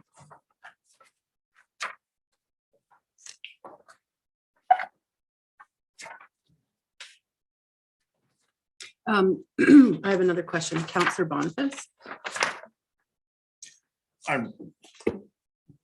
Your staff does an amazing job of painting lines in this town, by the way, during the summer. It's great to see everything get done. I realize that since they took the lead out of our paint for using for that type of thing, it's really made a difference. Is there anything else like epoxies or anything else coming up that we could be looking into that would save us? Because it's almost a yearly event around town that we have to repaint all the crosswalks and all that. And I'm sure it's been looked into, but every year there's more and more information coming out. So Yes, it definitely is a yearly adventure. I don't know about alternatives that would be more permanent. I could look into that if you like. Mr. Kraus, just I'll get you that. Do we need a administration inquiry for that? Oh, sorry. Mr. Kraus, do we need administrative inquiry to check into road surface line painting paint? You can do that as and I don't need anything, just an administrative. Okay. Just checking. And then Counselor Phillips had a question. Sorry, I had a question. I'm not sure if Mr. Fraser is able to answer this, but Mr. Kraus might. For our power for the streetlights and such, I know a number of years back when we switched over from regular streetlights to LED lights, part of that was the electricity reduction was given back to Fortis, I believe, to pay for the installation of the lights. And at some point, there was a point where it would be paid off, and then we would start seeing a realization of lower electrical costs. And I don't know when that hits. Yeah, your worship. So yeah, so the cost stays the same for a period of 5 years when we switch to LED. Then after the 5 years, those new lights are paid off of, and then we see the cost savings in the power bill. But that's I'm not too sure when LED lights came into Rocky. So I didn't think it was here when I got here, so 4 years ago probably. So going into 2023, we should see a reduction in those costs.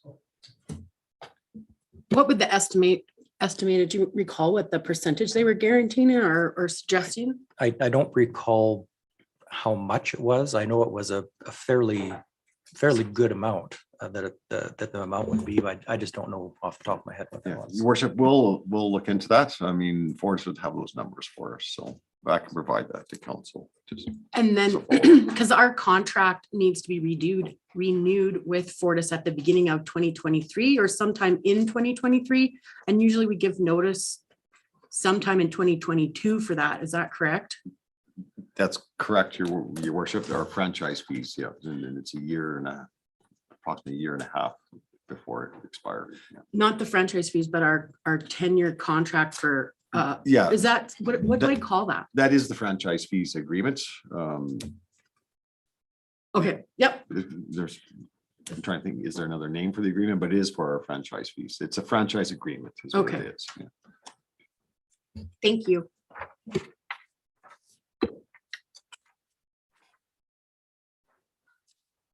And sorry, if we proceed to 214, sidewalks, kind of our little subset of roads, reduced the budget by 22,500 because the 51st Street replacement of that very steep section of sidewalk that was through there is done now. So that's wrapped up.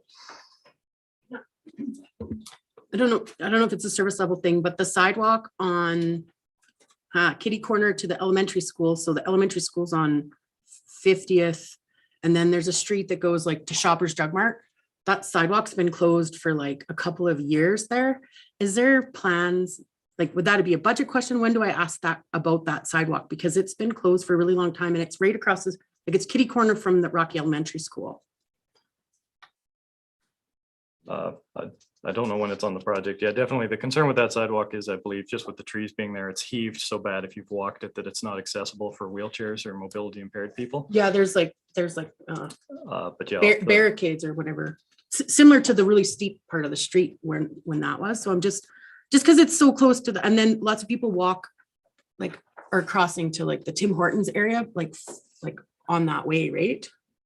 Yes, I don't know off the top of my head if there's a plan to replace that immediately. I could look into that. Mr. Kraus, when is this like correct time to ask that question? No, your worship, we'll look into that question and get back to council if it's on the project. We have $87,000 in the budget for sidewalk rehab. I'll just check with Mr. Fraser of what has been slated yet this year. So. Okay, and then while I've interrupted your total train of thought, like back a couple pages, I saw potholes, or whichever page, I went one way and then I went the other way. Like road repair for potholes is on 212.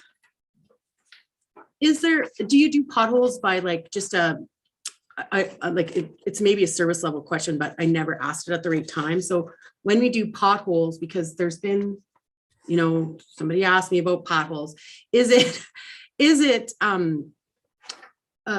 do we do a visual of by like certain sections and areas, and then do we increase the budget depending on like what we find, or how does the budget get resolved for potholes? I think on our end, it's more a question of how much pothole repair we buy, how many dump truck loads we put out onto the various roads, rather than monitoring on a specific pothole by pothole basis, if you want to look at it that way. Okay, and do you feel that the budget that we're providing is giving you enough to keep up with the demand that you're finding, because our infrastructure is like 60%, you know, of the life history, like according to that chart? Do you think that that's an adequate level? That, am I asking this in the right place? Because I don't know if I'm asking it the right way, but like, this is the time to ask it, yes? Yeah, if I could speak to that one a little bit, Dean. Coming up in capital, you'll see we have some mill and overlay projects as well as some slurry seals. We're hopeful with the mill and overlay, if it's a successful methodology for us, we'll be able to pave a lot more for less dollars than we used to. So obviously, if you can mill and repave, that's a lot cheaper than a full depth replacement getting into the structure under the road. So that is the intent of where we're going with some of those projects, but assuming they work. Okay, perfect. Thank you so much.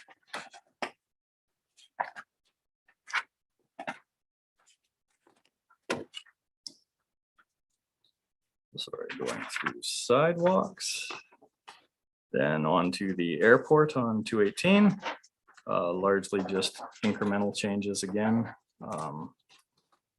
We did put in an additional $7,000 to address the runway lights, and it won't be coming down this year, but they are going to need an eventual replacement. That'll be before council at some point.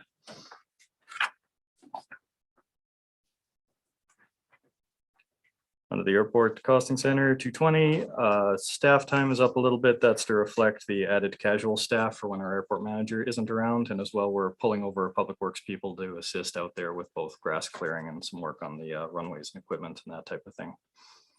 And you'll see that reflected part of the way down under training and that as well on 221. Increase to train those people up on radio usage and all of the various protocols for the airport. And you'll see under contracted repairs, that's the increase for the runway lighting.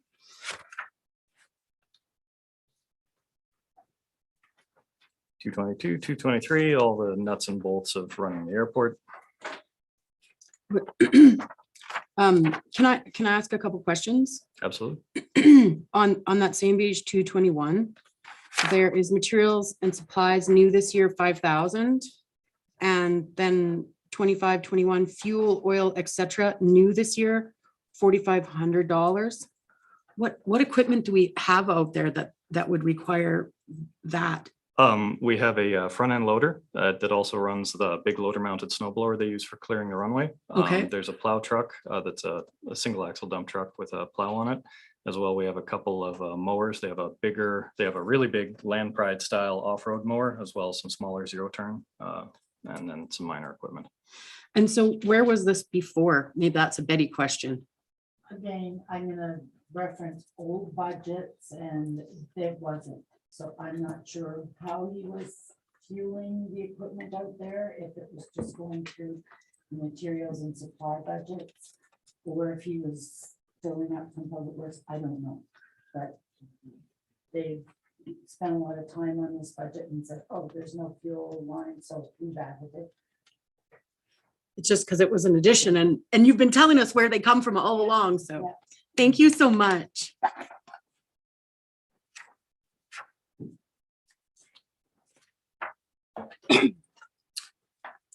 224, the airport building itself. Also of note, some of the equipment maintenance lives under here as well. You'll see on next pages, we have some loader tires on that business.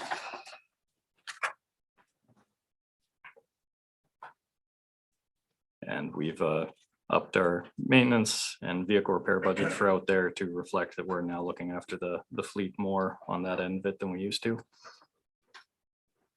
And then again on 227, you'll see some of the various stuff for that. The big ticket ones, a set of loader tires, they are unfortunately not cheap.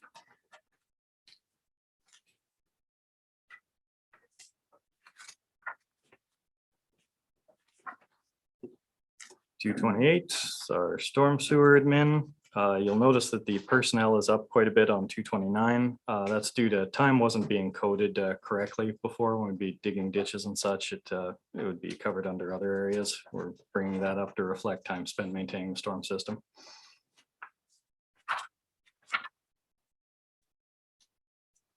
Uh, 231, 230 is the nuts and bolts for the storm that isn't covered by roads.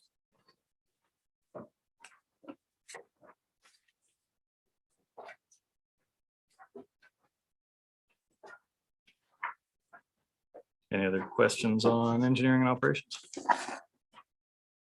I didn't have any questions. I'm just gonna visually go around the room and make sure that I didn't miss anybody with any questions. Doesn't look, oh, I'm sorry. Not a Can't- question, just a comment. I think it's awesome you guys are tracking things out of the airport more now than it was, having things actually coded properly and get true costing out there. I think it's great. Thank you, Council.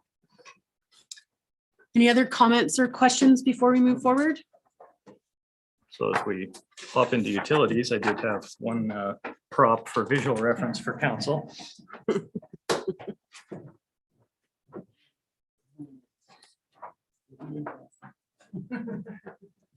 So this is the third of 3 water main break repairs on 49th Street that we were dealing with the other day. You can see the rust hole that was causing us the grief. And do we know what year that was installed? I apologize. I meant to look on the GIS before I came, but I believe the 50s. And was that slated for in our capital replacement in, like in our, no? This is a surprise completely? So the repair of that or the replacement of that water main was not in our 10-year capital, but now that's something we need to reassess. So would that affect a lot of other roads? Would that affect a lot of other roads or infrastructure in our community, knowing that that happened in 3 places on one section of roadway? How will you respond? I'll ask you my question again, because you were Mr. Photo Op, but my question was, now that we know that this has happened on this particular road and it happened in 3 places, but it could have happened once and then because of the kerfuffle, then it was like a domino effect. Does that happen? Certainly things like this would affect our underground replacement. The 2 of the 3 breaks actually weren't rust holes like this where the pipe failed. They were the other mechanism of failure is if the ground shifts and the pipe breaks and causes what we call a beam break, but more of a circumferential crack. Do you think that happened because of this first break? Because it was like 40 below that day and it's got to make stuff go wonky. Yes, like I say, the first 2 were a ground shift and the cracked pipe. They weren't rust holes like this. If all 3 had been rust holes, we would be more aggressively bumping up that replacement. That was sort of the driving factor for the 752 water main replacement. There were a lot of Band-Aids I've put on that line. And that's 62nd Avenue, right? Or what? 62nd Street. 62nd Street? Yes. Yeah, because I had questions about that and it was like replaced because there had been previous breaks and it needed to be fully changed out. Yeah, I believe I personally fixed 5 on that line, and I think we had 7 that I was able to pull in recent memory. So that was, and that's one of the major lines. We've had breaks on that line with routinely double town usage. So when stuff like 62nd Street and this, do then we review our whole infrastructure, like, I would be a strat plan? Master plan. Oh, you're, yeah. Yes, it certainly feeds into it. Obviously, in a perfect world, we would dig all of the cast and ductile out of the ground, but there's a lot of it, and that's just not a financial reality for us. But we do try to balance that and weigh it out. We're also trying to approach and see trenchless technology is getting a lot better than it used to be. It's like you can see on that pipe, other than the rust hole, there's actually a lot of meat there. So for some of this older stuff, if relining becomes a viable technology, we might be pursuing more of that as we go along. Thank you very much. Appreciate that.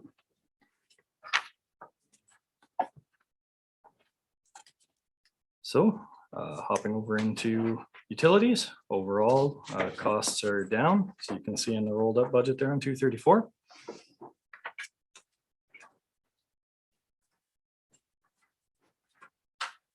On the water side, again, mostly incremental changes. Nothing much is on the go. 237, we, again, some of those local improvement levies are coming out, so the revenue side's being adjusted.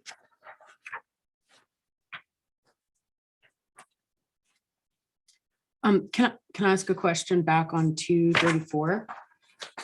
Utility sales, is that for the town, or is that when you sell water out of the treatment plant, or is it when you do storm sewer out of the thing? Utilities, this one here is water, sewer, and solid waste. So the big change you're seeing here, this is the solid waste. Garbage is in there. Yeah, so if you Okay. go to the next page, 236, this is the water department all rolled up. So you'll see that's, remember at the very beginning, I said we had an increase of 46,000. Well, there it is. So Okay. we had an increase in water utility budget revenue of 46,000. Okay. So it's the whole division was on the first page. And then we get down to departments and then cost centers, so. Thank you. Yeah, you'll see on 238, personnel is up a little bit. That's because part of the project manager position lives here as well. Sean's looking after a lot of the infrastructure for us on the water side. New on 239, we've added a line item for safety clothing for reflective and insulated stuff. Our crews are out in all weather, so equip the crews. And 241's the nuts and bolts of the water and NIM. Sorry, I have a question, Counselor. No, you're the question I was gonna, I'm pausing for because I'm not that fast.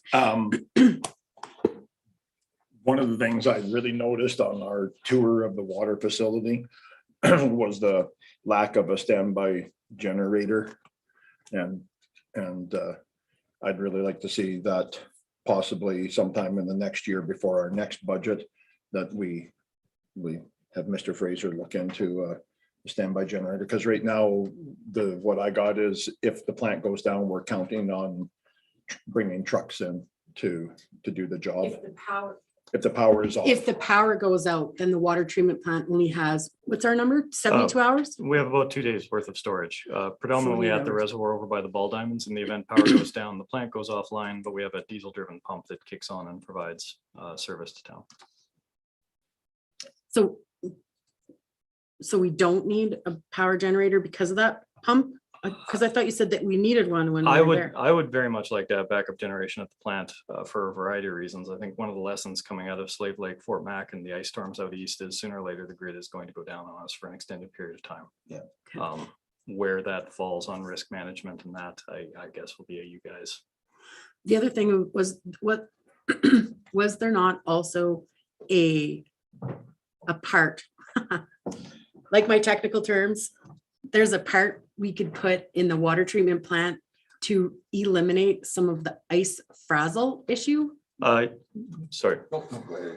Yes, Counselor, you'll, one of our capital projects, we would like to Capital install a project? boiler so that we don't need to call the steam trucks anymore. So would the generator be in capital projects? That's where we would talk about the generator if we wanted a backup generator? Yes, yeah, it would be capital. So, yeah, and whether council wants it to be placed in the 2022 budget or just earmarked for 2023, we can discuss it. So it'd go into the 2023 budget. So. Thank you very much. Absolutely.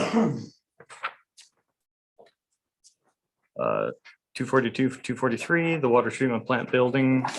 Note just the physical building itself, none of the process equipment inside, or we would need much larger numbers than that.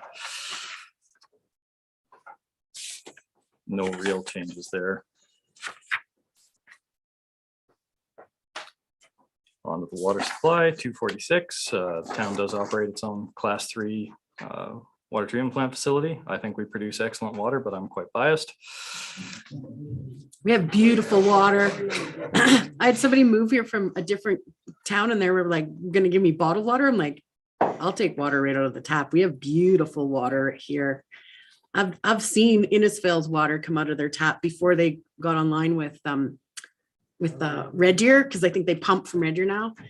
And it was, yeah, you bought bottled water there. We have beautiful water. Yeah, on the water supply, no big changes, more incremental adjustments. And you'll see 248, 249 is all the nuts and bolts of keeping the plant up and running.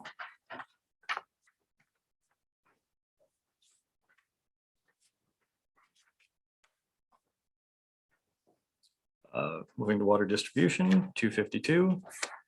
We found some good savings here. We had a line for professional consulting that hadn't been used for years, so we reduced that to the level we think we can go with. There was 2, you took out contracted. Ah, I stand corrected. We found 2. Great job. On 254, you will see materials and supplies is up quite a bit.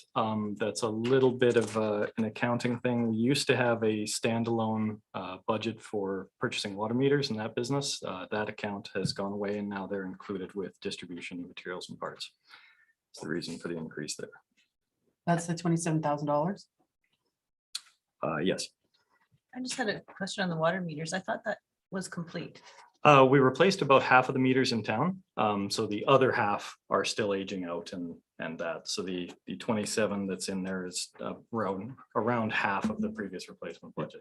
But it's now all automatic read, right? Yes, with the exception of a few commercial meters that Yeah. we're getting to, but yeah. But that was the program, is to get everything into, online. Yeah, the physical read going around used to take 8 days. It's now in a couple hours. Just make sure I didn't miss any other questions. On 255, you'll see that contract building maintenance for 85 grand that we removed.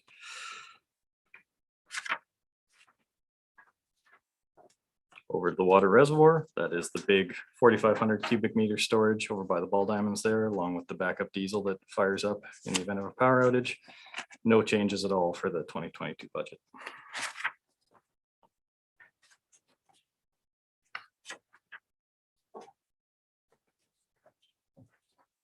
And then wastewater, dealing with all of our sewage out at the lagoon and ultimately building our new regional wastewater treatment facility that'll be coming online here at the end of 2023. On 262 there. Can I ask a question about that? It's probably a Dean question. On the wastewater treatment plant, have you been able to get guesstimates for the operational side of that projects for forecasting budgets? Because they were still not, like when we talked, I'm just curious if you're any closer along, because that comes on in 2023, is that a year from now?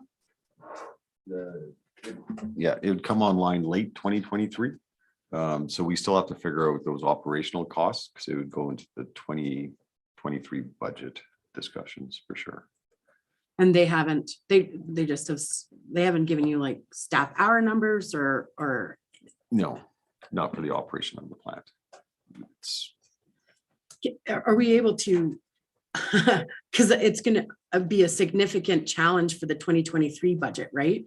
To when that comes on for operations, like, because it's not going to adjust, there won't be a revenue supply for that. Is that something that we can look at them other plants that they installed previously to get data from? Yes, we can. Oh, there's what, 2 other plants that are similar to ours? Yeah, the St. Paul plant in particular. That would give us a ballpark figure. But we can also work with the engineers to see what actual mechanical equipment's going in there to see if it's more energy efficient than the previous plants and so forth. But that's, we need to do that. Is that already on your administrative ask list? Yeah, it is. No, we have to start preparing for that. Okay, and then because that's a utility, we don't have to budget ahead for that, like a capital, we wouldn't take reserves, like we don't have to have a surplus to deal with that. We're just gonna budget it for that year. Yeah, we'll figure out the costs and it would actually be an increase in utility rates. An increase in utility rates. Because it's part of our wastewater system.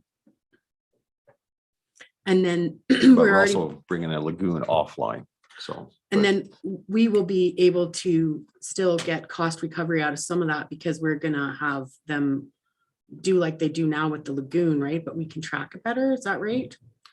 Cost recovery? Yeah. Yeah, so the wastewater treatment facility will still have a reception station where, you know, where haulers will bring in and we gain revenue from that.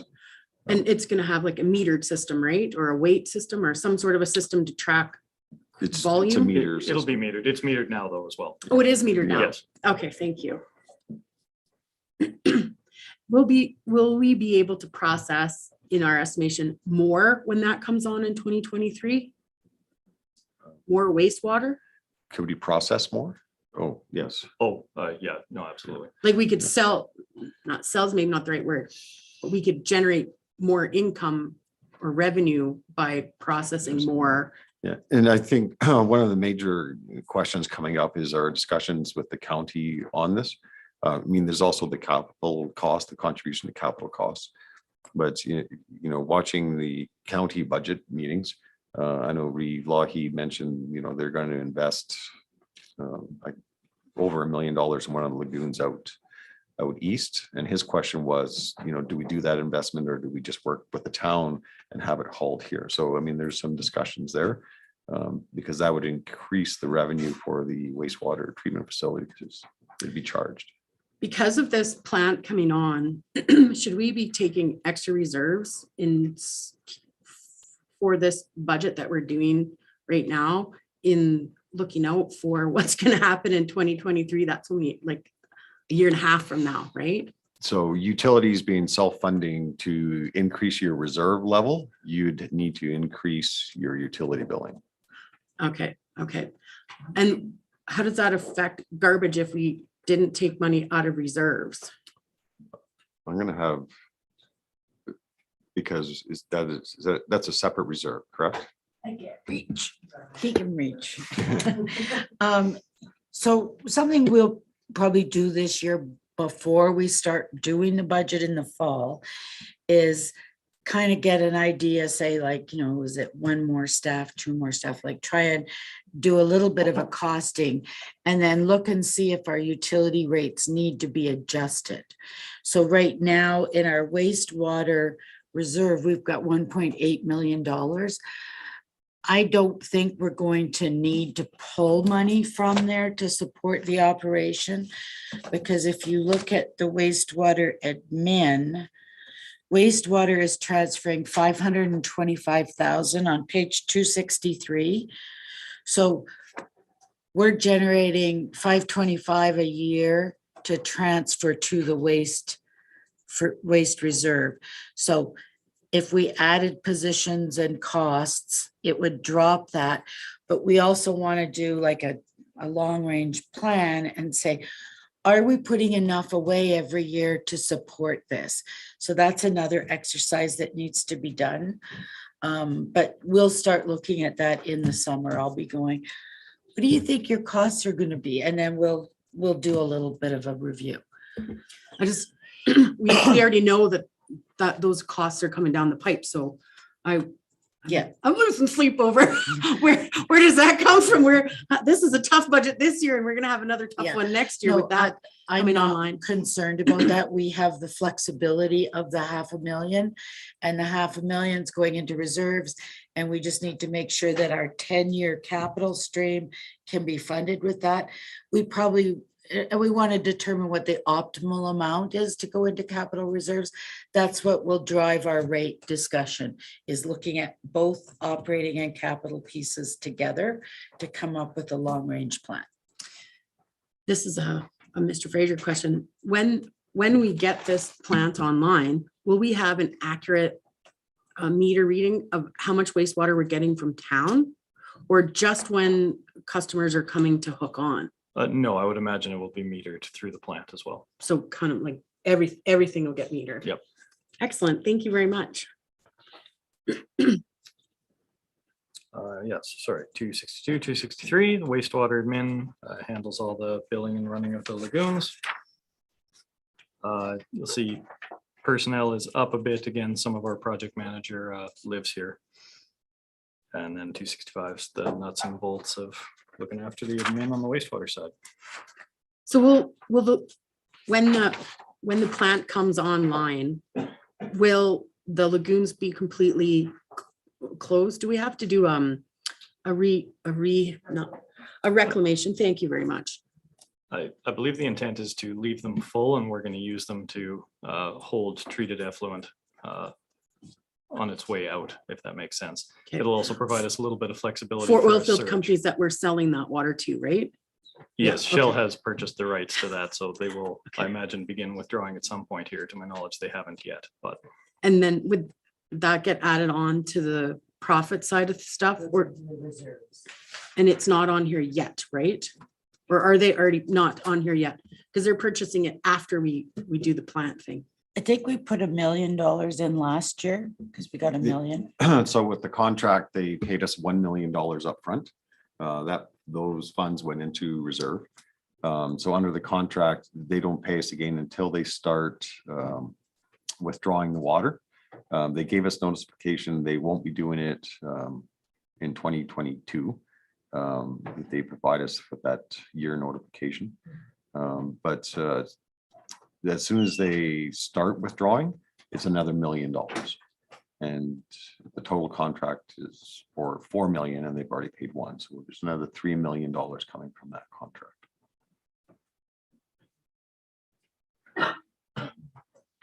And that's just the length of the contract, but then could that be done in the future as well? Like, Yeah, continue, like so the moving forward? contract, I think it has a 10, I would have to review it, but I think it has a 10-year sunset clause on it. So they have to use it within the 10 years from when we signed. But that doesn't, after that, that doesn't, I mean, we could still put it out again to an RFP. Like to find sell. another purchaser? Yeah. Okay.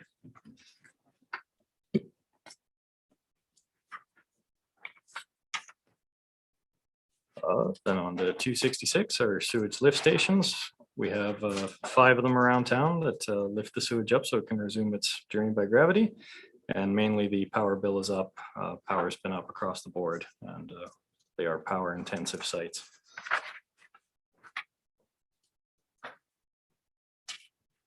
And 269 is the nuts and bolts on the lift stations.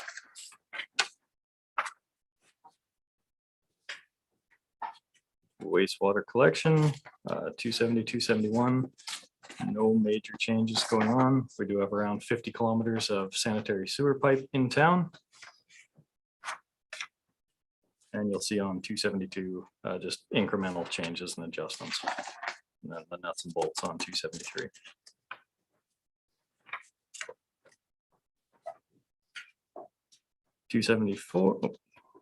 Sorry, Tracy. 274 is the operation of our current class 1 sewage treatment lagoon, which will be getting replaced with the sewage plant we've been discussing.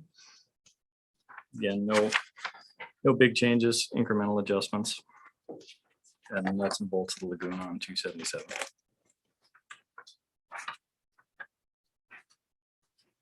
And then solid waste, for my portfolio, that's certainly the big one. We are pulling 224,000 out of reserves this year, but we're addressing that through our environmental sustainability committee. So that's been addressed.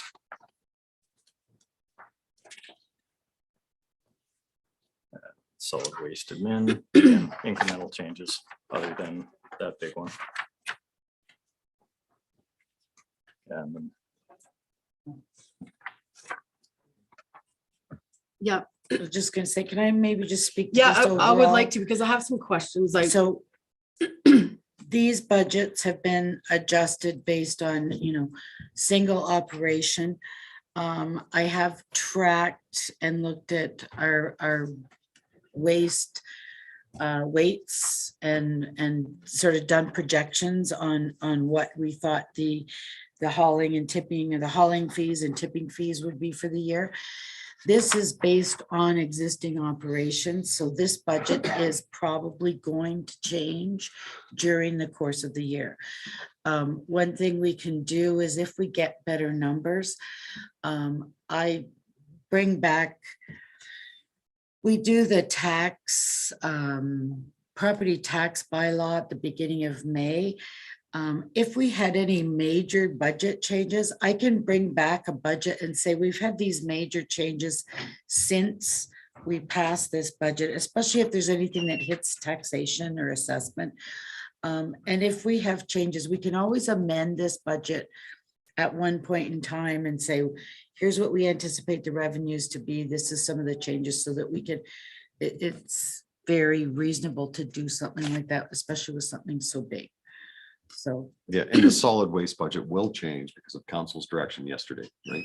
I mean, Yeah. we will provide, we have to compile the costs of blue box and or blue bag and then bring that back to council. So when council passes this budget sometime in the near future after you pass it, we'll be looking for an amendment after council sees those costs for the blue bag program. So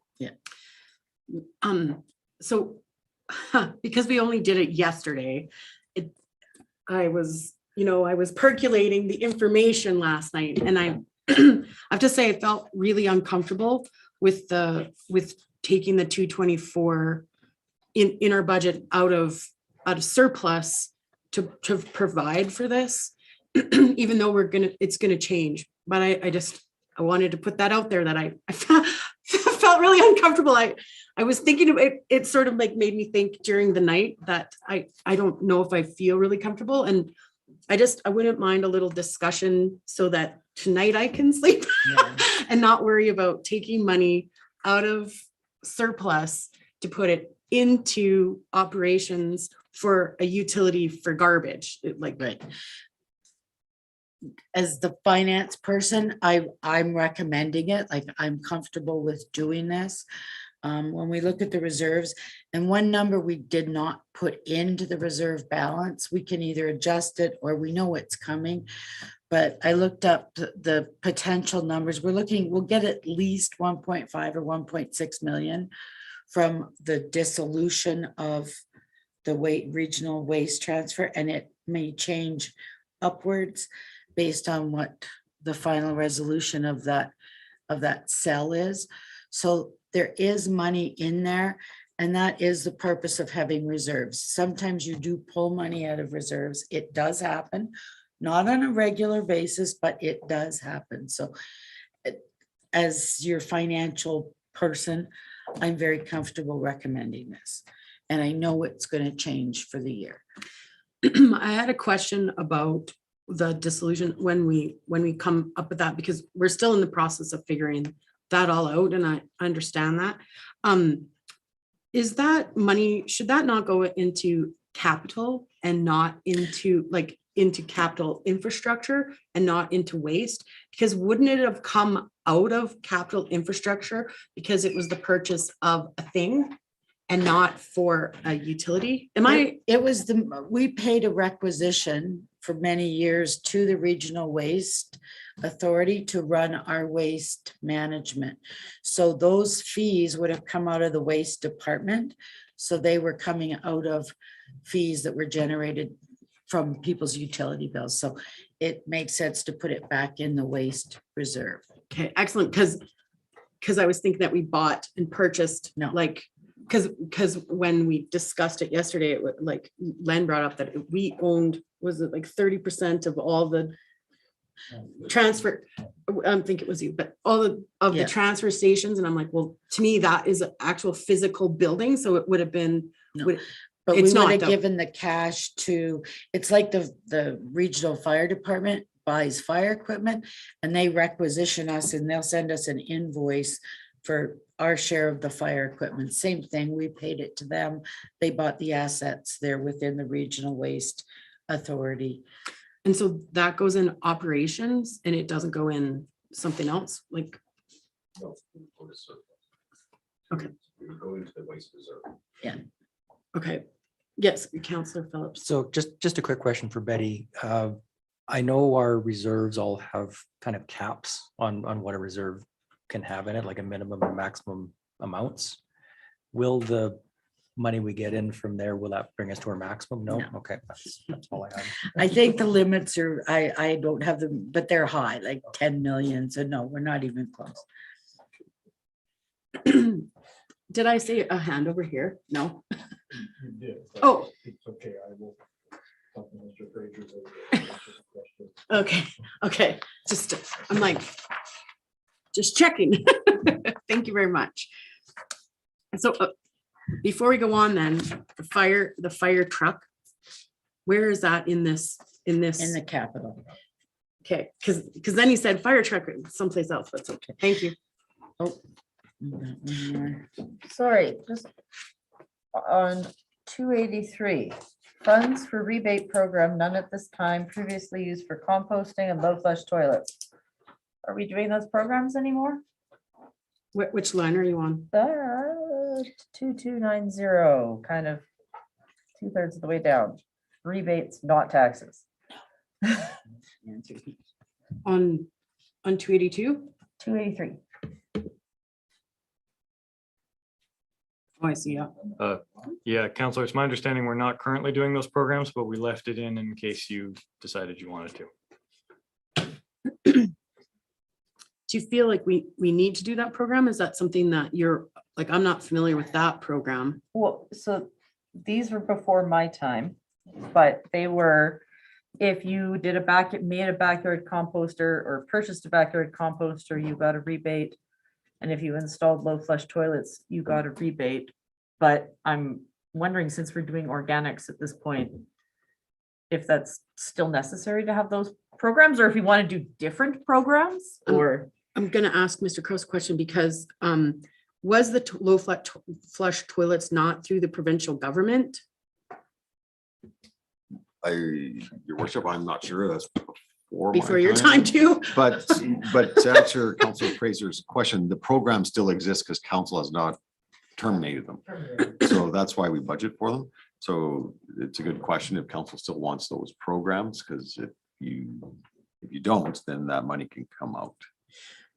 And you're bringing this to our attention because of the new program that the Alberta government that we're providing? No, I was just Okay. like, it's just, we've got funds that we're not using for a program, and if we aren't going to do this program, is there another program we want, or do we not want them in there? I like it. Councillor Boniface, and then we'll go back to that. You didn't think I I didn't. I'm so happy we're gonna hug later. That's why I like, all right, what are you trying to say there? So this was a really well-used program when it first came out. Pretty much all the communities across Alberta came. I know my company personally, we replaced over 800 toilets in Rocky.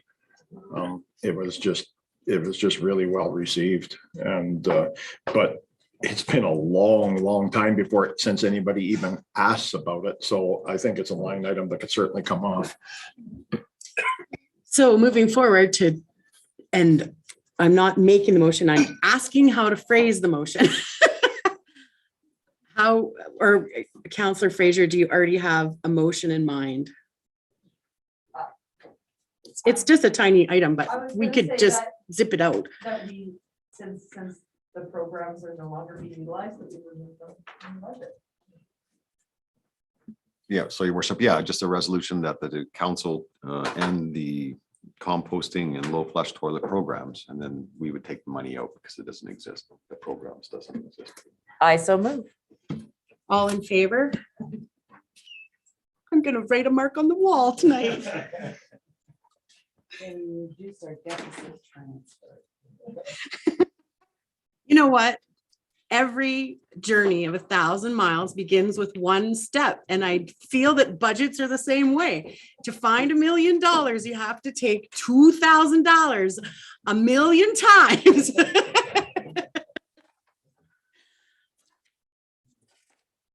Any more questions on solid waste?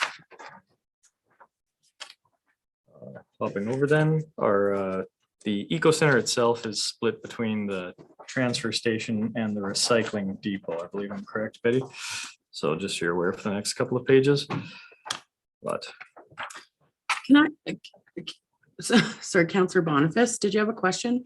On page 286 at the top, line 1440, we've got residential solid waste decrease.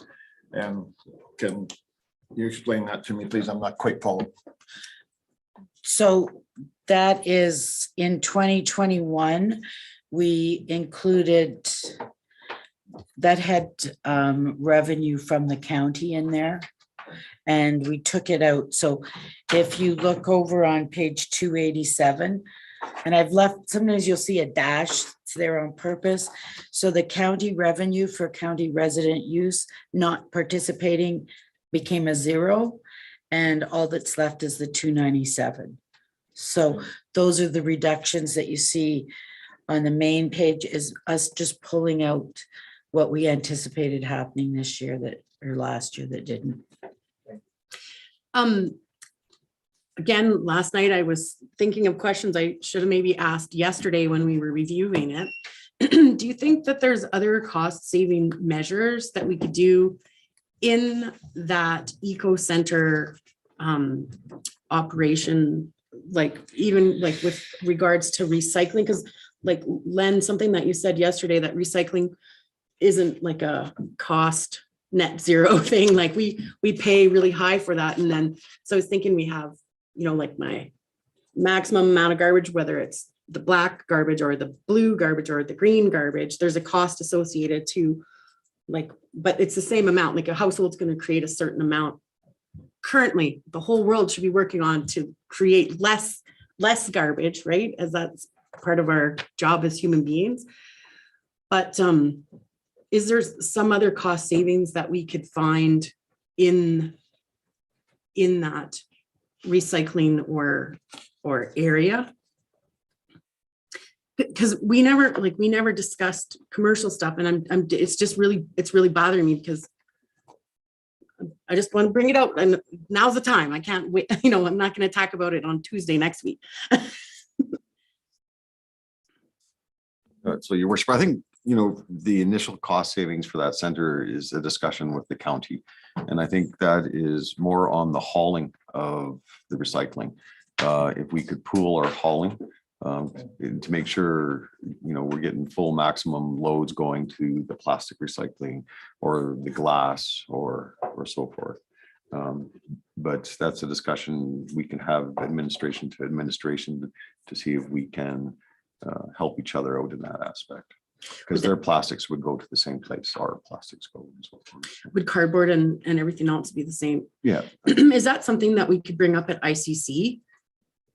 Yes, yeah, absolutely. So would I do an administrative ask, or do I just ask to add that to the ICC? How do I phrase that when we go to ICC in March, that we discuss specifically pooling of hauling of recyclables to cut down fees? And is there another ask that we can talk to the county about for pooling our resources that wouldn't incur a huge cost that we've maybe not addressed? Because there's been a lot of changes in the last 2 years, and I'm just curious.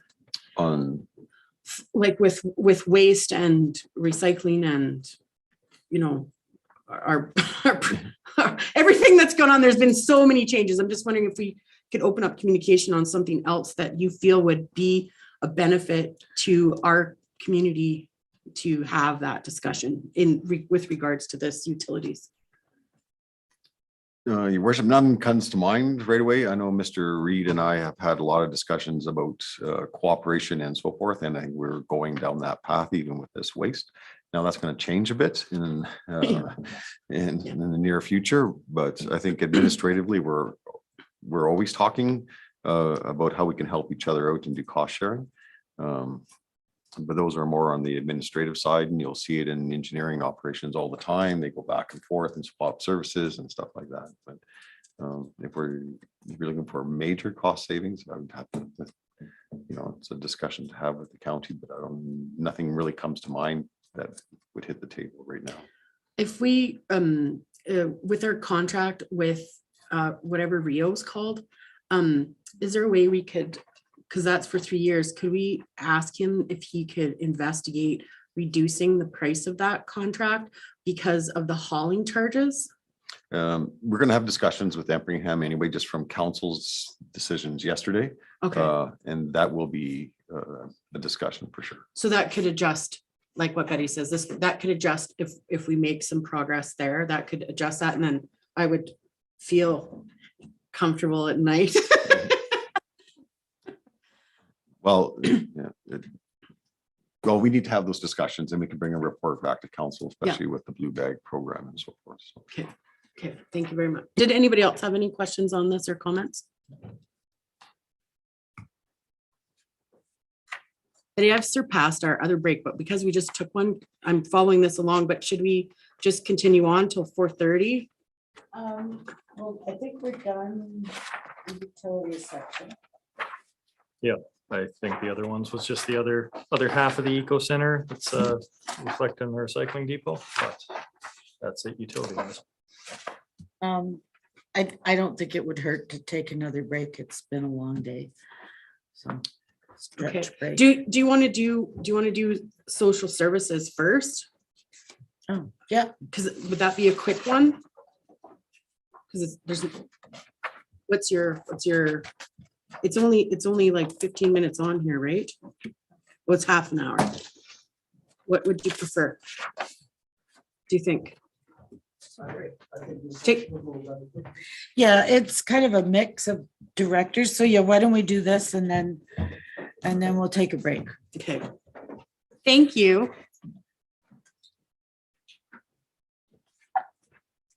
Well, good day, council. It's my first time at the table here. Won't be the last.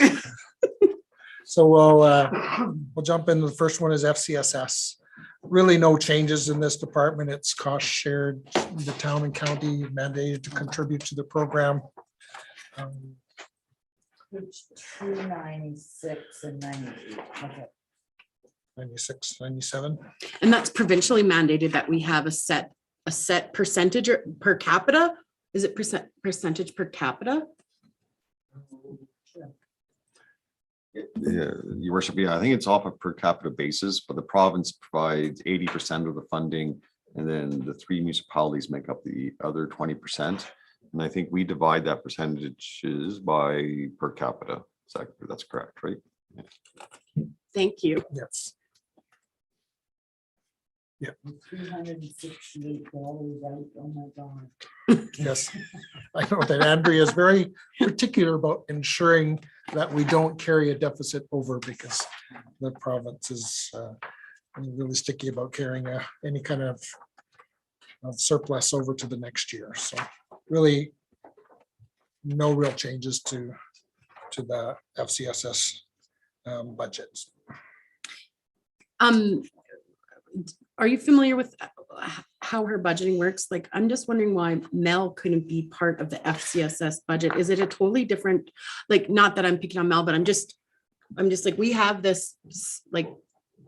I can certainly speak to it. Yeah, from the FCSS mandate, Mel is one of those organizations or group that fall between the cracks. Oh, The okay. province and AHS do not fund it, and it doesn't qualify for FCSS funding. They tried to put it through last year. They came back and said, no, you can't. Oh, that's Right. too So bad. again, that's why the request from Mel Society came to council as a separate Because request. they have a really nice budget for our community, and I just thought Yeah, it'd be the handy pro- if they could yeah. help. So in FCSS, health is not an eligible funding. And the province considered the Mel Society as a health service. So that's why they told us not to do it again. So Just like Randy, because is addictions part of FCSS then? Or would that be like, Again, the whole social side of things, they're collaborating with a lot of these groups and what falls under health and what falls under, a social program. A good part of the FCSS budget, when you look actually on page 300, they're right at the very last there, the 270 grants and transfers. $335,000 FCSS grants that out to other community groups for services and programs that we don't run internally, right? So these are other groups and organizations, not-for-profits that run these social programs. They apply to FCSS. The FCSS board looks at all of those applications and determines, does it fall within the FCS mandate or doesn't? How much of the ask do they fund? And the FCSS board will make those determinations as to what groups are funded. And discussing with the FCSS manager, we already have, she said, based on the initial application that we received for 2022, we could spend that and have about $3,000 left in the first round. So they have FCSS agenda. Yeah, so there's thank you, Len, that is some significant. difficult discussions that happen at that level as to how to best allocate. And usually what happens is if there's cost savings and reductions that we haven't spent on any line item, come the end of the year, the board will make any surplus will go to the list of grants that are available to the community in order to make it a zero-sum budget at the end of the year. Perfect. Thank you so much. I can't necessarily speak to the medical building, but unless Betty wants to have any comments or Mr. Schwader. We're at the medical building. Did you have any comments? Agreements in place for the 5 years, so June 2025. Yeah, it's pretty much the rent we bring in and we pay half out, so not much activity.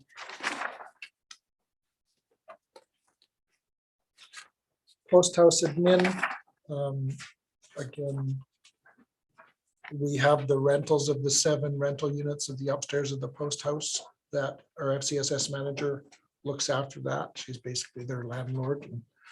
And when somebody leaves, she does the process of finding new tenants and taking care of that.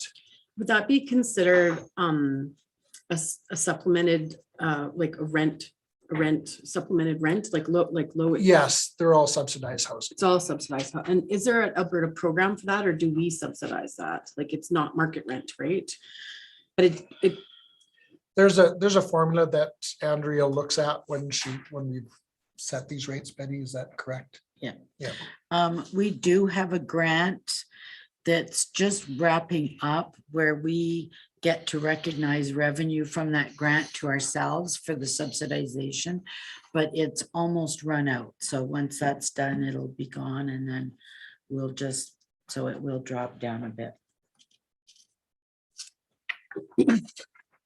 so just to clarify, there's 7 rental units and we get, So the they rent- pay less than $10,000 a year. So on page 308, you'll see under the revenue side of things, for the post house, we have the rent that FCSS pays for their space, the pregnancy care center, which we've rented out, and then the subsidized rents are upstairs is $34,000. Oh, it's based on their income. Yes. That's how we're subsidizing it. It's not based on. Okay. So for 7 divided by 34, wow. That's a good benefit for our community. Excellent. And then the post house building is basically the care and maintenance of that facility. Because that's paid. It doesn't have a mortgage then. Yeah.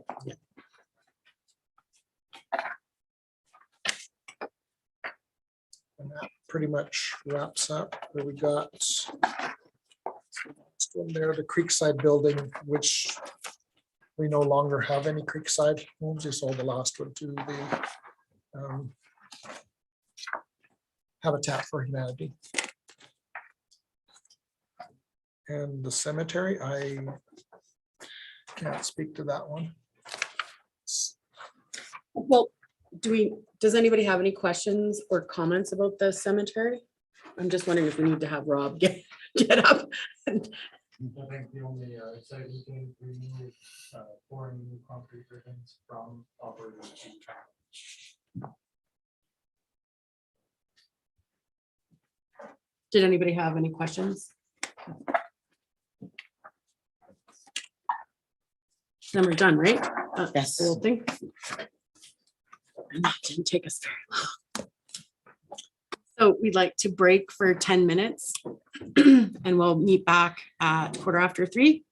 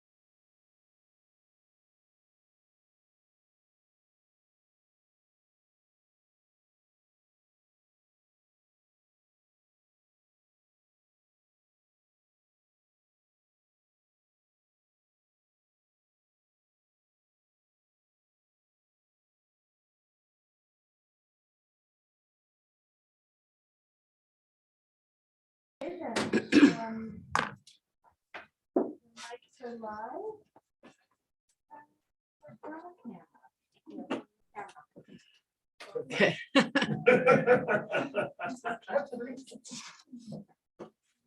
Good thing we're getting a new system. You know, as long as council is on camera, it's okay. And your microphones are all. So we're going to continue on. I just gotta scoot around here and do this. And apologize for anybody at home who's getting motion sick right now.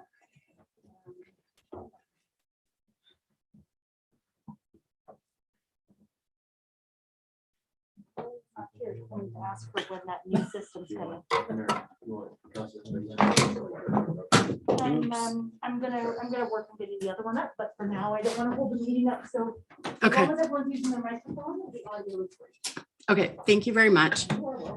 So moving forward in our 22 budget and agenda, we're starting with planning and development, and we're lucky to have Mr. Schrader. Thank you, Your Worship. Just in regards to planning and community development, not a whole lot has changed in regards to budget purposes. We did have an increase of $18,000, but that is per our restructuring in regards to our staffing. There's an additional cost to that, but we did reduce some of our yearly expenses for administration purposes through the year. It just brings some attention to some of the revenue. It's more or less the same as last year for revenue. We did make some different GL codes just for my staff to be able to break down our revenue a little bit better in more detail. In regards to professional consulting, we are doing a project this year for orthophoto. That's where we take a more or less a bird's eye view of the community and take pictures of the community and incorporate them into our GIS system. It helps us better for, well, it helps engineering and operations to start with, but also it helps us with our planning and permit processing with permits. And that's probably about the only real operating increase in regards to costs for my department. Our building inspector, more or less the same, as well as our PCS project or PCPS program where we contract them to do our subdivisions and anything else that we need advice on. So ideally then our budget for that is $410,000 for our planning and min. Any questions in regards to that section of my department?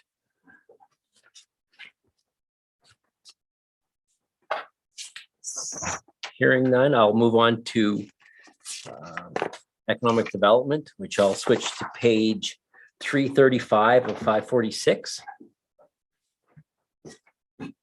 So as far as revenue, we do cost share some projects with Clearwater County. We're doing the supply chain as well as a visitor's guide as far as that $26,000 in revenue. And also we indicate $10,000 for our marketplace on Main vendors that we generate revenue for the 10 weeks during the summer.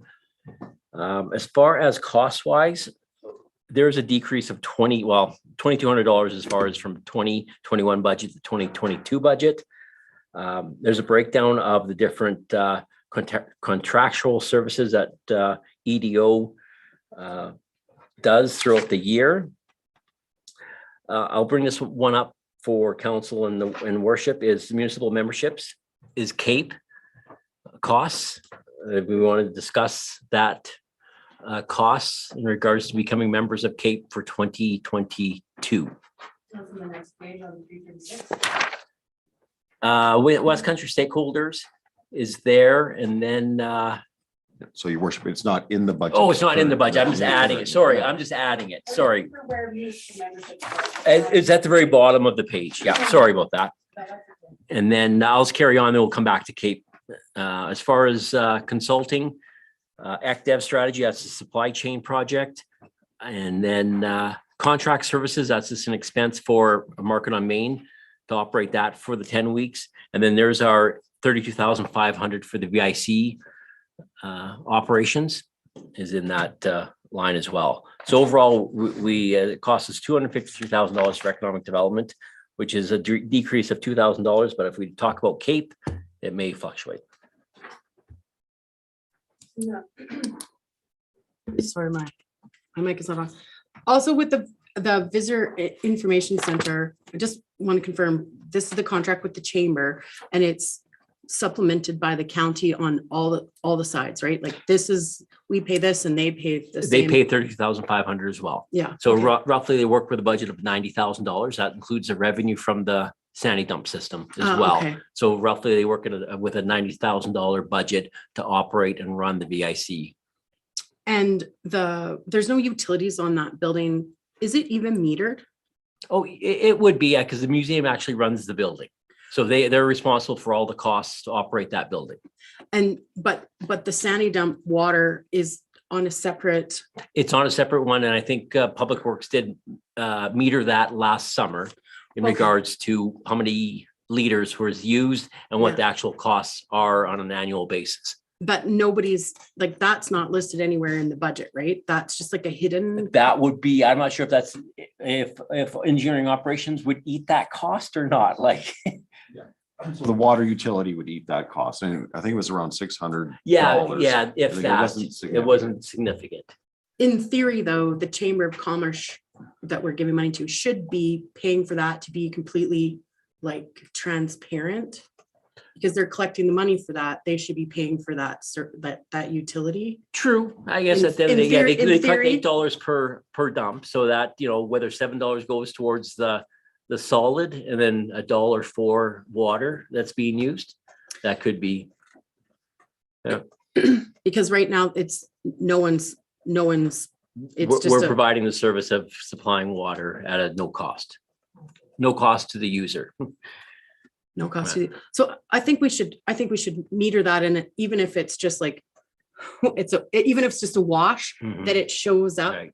for transparency, because one day we might want to Mhm.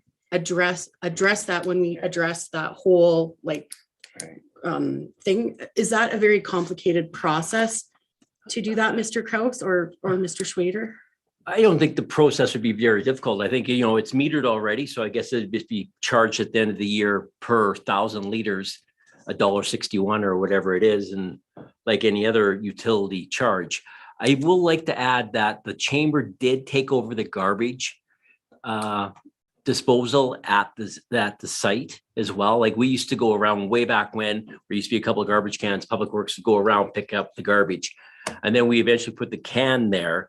And then in the last 2 years, the chamber has stepped up out of their expense to run the garbage dump. So they have taken the added expense on to, so as far as the water garbage, they could offset each other. But perhaps the chamber needs to charge it to the users, because it's not necessarily town citizens that are necessarily like, because we're not tracking, are you from town? Are you from out of town using that system? And we know the problems of garbage that we're having in the West Country where personal, like individuals are providing dumpsters at certain locations, and then people are like completely taking advantage of that and not being, you know, like it's, especially with so much more traffic in the West Country. And where else do you eliminate, where else do you find that service between, say, Nordig in here. Yeah. Right. Yeah. So, and I guess it's the service level that we, you know, it's either council's got to decide what service level we want to provide for our visitors to the area. So. Councillor All. Dean, does that $8, that goes to the VIC center, does it not? Not the chamber. That goes to the VIC to help operate the VIC center, yes, Right. which So- is run by the chamber. Yeah, But but they if do have a we- separate budget. If we charge them for that, they're just gonna ask us for the money. They're gonna requisition or try and. Possibly, like I said, 32,500 hasn't gone up in quite a few years as far as an increase in regards to the cost of operating the VIC. They've kind of stayed status quo with that number. I understand completely what Councillor Alda saying. It's going to show up, but we're going to have to pay for it anyways. However, then we would be able to track that with a transparent line item saying this is how much, because we don't know how much waste we're getting out of there because there's no meter, and we base all of our waste on water. And lots of times people will dump their waste, which is a huge cost, right? Like our new big thing is going to create a cost, and because it's really, what's the word? Concentrated. It's really concentrated waste. We're not getting an accurate like cost based on water, but I think we should have that line in the budget because it's a cost we're paying somewhere. Right. Yeah, because I feel like, say if they generate $32,000 in revenue, that's 4,000 dumps at $8 a pop. So I'm not sure what the average waste container is for a trailer. Say if it's 50 liters, then you can kind of determine, well, how many liters is going into our new waste transfer site or waste water management. I think we should attach a cost Right. for providing a service. We should, Right. so that we And I can, don't know if that'd come in my mind or if it'd come in under engineering operations for. well, it should be for that building, right? That building Well, is leasing it's more that, for the sandy dump, because the sandy dump's separate from the building. but the sandy dump is given to the chamber to collect the money for themselves, not for the citizens of Rocky Mountain House, right? Even though we're paying for the chamber. Right. And I guess it just, I guess, helps offset the costs to run the VIC, really, at the end of the day. Well, it's gonna be a Yeah. more true, it's gonna be a true cost Right. of that VIC, correct? Just a comment. We only put the meter on in this last year. So up until just very recently, the cost of operating the sandy dump, you're right, was totally buried just in operations. We don't really have a place in the budget. If we wanted to do that, I'd almost have to create a little VIC cost center, and then we'd pull out the costs that we give to them and include the utilities. So it's something we can look at doing for next year.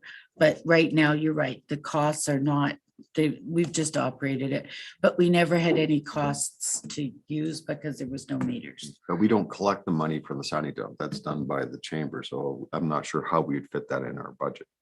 No. Because, yeah, So in the budget wouldn't be part of the leasing of that building because it's not necessarily attached, but they're, we don't own that building. We don't lease that building. Like the building's owned by the Historical Society. okay. Then the chamber leases from the Historical Society to be in there. And then we lease, you could say $30,000 for operational, we lease the VIC He's sent there. part of the building. Okay. Hopefully I'm not, So, you know, Can I make an administrative ask to investigate where that money line budget item would appear so that it's transparent for the future? Yeah, yeah. Yeah, and so I think, your worship, that'd be part of the report that we're doing for council on the VIC center, which would show all the costs and stuff. I think we would see that revenue in their financial statements. Yeah, that we'd they see the give us. revenue for the sandy dump, and that's why you can, Backtrack. backtrack as far as, okay, like take an average of so many liters and how many liters is going into our system. And I Right. guess that could give you a cost of, you know. Because in 2023 or 2024, we're gonna start charging, we're gonna have a higher cost for wastewater Mhm. that I think we should Right. start tracking. Right. Does that sound fair? Yep. Does anybody else have any comments on that? No? Okay, thank you very much.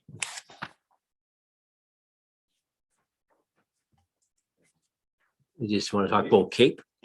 Yes. Okay.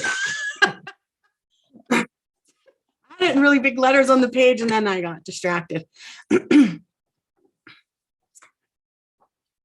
So we talking about Cape at this meeting, and we've had lots of discussions that some council members thought that the fees were too high for what we got. And then we agreed to discuss it again today. And if I could start with Mr. Schwader, because you had a lot of points that you found were helpful for for the economic development. And can you explain what an RDA are? Oh, Are we Regional that- Economic Development Association, which there's, I think there used to be 10 in the province of Alberta. Whether some of them have fell off over the last few years, I'm not too sure. But through the Alberta government, Mr. Cross can help me out. Alberta government recognizes these REITs and they are giving funds to the REITs, which Cape is a REITA, is part of the REITA umbrella.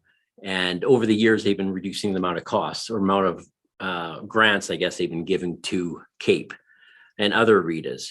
And as far as the Cape itself, you know, there's pros and cons and it depends what you want to get out of it. I think I explained myself a couple meetings ago, but the EDO, he gets quite a bit out of it because there's a lot of networking and a lot of different projects. But some of the projects, like I said, meet kind of what our mandate is. Some of them don't meet some of our mandates. So it's kind of a hit and miss. And, you know, we do have a presence at the table, I guess, as far as what projects, and they get feedback from their membership communities as far as what direction they want to go in. I know there's a board that develops goals as well, but I think they listen to the membership as well as far as moving forward with Cape. But overall, like I've been with, you know, the town for 22 years, I've seen the ups and downs, and I was there when Mayor Serkan was actually there. And like I said, peaks and valleys, we all struggle sometimes within our organization. And like I said, some of the projects are within our mandate, some of them are not. So Thank you very much. So I think that Cape would be a good asset for our community because it's a regional economic development. And I know Mr. Kraus has said they've worked on in the past trying to form a new REITA with us, Drayton Valley, and going like on that. Am I explaining that correctly? We tried to do that and it sort of fell apart. So I think, or it had a lot of changes to it. And this would be just another area where we could be in partnership with other communities. And yeah, am I right about that? We tried to do that sort Yeah, of. Your Worship, just for clarification, we didn't try to form a new REITA. It was just the 5 municipalities getting together to see common interests and what we can work on together. So, but it wasn't the actual forming of a REITA. I don't think the province would actually allow a forming of a new one because we're reducing fundings to the existing one. Okay, thank you very much. So we discussed earlier that we were going to talk about Cape again at budget. And so I'd just like to open it to discussion. Councillor Boniface. So, like, I've tried to find out as much as I can about them, but why I really feel that being part of them is, you know, a very good idea. We were certainly, when we were in Edmonton, it was certainly people we spoke to encouraged us to do so. But I will say that I've listened to the councillors here who have the experience of and why they left the program, and I respect their opinions. I will say that the thing that I was really disappointed by when the presentation was given, I really felt like it was the Donald Trump presentation. We're going to do really, really good stuff. Don't know what it is, but it's going to be really, really good. And I don't want to hear that. What I want to hear from them is, what the hell are you going to do? Because if you're not going to do anything, there's really no point of us spending the money. If we were to join them this year, I would say that it would be certainly conditional on, we're going to join you for 1 year, come and make a couple of presentations, tell us what you're going to do in helping us get in this highway twin through Rocky. And if you're not, do not expect us to be coming back again. And that's how I think. Mr. Kraus or Mr. Schwader, is that possible to only join for 1 year? I think it's the year's notice, but I guess you know, whether you, as you enter the Cape, whether that's a condition that you propose, it's, I guess, no harm in asking, I guess, you know, so, but I think part of their bylaws is you gotta give 1 year's notice. Councillor Phillips, I think you had a comment or a question. Yeah, I was just going to comment that it was, you can join, but you have to give a year's notice to exit. So that would turn into a 2-year commitment just because of the 1 year notice. And I know during that presentation, the fees are going to go up, and they said they're going to go up, and it sounds fairly significant that the fees are going to go up.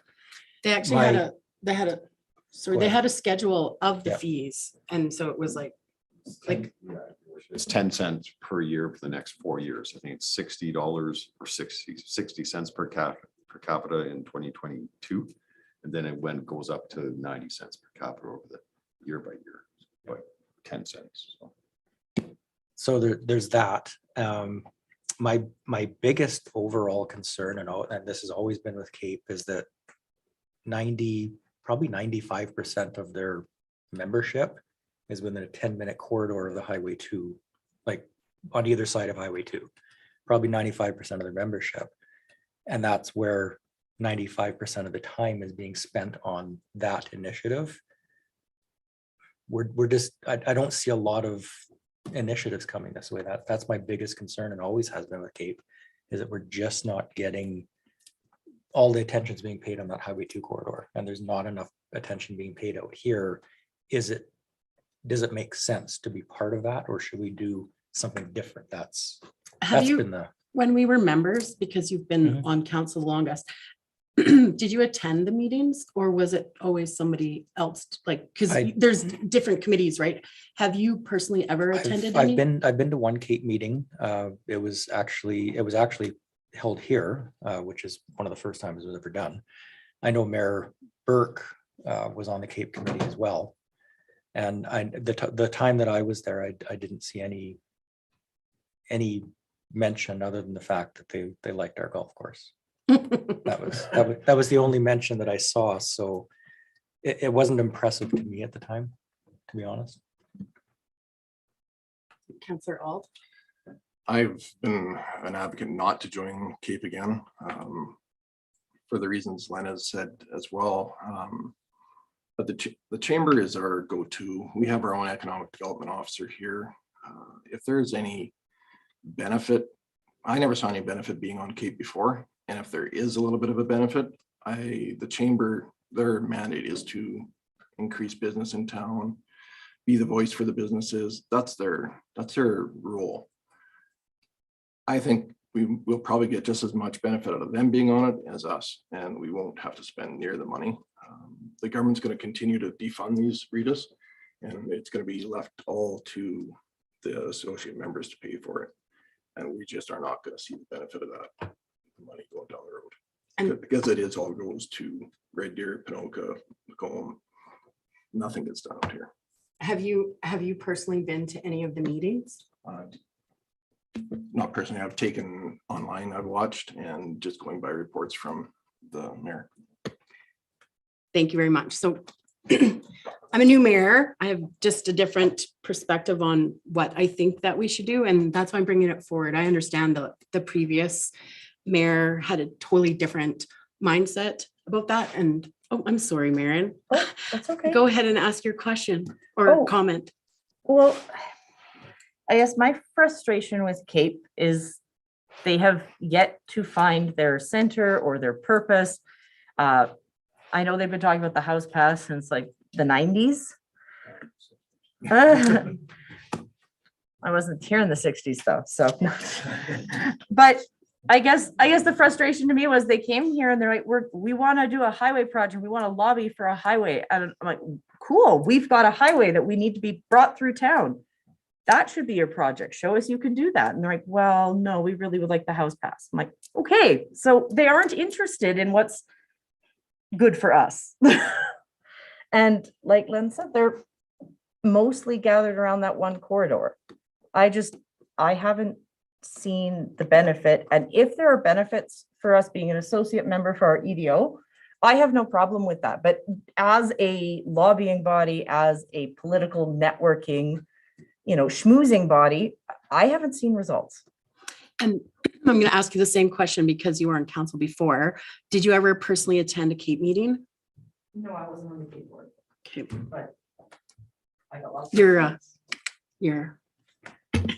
I got lots of reports. Thank you very much. I'd like to see if there's any other questions about it. I don't have any questions. I was definitely on board with it at one time. I've been like Shane and I have looked and looked and looked and haven't found a whole lot of what they're doing, especially for this area. I do though wonder if we were a part of it, if there would be a shift this way. But then I'm hearing past council saying that there still wasn't. And I also think that it's senseless to do it now. It would be better to wait until into the fall because the membership goes from what, the day you join? For No, your, it's December to December. is it? Yeah. But the board of directors, everything, all their positions have already been filled. So I think if we were going in that direction, it would be important to have somebody sitting directly on that committee to have the voice for us. So like I said, I'm kind of one way or the other, not sure. Councillor Boniface. I had never thought of it at with the comments that Councillor Old made about already having our Chamber of Commerce and other people in position. And with the increase of cost going up and the comment he also made that governments are going to start defunding it, we're seeing more and more of stuff being defunded.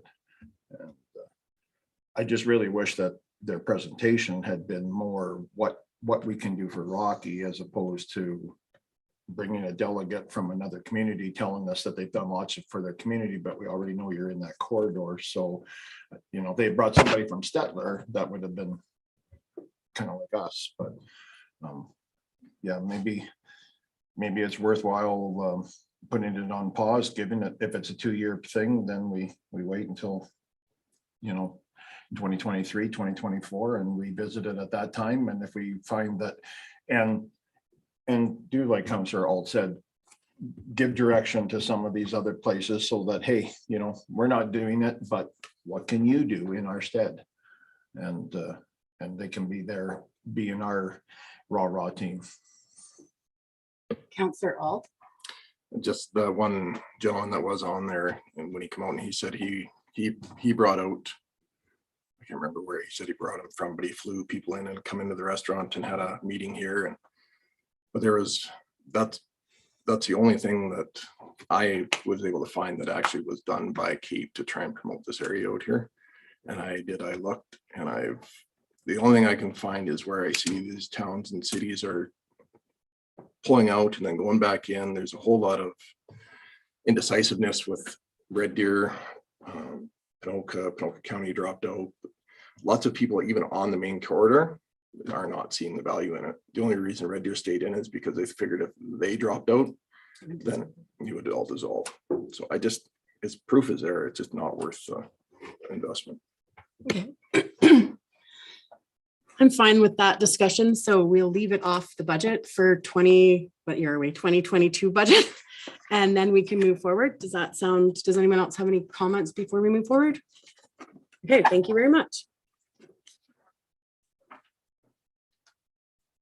So just quickly regarding our. Your microphone, your mic again. On page 341, just regarding some of our public lands and leases for revenue through 2022.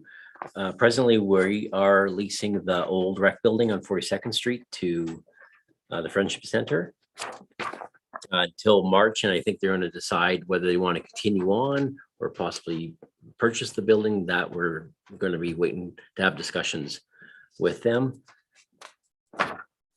And the budget only has those numbers in, right? Yeah. I think I asked that already. Can you reach? Vertically challenged. If you look on page 343 up at the top, it just shows it was originally planned as temporary accommodations, and we only put in 3 months worth of rent. So if that goes forward, then that will increase. We'll have a surplus in this department. Before they were in there and before we had our center in there, was it rented out? No, it was sitting empty. For So we were a trying to long sell it. time. It was actually on the market Yeah. for sale. Okay, Is what So- we tried to do with it. thank you very much. You gonna address some of these? I don't know if some of these numbers are. The next one, public lands, again, this is a standard department in municipal accounting. We moved, that 22.6 is magically appearing here. We moved it from administration. It's just various land leases that we have around, but the CNRL land lease, that's another big one that we have. So it's just leases, money that we bring in for bits that are leased throughout town. The only other one that's specifically tied, and I can't remember offhand, is if we have, sometimes you have hayland leases for airports, that would go to the airport if it's that area. Which was on there. Yeah. Which was on the airport, I saw. You can handle that one. And that's planning and development. Do we have any other questions for Mr. Schwader before we go to the next thing? I see none. Thank you very much.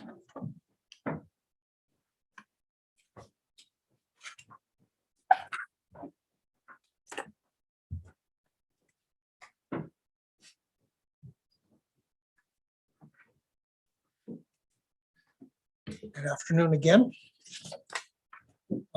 So I'll just start on page 350, just under the divisional wrap up, just a really high level, as Betty said, overall budget for revenues projecting to be down slightly, mostly due to the loss of the sponsorship of the recreation center. Otherwise, very little change in the revenue side of things. Overall, for all of our departments, the challenge with any of the recreation facilities is how do you predict revenue, right? So what we've done, I know seeing the last part of 2021 as we were allowed to be open and the arena is busy, the pool is busy, the Christian or not the Christian, Lusapa Center, again, that was probably our slowest facility, but they were starting to come back. The schools were back in using our facilities. The user groups are back, other than the adult programming. So in the grand scheme of things, we've used 2019's projected budgets because 2020 and 2021 were next to impossible to predict, and we can't use that as a reference point for revenues going forward. We're hoping that we're going through the last phases. Who knows with the current Omicron, what that's going to mean for us, but in trying to set our budgets for all of my departments, that's sort of the challenge that we've had. And then as far as the expense side of things, my managers have done a fantastic job of not spending when they didn't need to spend, and when the facilities were closed, obviously our expenses were less and that. So just a high level, I guess, in the grand scheme of things, we have a change of $50,000 throughout my entire department. So I'll go through quickly some of the different costing centers. The rec admin is my office specifically. We've got myself and my admin assistant as the staffing within that facility. Just some minor changes up and down throughout that. Overall, a change of $800 in my office. Page 355 is again sort of the detail within my office. Why did the insurance go down so much? I'm going to ask Betty to speak to that. Basically, I did a review. This is again one of the things we've tried to fine tune. Just it's previously we had insurance being charged to rec admin. It's like Wes has like 2 offices, so we just moved it. It went someplace else. So a little more accurate accounting.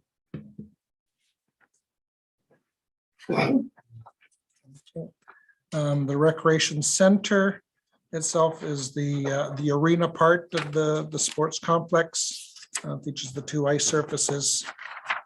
Again, very little changes Within that department, personnel, again, we've moved some of the staffing out of that department and into building maintenance type of thing. So again, overall, a change of just over $8,000 in the arena operations. If the world no longer has COVID, are we budgeted for enough personnel to run what we already have going on? Yes. Thank you. Yeah, I feel that our staffing level, we've worked long and hard over the last couple of years within my whole department. The arena hasn't really changed. The main one that changed was our operations of the fitness center, where we don't have, and we can get into that in the fitness center side of things, where we don't have. I was just curious. Fitness like- center attendance there. Now that's covered by our guest services staff.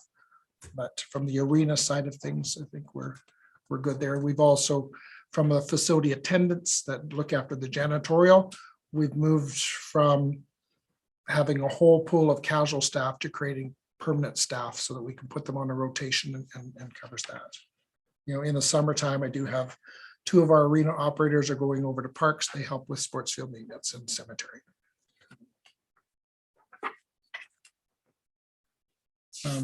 So page 360, 361 is just the detail of the arena operations. I just had a sticky note and I don't know where I found it. ATM fees, $700 revenue.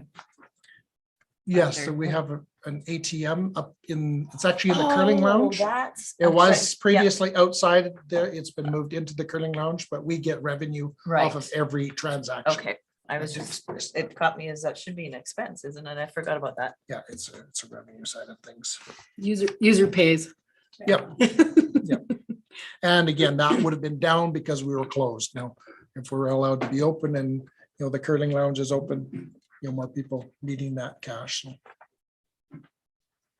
Under the rec center building, very little changes there. On page 364, the one change was in staffing, and that had to do with some of the changes that Betty did with rebanding across the organization, step increases. So that would be the major change in the facility.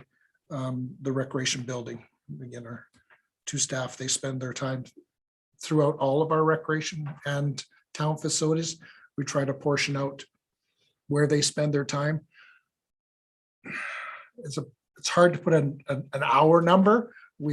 As Betty and I sat together, it's sort of a percentage of their time we estimate is going to be in each one of these facilities. So that's how we figure out the building maintenance staffing times.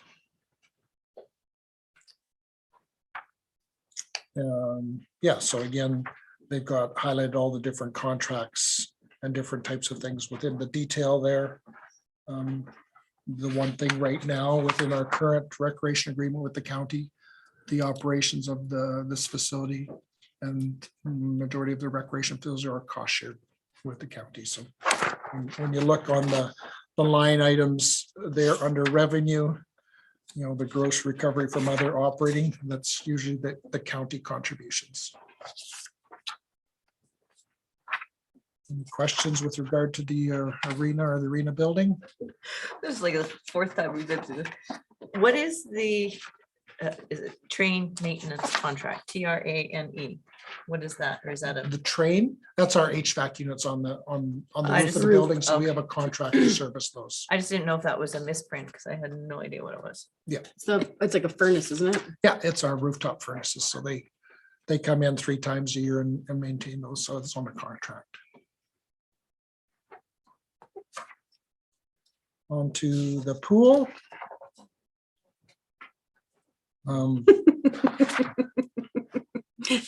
That's what sorry, Maren said you can't stop a train. That's their advertisement. So yeah, so when you say what is train, that's what I thought too. I'm like, see a picture of a furnace. You can't stop a train in the furnaces.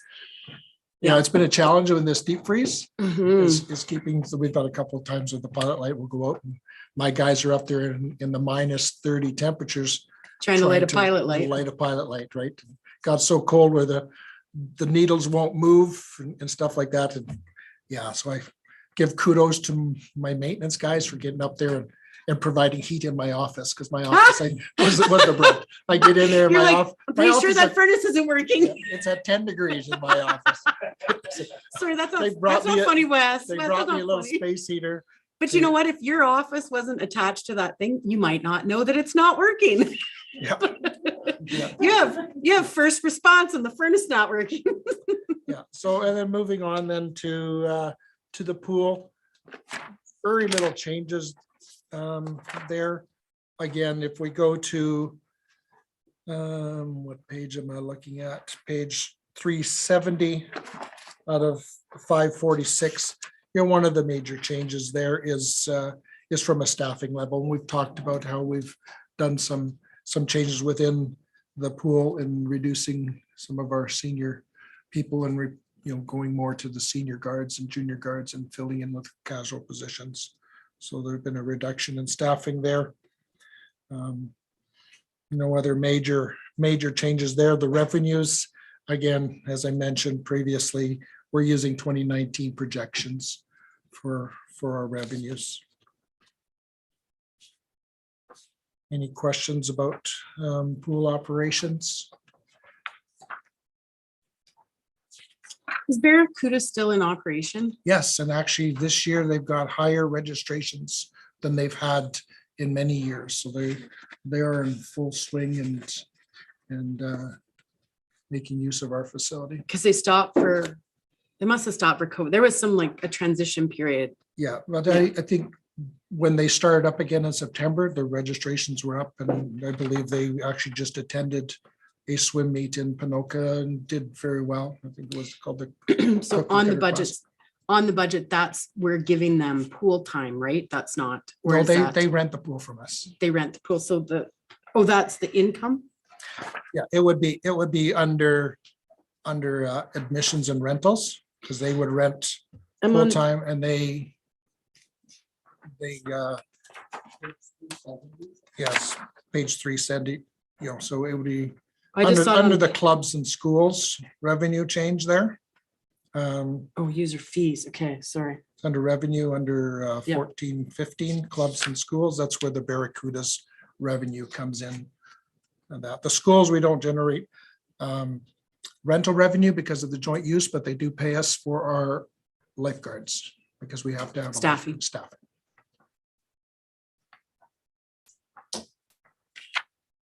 Any questions about pool operations? We'll carry on to the pool building itself.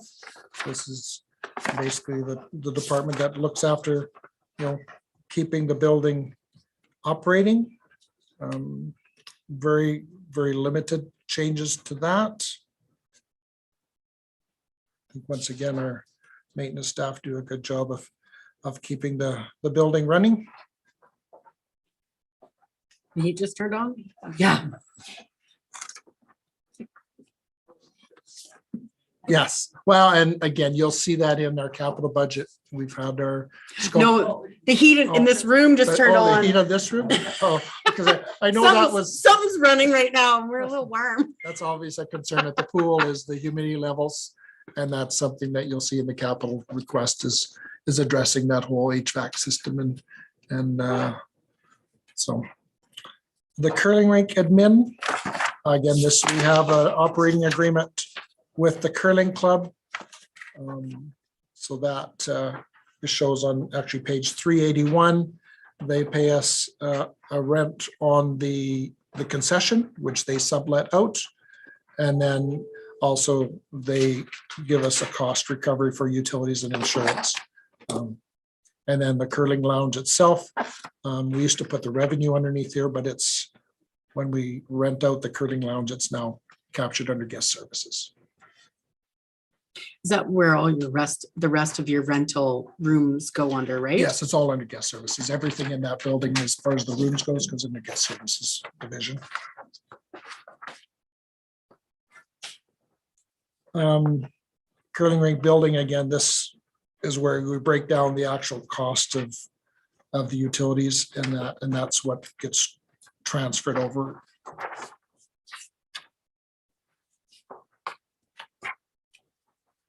On to the guest services department.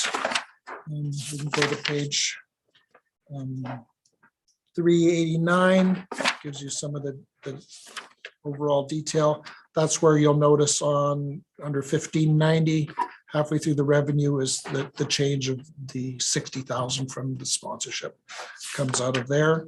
And then below that, the transfer of 30,000, which was going to the curling club, which has been taken out of the budget as well.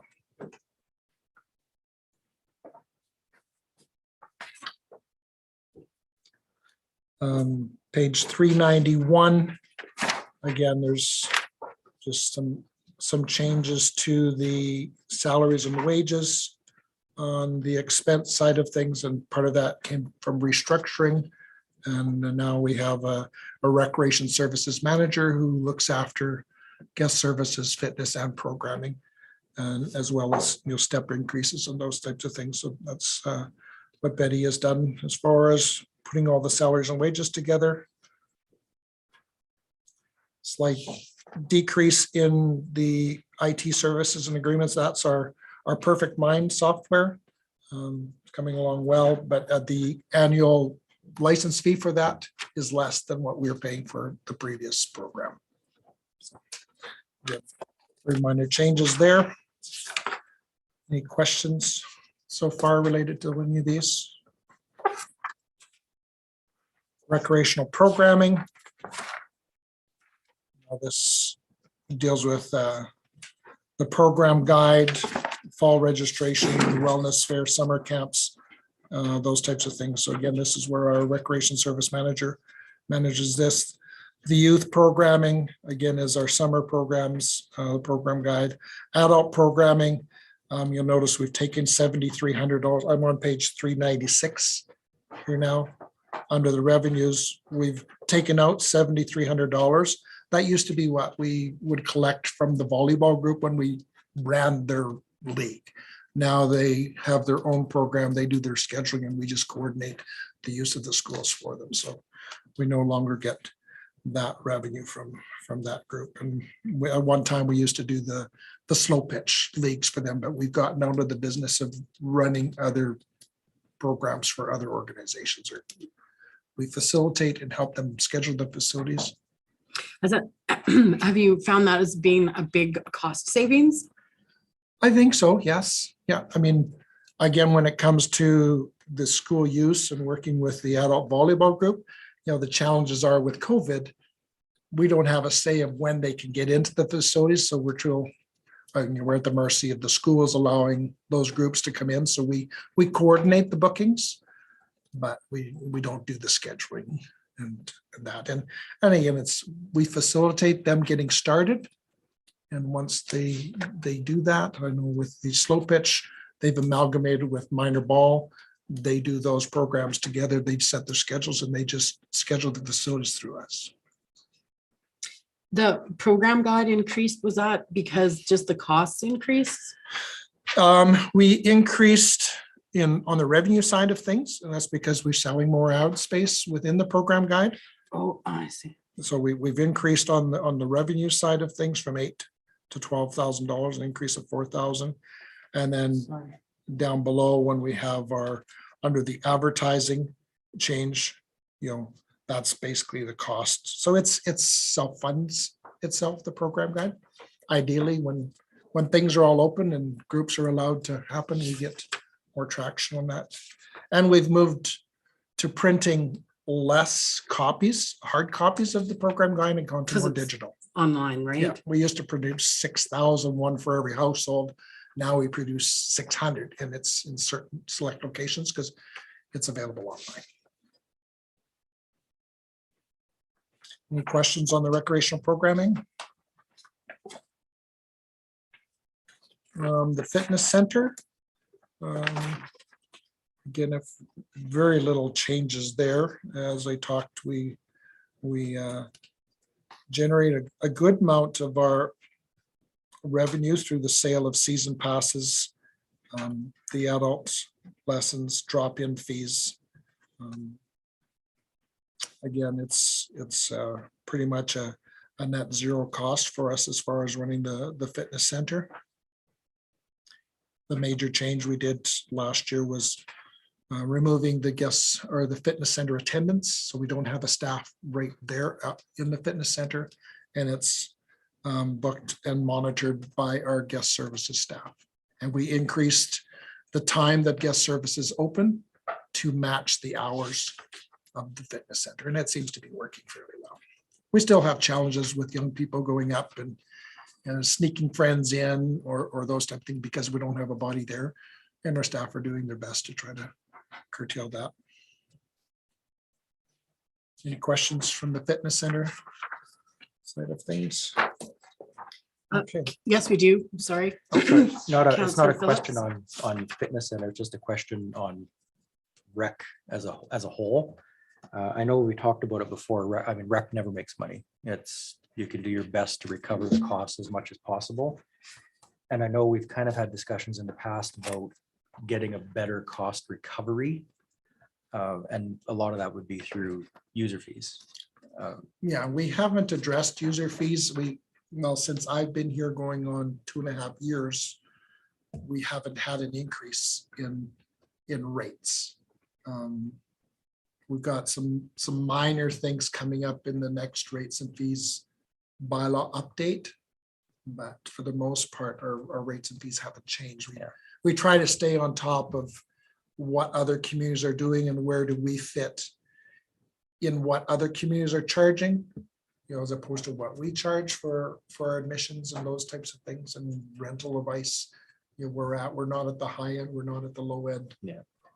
It'd just be nice. I mean, I'm not sure what our overall cost recovery is, but if we're at 38%, if we could go from 38 to maybe a 42% cost recovery, right, that would just help the overall budget. I think this was something that was discussed at the service level, and I think Wes was tasked with you get to bring that back for September, is looking at where we can set defined cost recovery benchmarks where, say, I know they do it with like adults, like adult hockey, it's 100% user pay, whereas children's hockey, we might say we want to look at 60% of our costs. So certain areas, I think that is something that we want to look at this year. Yeah.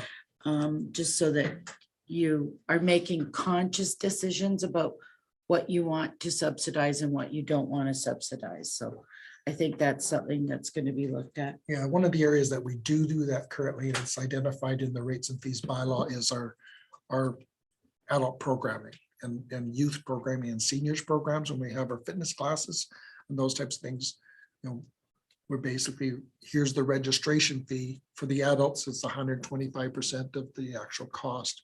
For seniors and youth, it's maybe only 50% cost recovery. And it's a matter of, again, that a lot of that, again, when you're trying to weigh out the cost benefit of the health and wellness of our community. And yes, the recreation fees, we all know that, it's a big part of our budget and it's subsidized greatly by our taxpayers. At the same time, when you look at the overall health and wellness, we've done some initiatives in the last year, like previous council, where anyone over 75 now gets a free recreation pass. And again, that's something to recognize in keeping our seniors healthy so they're not a burden on the healthcare system or those types of things. So again, those are conscious philosophical decisions, I guess, that council would have. Randomly, because you brought it up, do you know the number off the top of your head of how many people have taken advantage of that program? Not off the top of my head, but I know some of those that were in that group, especially some of our senior lap swimmers and people utilizing the pool. Hey, kudos, and sometimes those people, seniors in particular, they're on fixed incomes, and I know a couple of them lap swimmers. Yep. So it's a benefit to them, and they're really grateful for council's decision in moving that direction. Sorry. So- He's got a question or comment. No, it's a question, general question on the curling rink. Are they going to be able to stay as a viable functioning group?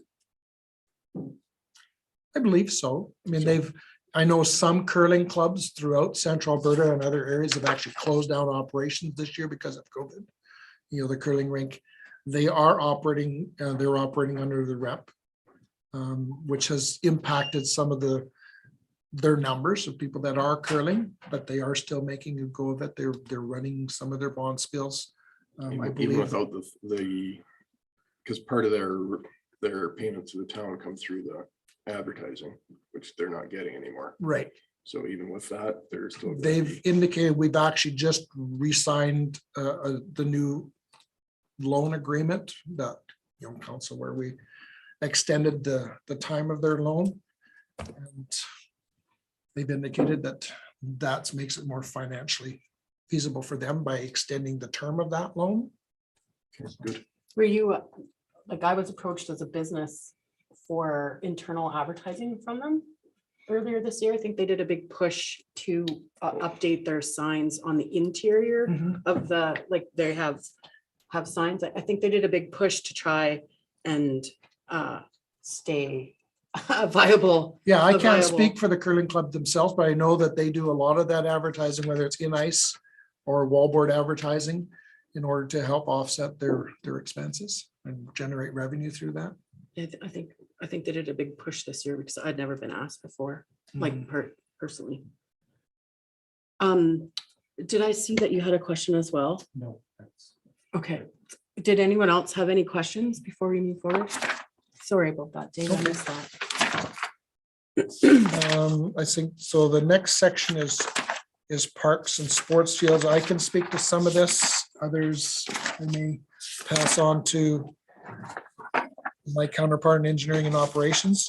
Typically, how the parks work is operations looked after maintaining all the ground side of things. When it comes to the sports fields, my staff look after the booking and renting of those fields, and then the operations staff look after the parks themselves and maintaining the green spaces. So I'm not sure if Mr. Fraser wants to come up and tackle some of the parks questions. I don't believe there's a lot of major changes here unless you have specific questions through any of those. We can try to tackle those together. I'll just ask, does anybody have any questions about parks or operations of parks? What page are you on now? Well, that would have been Page page 408, 409, sort of the details of the park operations. Doesn't look to me like there's a lot of major changes that have happened in there. Again, it would have been the operations department that put together the budget. Mostly minor.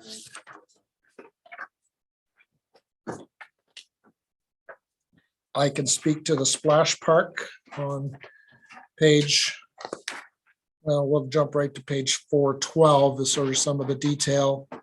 Again, last year was our first real year of operations. We've asked the county to cost share that. Again, that will come up probably with part of the discussion with the recreation agreement. One of the changes again on, I guess, the 50 or 2540, the water and sewer. First year was an estimate. This year with the number of hot days, we didn't have many days when it wasn't running. And so we've increased the amount of actual cost of water.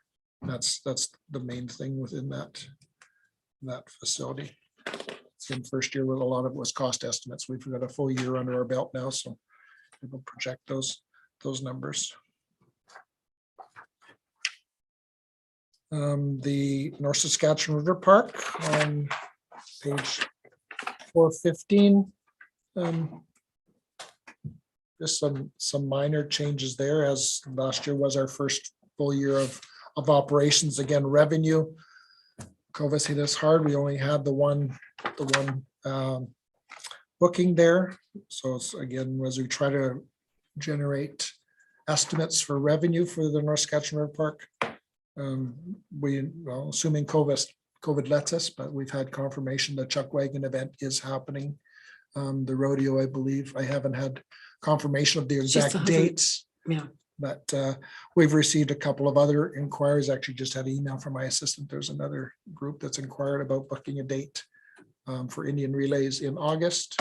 So The Lions Club is in there too, right? That would be 2 events, wasn't it? Or is it a different? yeah, no, the area? Lions Club is in their September for their demolition derby. Cause so that there was 2 things that happened this year, right? The Oh, truck yes. wagon, sorry, I and was the just Lion- like, is yeah. it someplace else? No, the Lions, the demolition derby is in there. It doesn't impact our revenue side of things because according to, it's $100 is what their rent is for that, because all the money that comes in from that event ends up going back into the community. So that's identified in the rates and fee bylaw, what the rent is for the Lions for the demolition derby. So that's not a huge revenue generator for the town, but the town does benefit Yeah. that way as well. So other operations, again, when it comes to the grounds, the operation department looks at when it comes to rental of the facilities and the repair and maintenance of the buildings themselves. That's our building maintenance staff.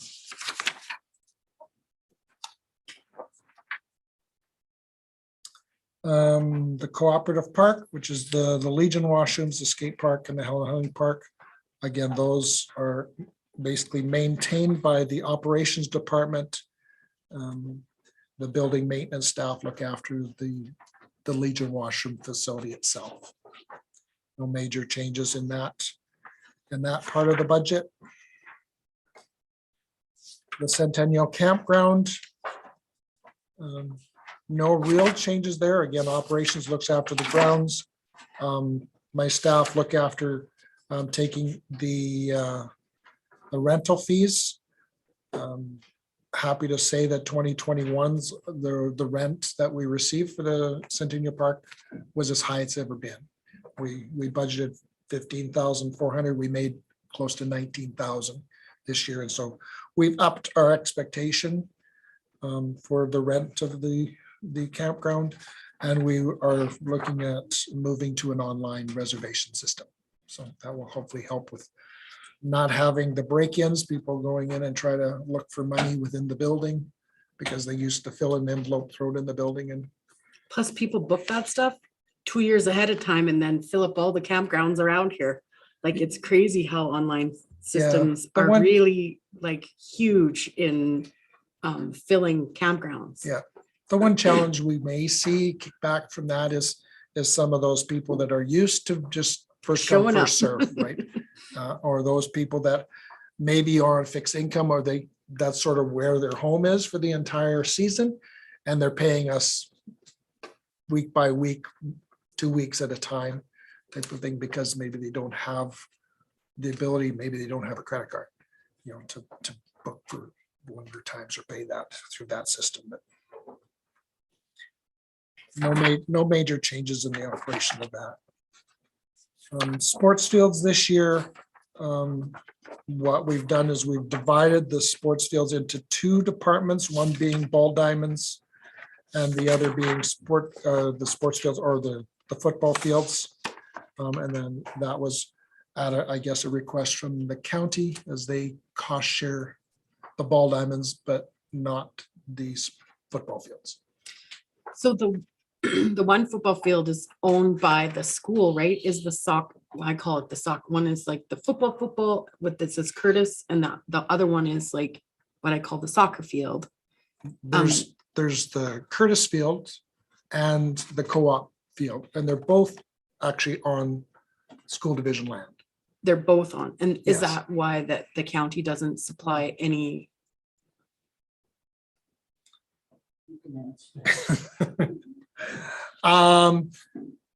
I don't know the history. Again, that when that agreement was done in 2009, that was what they identified as they'll cost share for baseball, but not for the sports fields. And maybe because it was on school property, but we have an agreement with the school division to maintain those, so that if you look on page 430 of 546, you'll see on the revenue side of things, the fees for general service, the $7,400. Again, that was collected from the school division to maintain the sports fields there. Now we've removed it from the baseball. You'll see nothing there. But if you go to a couple pages down to the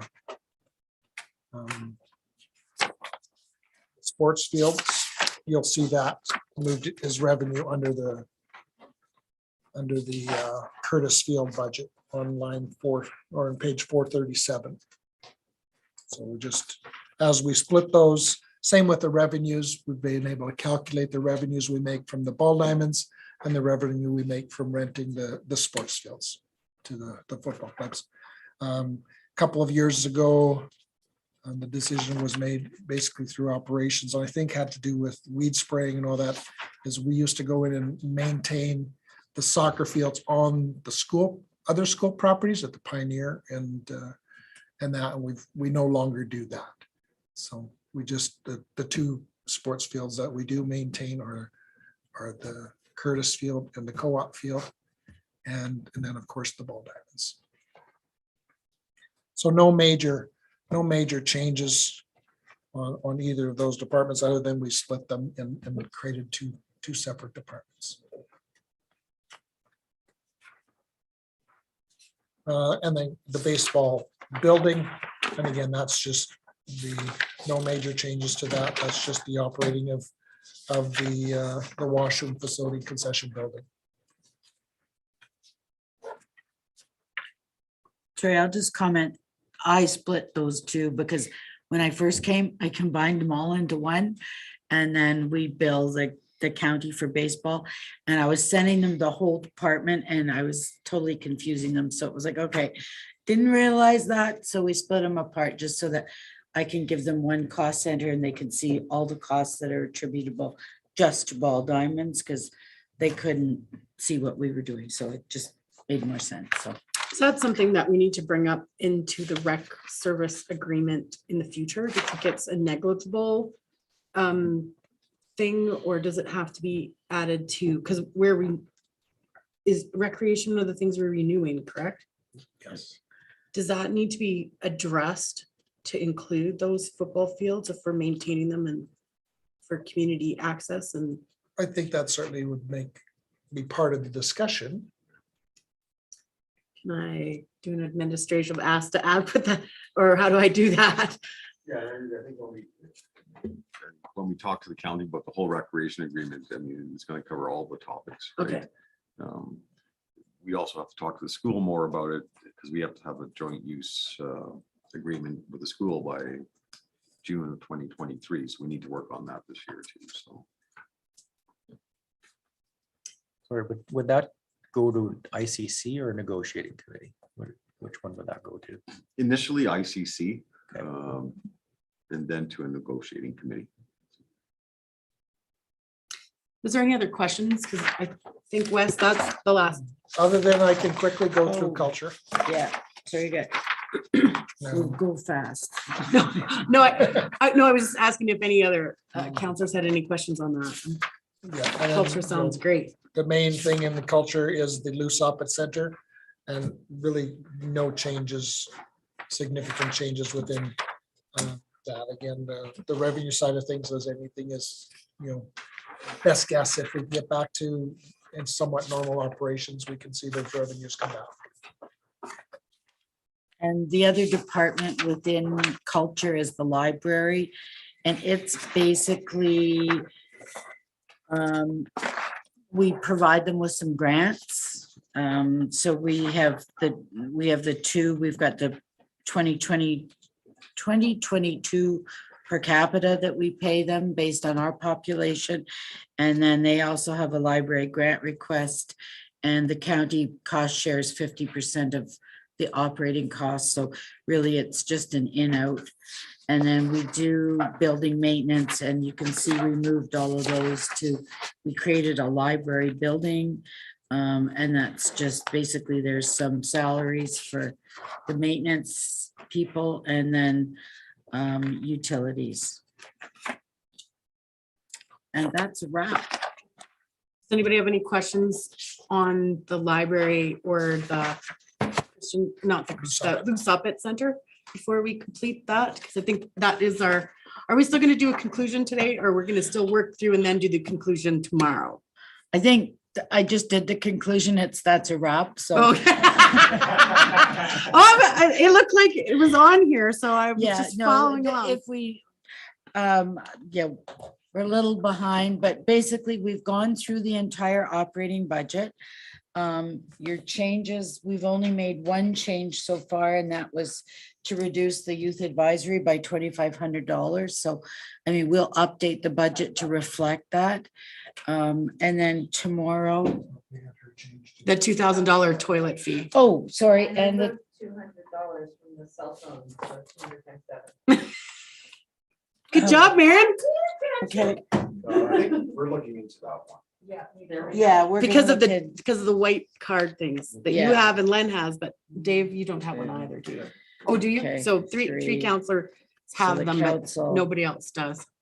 Sticks, okay. So So, we'll Right. look at those, and then tomorrow we'll do capital, and depending on the discussion, we might be done earlier than 4:30. so I'd like to adjourn today's meeting. Thank you very much.